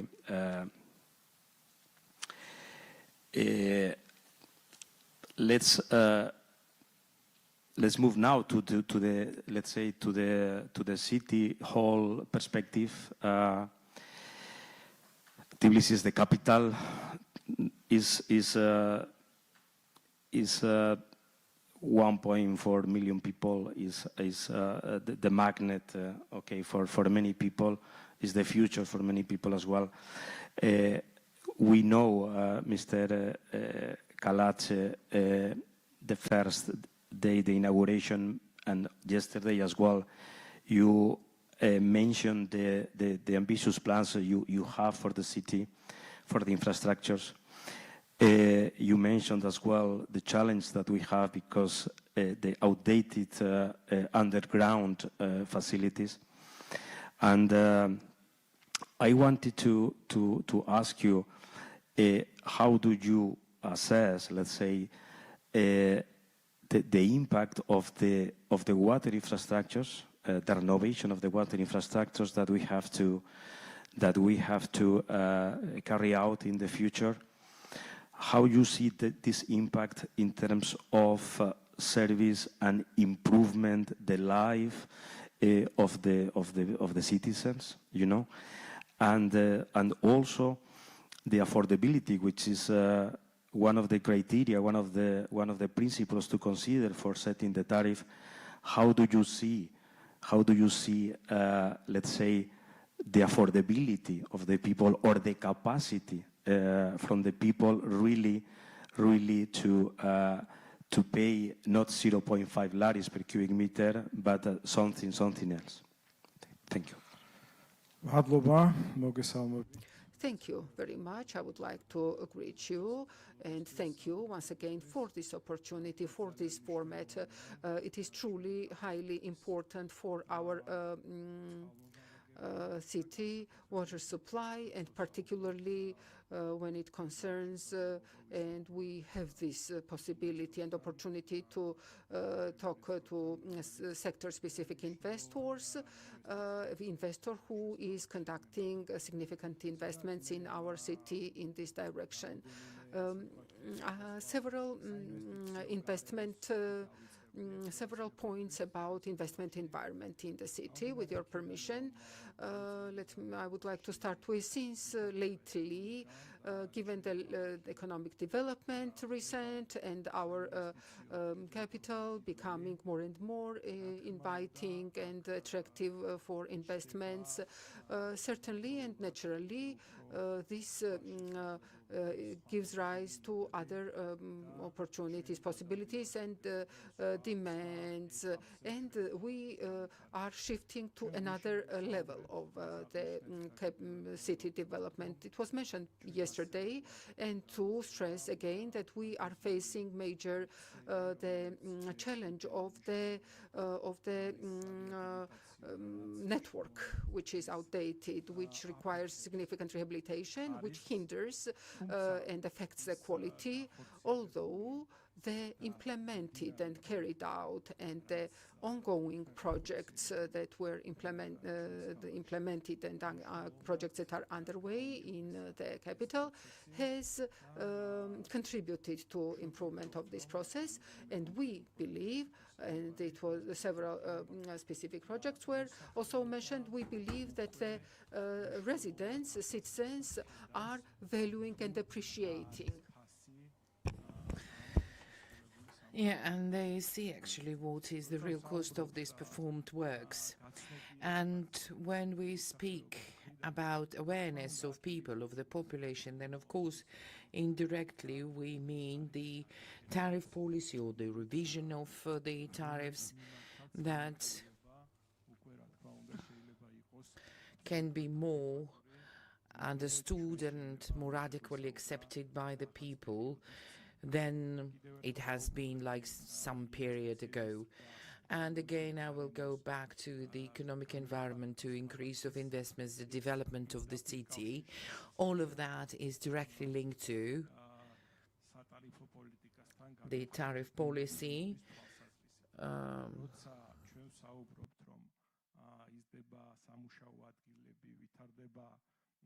To the ability of people to pay and affordability for them.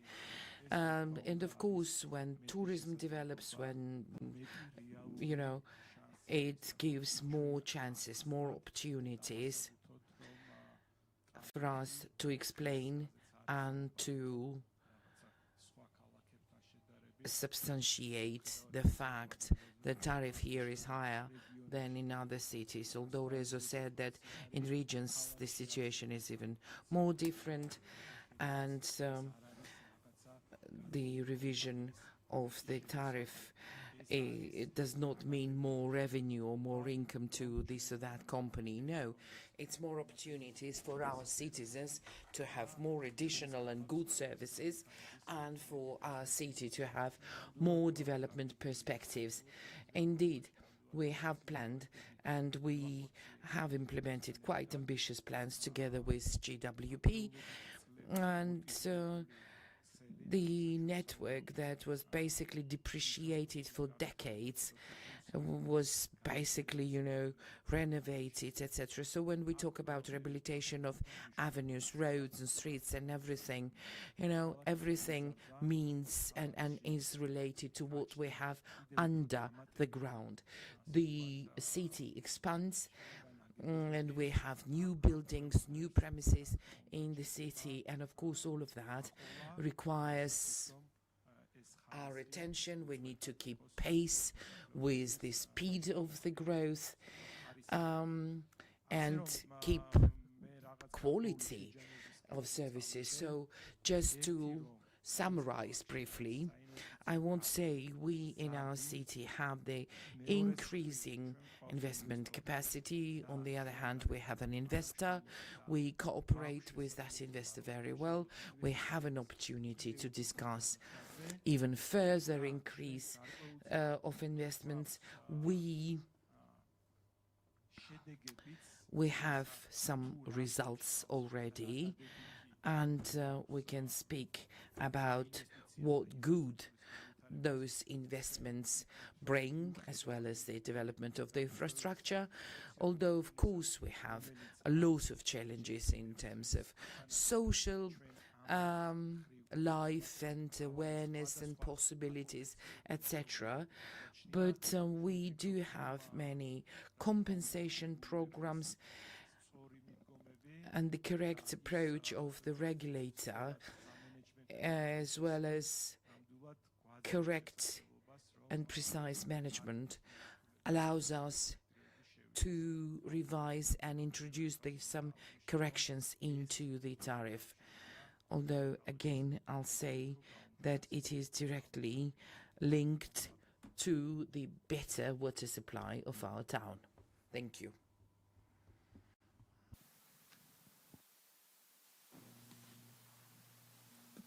Thank you, Georgi, for your insight explanation. We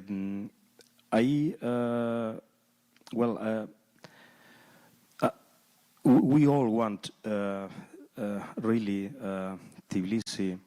Tbilisi is the capital, and of course there are many singularities when we compare. We can't compare Tbilisi with any other city in Georgia. The complexity is much bigger. The challenges are more bigger as well. I mentioned this morning, for instance, that just to repair an incident in Rustavi takes for us 3.5 hours, and in Tbilisi is 6 hours 43 minutes.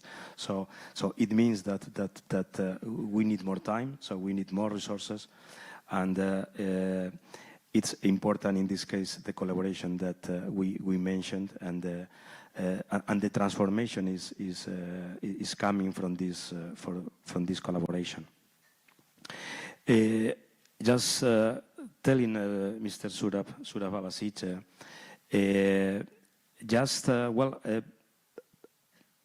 similar, let's say, similar question in the sense that you represent the municipal approach, the city council. So, you know, under your perspective, how do you see, you know, these investments and even the policy that is applied for the investments, in the sense that we are increasing the let's say the economy as well. Okay, what is the impact for the citizens you see, let's say from the renovation and the investments in water infrastructures, and tell us about your, let's say, your interest, or what you would like really to see in the future. Thank you.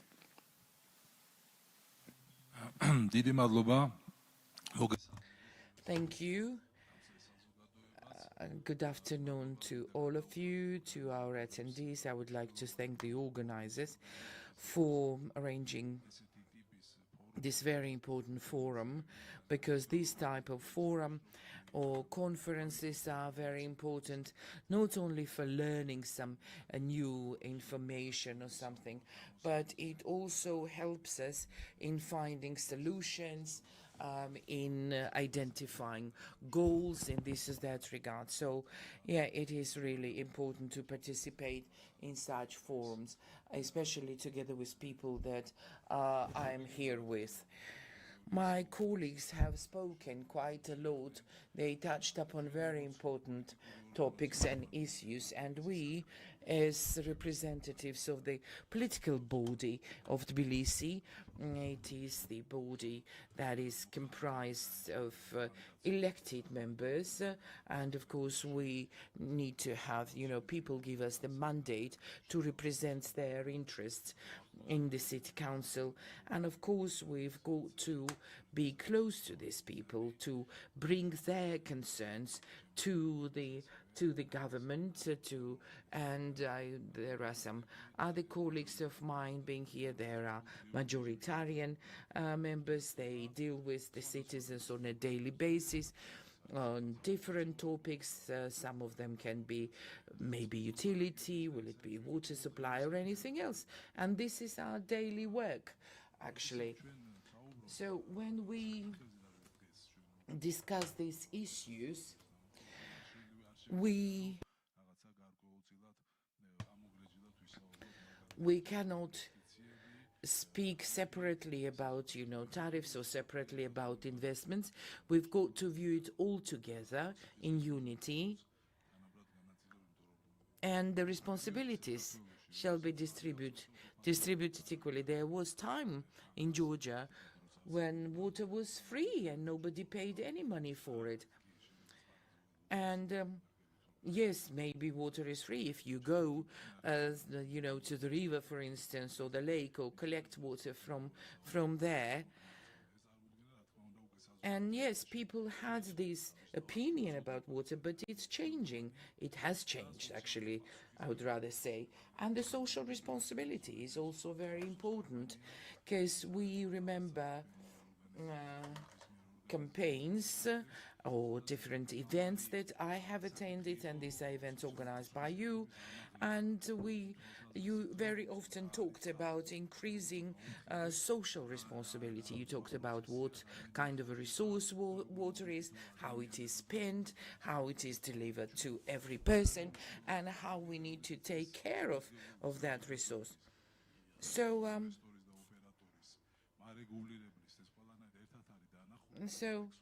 we need to view these issues in complex, in unity, as I said, and we need to collaborate, of course, and such collaboration, understanding, maybe joint solutions, etc., and makes it easier to communicate with people, because then we know what we're talking about, what we need to tell people. Today we spoke about challenges of Tbilisi, and in the last 8 years, more than 1,700 streets were built or rehabilitated. It is huge amount of work, and it's not only about rehabilitating the above the ground communications, but under the ground communications too. So it's a big work, it's a big effort, responsibility, and always there should be correct communication, correct distribution of functions between different bodies, because of course Tbilisi is a very old city, and at the same time very new, very dynamic, very lively.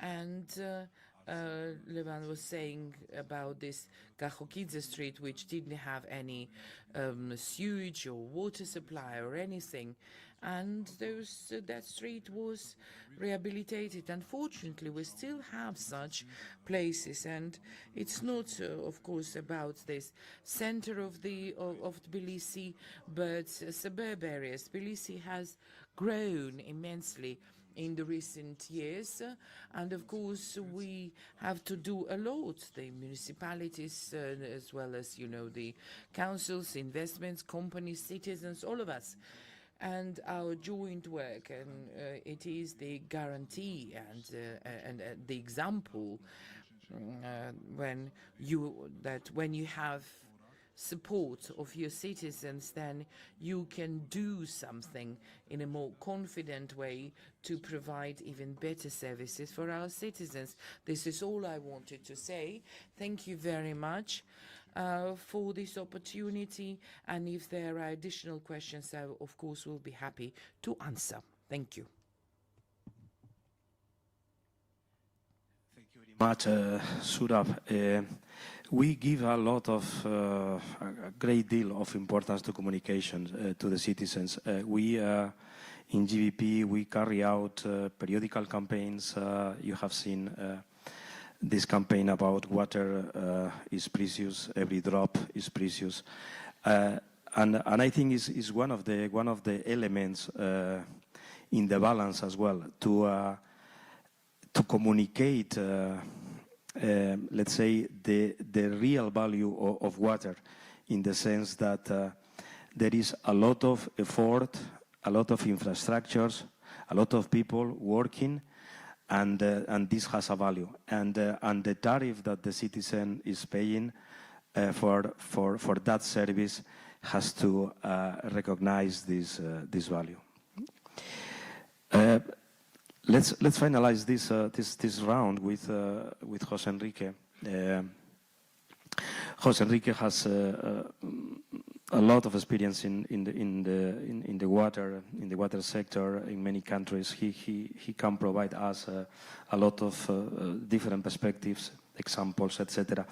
But here in Georgia, from the operator's perspective, from Aqualia's perspective, what is your assessment about the current system that we have in Georgia?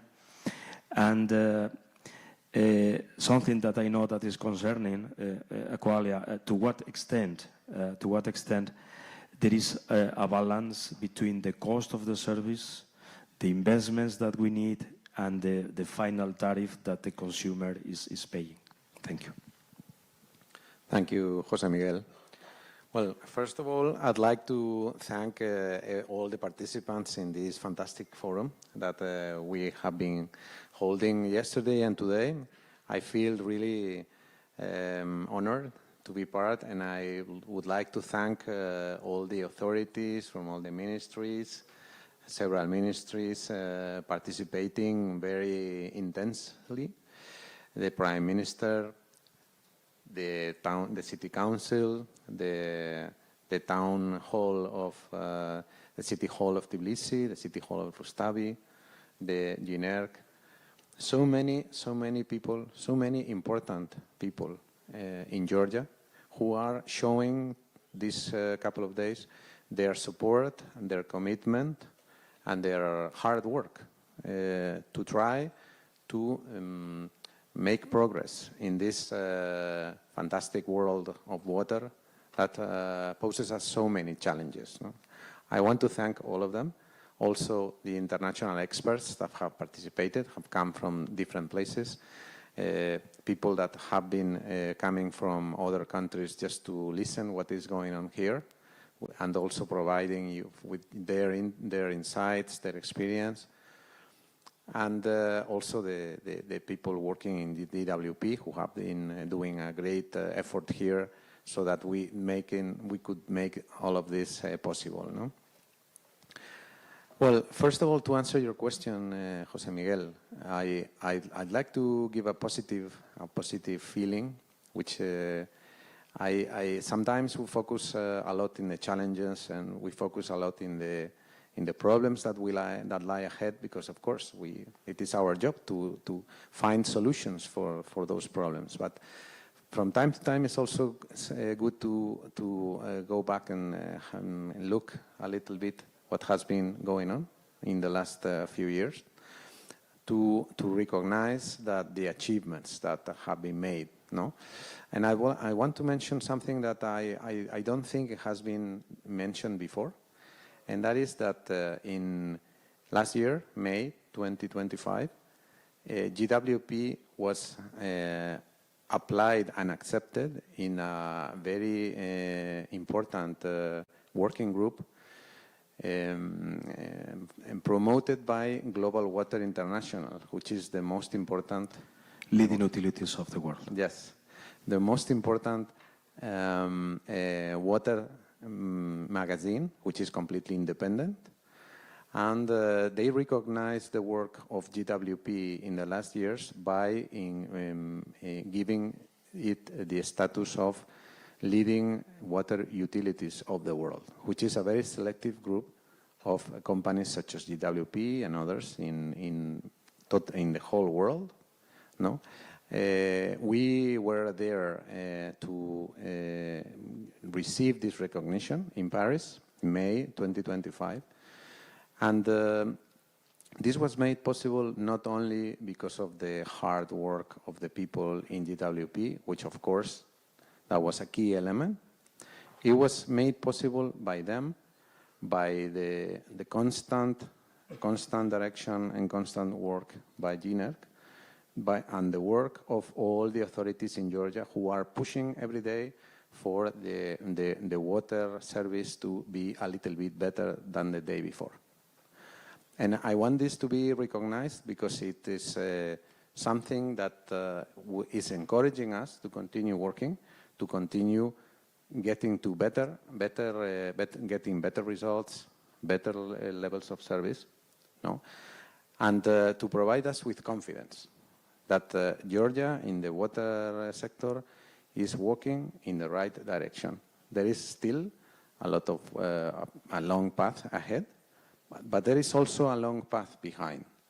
There is excellent prospects, in my opinion, because the country has an economy that is really going very well, and this is good for all the sectors in the economy, and the water is one of them as well.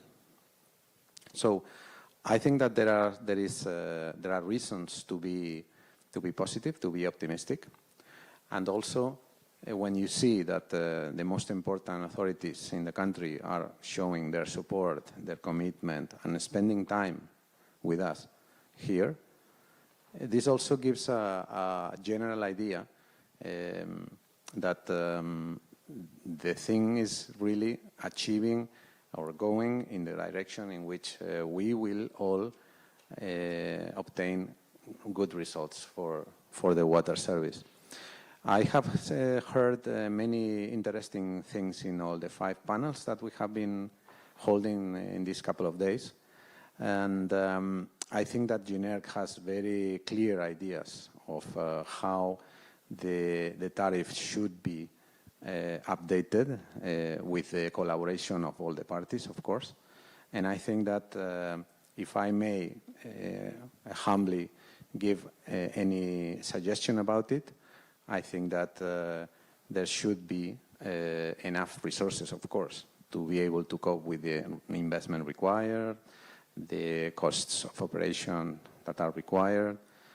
This has to be transferred into the tariff. And I think that probably one of the best structures would be using different blocks of variable consumption, and maybe considering a fixed initial tariff. But this, I'm sure this is all of it under consideration, and we have the trust that the GENERC, along the rest of the authorities, will find a right structure that will be able to reach balance between the protection of the consumer and the affordability of the tariff, which is something that we in Aqualia and GWP are both committed to. We don't want the tariff to raise to a point in which it becomes a problem. We don't want that. We want the tariff to generate enough resources so that these resources are reflected back into the society via improvement of the service, improvement of the infrastructure. But the message that I want to convey is to have trust in the current setup, the current authorities in place, because I think that they have a very accurate picture of what are the actual needs, and that overall Georgia is walking in the right direction to achieve better levels of service. Thank you, José Miguel. Thank you, José Enrique. We have time for some questions. I mean, for giving the floor to the audience for any question they want to raise. At the end of the panel, we will make some kind of closing remarks as well. And one of the points that we have even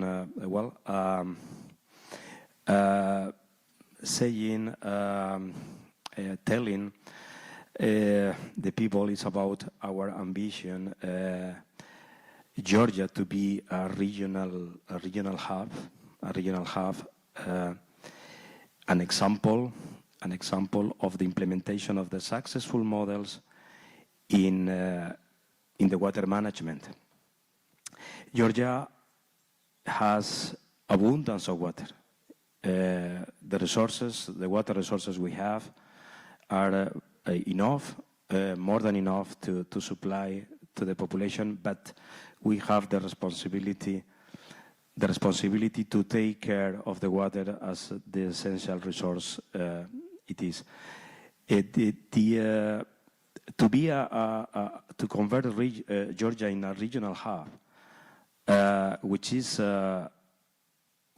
something that we think it's possible because Georgia has the potential, has that potential, requires the engagement of all stakeholders, the long-term vision, requires strategic planning, requires adequate investments, and of course the participation of companies providing technology, providing innovation, etc. requires the cooperation. And I want to tell all our speakers, panelists, about their opinion. Is it really ambitious, or we think that it is worth really to think that water is very, very important in Georgia, and we have to put all our efforts on it for improving, for making it reliable and sustainable. This is an open question for our panelists to think about that. Thank you.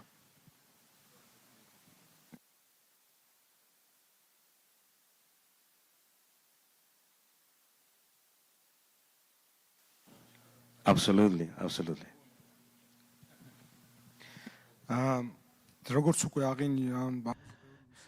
We talked about it quite a lot, and of course, not only with regards to water, but any improvement of any service, no matter what the service is, it is our main task for our government. And when we speak about water supply, etc., this is the fundamental issue for everyone. It's a fundamental demand and requirement, if you will. And of course, it's very unfortunate that we face lots of challenges. We discussed these challenges yesterday and today, but we will do everything. And our participation in this forum of the government underlines, on the one hand, the priority of this area for the government, and on the other hand, we are happy that we have investors like you. For us, it is strategically important. We definitely value this relationship. Our door is open to all investors.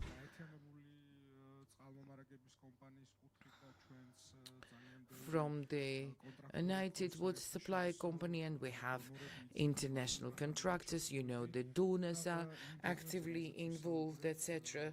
So we've discussed many different plans, me and my colleagues, and I'm sure that this is one of the priority directions. And I very much hope that we will drastically change the situation in this area for the better. We, from our side, are ready to make any steps necessary for achieving that goal. Thank you. Well, I will also agree with Rezo, and as the representative of the capital city, where Aqualea is presented, its experience is very important for us, and it's been said many times here. For us, it is one of the most important priorities, and it cannot be otherwise. In many different regards, will it be investments or improving the quality of life of people, especially considering the challenges that we face, and we've discussed those in these days. And of course, this investor is so experienced, so strategic, and their experience gives us an opportunity of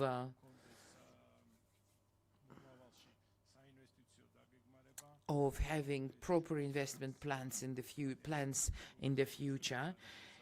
It is an opportunity for us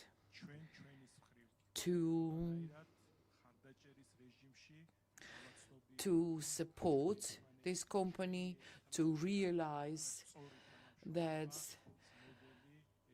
the model of correct collaboration and cooperation will benefit the city and the country. Thank you. I think everything has been said already. We just can, sort of summarize all that. And the essence of it is that we, as representatives of the political body, and the message from us to that would be that we shouldn't make the change between infrastructure, social responsibility, etc. We need to create the policies that unifies and unites all that. And that's what we need to think about. Since we are in the summarizing and recapitulation panel and we are completing the event, I would like to do on my part this recap. It was a very significant first forum that took place in Tbilisi. In my view, the goal of the organizers has been attained. Because all the actors that are involved in this sector and topics have been convened. It wouldn't have been possible achieved otherwise. Some of us would have been in Sacrebulo City Assembly, others at the government session, others in GNERC, and etc. And the 2 days, this exchange of very interesting experience views underscores that the topic is relevant, interesting, and it has to be this has to be continued because many innovations, novelties, updates, and many decisions that we have to make. Tariff period approaching, new investment packages have to be agreed, etc. And such dialogue is of great importance and it has no alternative. And I would wish to organize and hold similar events in the future to be able to discuss progress from event to event, to plan, make new plans, to hear interesting international experiences about such experiences which we always take into consideration. And when new regulations or mechanisms are to be designed, we always rely on the experience of our colleagues who have already gone through those processes and decisions, and it is very beneficial. I would like to thank the organizers of this event, the company Aqualia, GWP, Ms. Eka and her team, who has dedicated huge efforts. And it has been very important that the government, full composition, those entities and ones that are related to these matters, policy decisions have been represented for the 2 days, and we heard many interesting aspects from the city, the GWP management, other foreign colleagues, a very highly representative and significant event. I would like to thank each of you.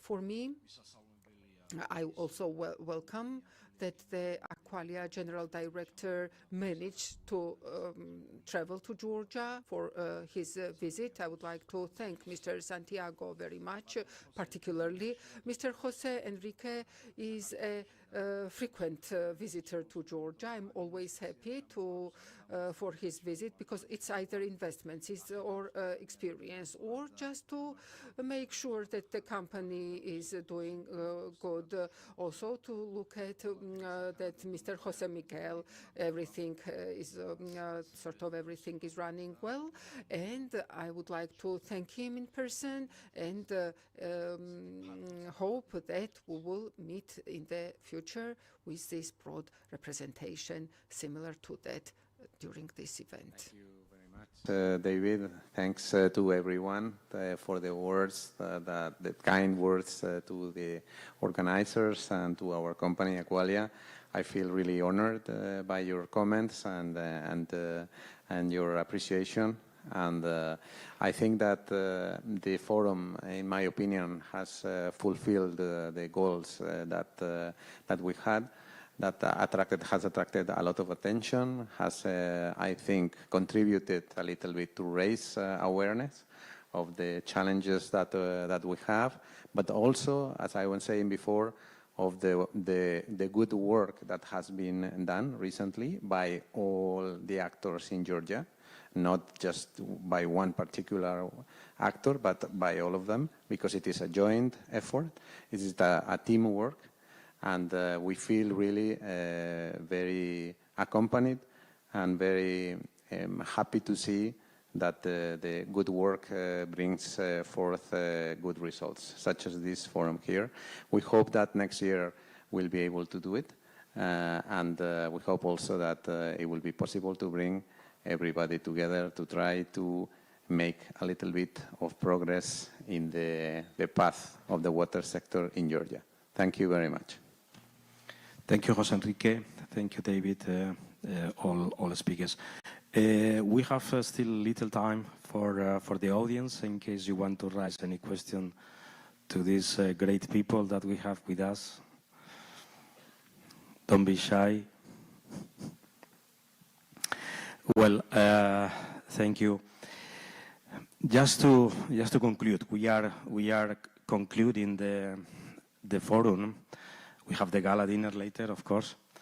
But let me simply, on behalf of Aqualia, on behalf of Georgia Water and Power, to extend a big thanks to all participants, to the speakers, to all partners, to the government, GNERC, to everybody, really, for having made this forum, these 2 days, really valuable, and I think inspiring. Over the course of these 2 days, you have seen that we have really addressed, we have discussed the most relevant aspects, challenges, pressing issues that concern the water sector in Georgia. And I think, and we all agree about that, I'm sure, that all panels have been really insightful. We have seen different experiences, practices from different countries as well, which gives us different perspectives, different opinion, and everything is important when we think about the sustainability. I think all the messages, all the commitment from the government to the citizens are, let's say, the guide, or are guiding, let's say, the steps that we have to take in the future to strengthen the water sector in Georgia, to attract investments, to improve the efficiency and reliability of our operations, and to build more robust and resilient infrastructures. I think as well that it was clear during these 2 days that water is not only essential for life, is the most and the first basic element in our lives, the water. And it is, of course, the first service for communities, for the people, but water also is the cornerstone of the economic development, economic stability, the public health, and the long-term sustainability. Water is everything for us. So I have to say that I think we would be very happy, all of us, that not long in time we can celebrate the second forum and we can show the citizens the improvement, the value that we have added, you know, based on the decisions that we are going to make. Everything is going to be for the citizens. So just to finalize, once again, I want to give the thanks to the government of Georgia. I want to give the thanks to GNERC and other international regulators that we have with us, to the City Hall of Tbilisi, Rustavi, municipalities, to the investors that are here, operators, partners, to everybody for your contribution, for your high-level contribution for making successful this forum. And I think this is just the foundation, the groundwork, okay, for making a more sustainable operations and water systems in Georgia. So thank you very much to all of you. Thank you.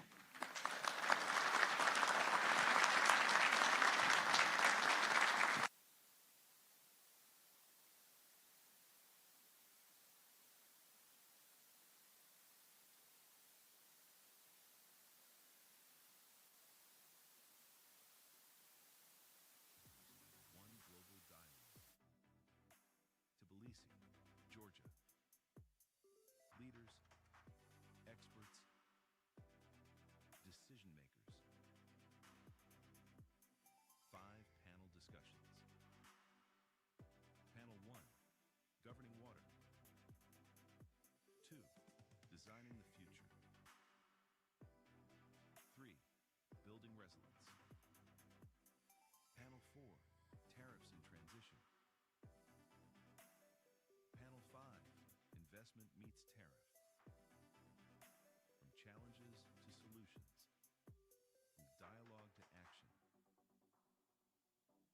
International Water Futures Forum.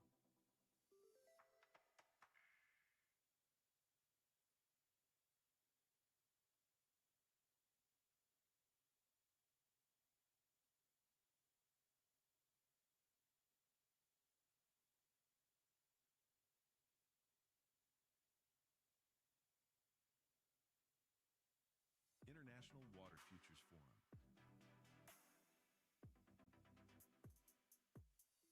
29 speakers, 1 global dialogue. Tbilisi, Georgia. Leaders, experts, decision makers. 5 panel discussions.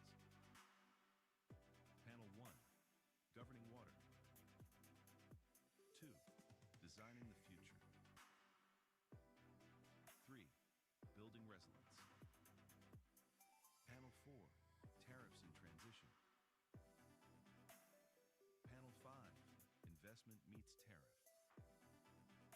From challenges to solutions, from dialogue to action. International Water Futures Forum.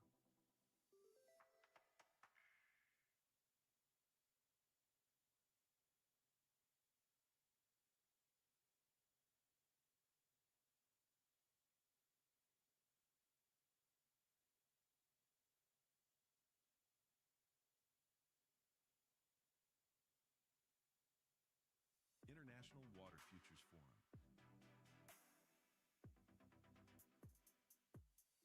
29 speakers, 1 global dialogue. Tbilisi, Georgia. Leaders, experts, decision makers. 5 panel discussions. Panel 1, governing water. 2, designing the future. 3, building resilience. Panel 4, tariffs in transition. Panel 5, investment meets tariff. From challenges to solutions, from dialogue to action. International Water Futures Forum.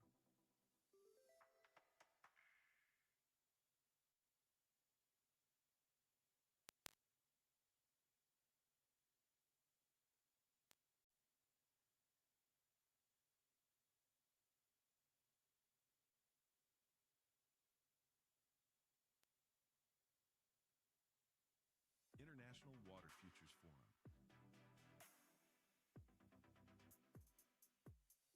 29 speakers, one global dialogue. Tbilisi, Georgia. Leaders, experts, decision makers. 5 panel discussions. Panel 1, Governing Water. 2, Designing the Future.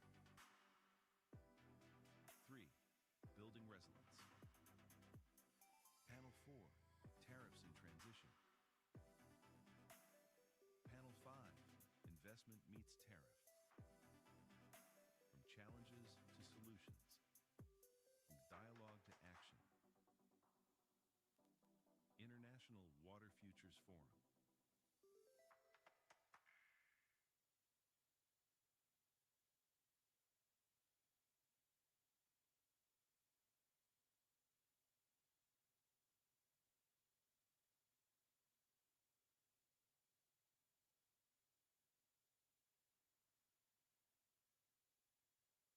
International Water Futures Forum. 29 speakers, one global dialogue. Tbilisi, Georgia. Leaders, experts, decision makers. 5 panel discussions. Panel 1, Governing Water.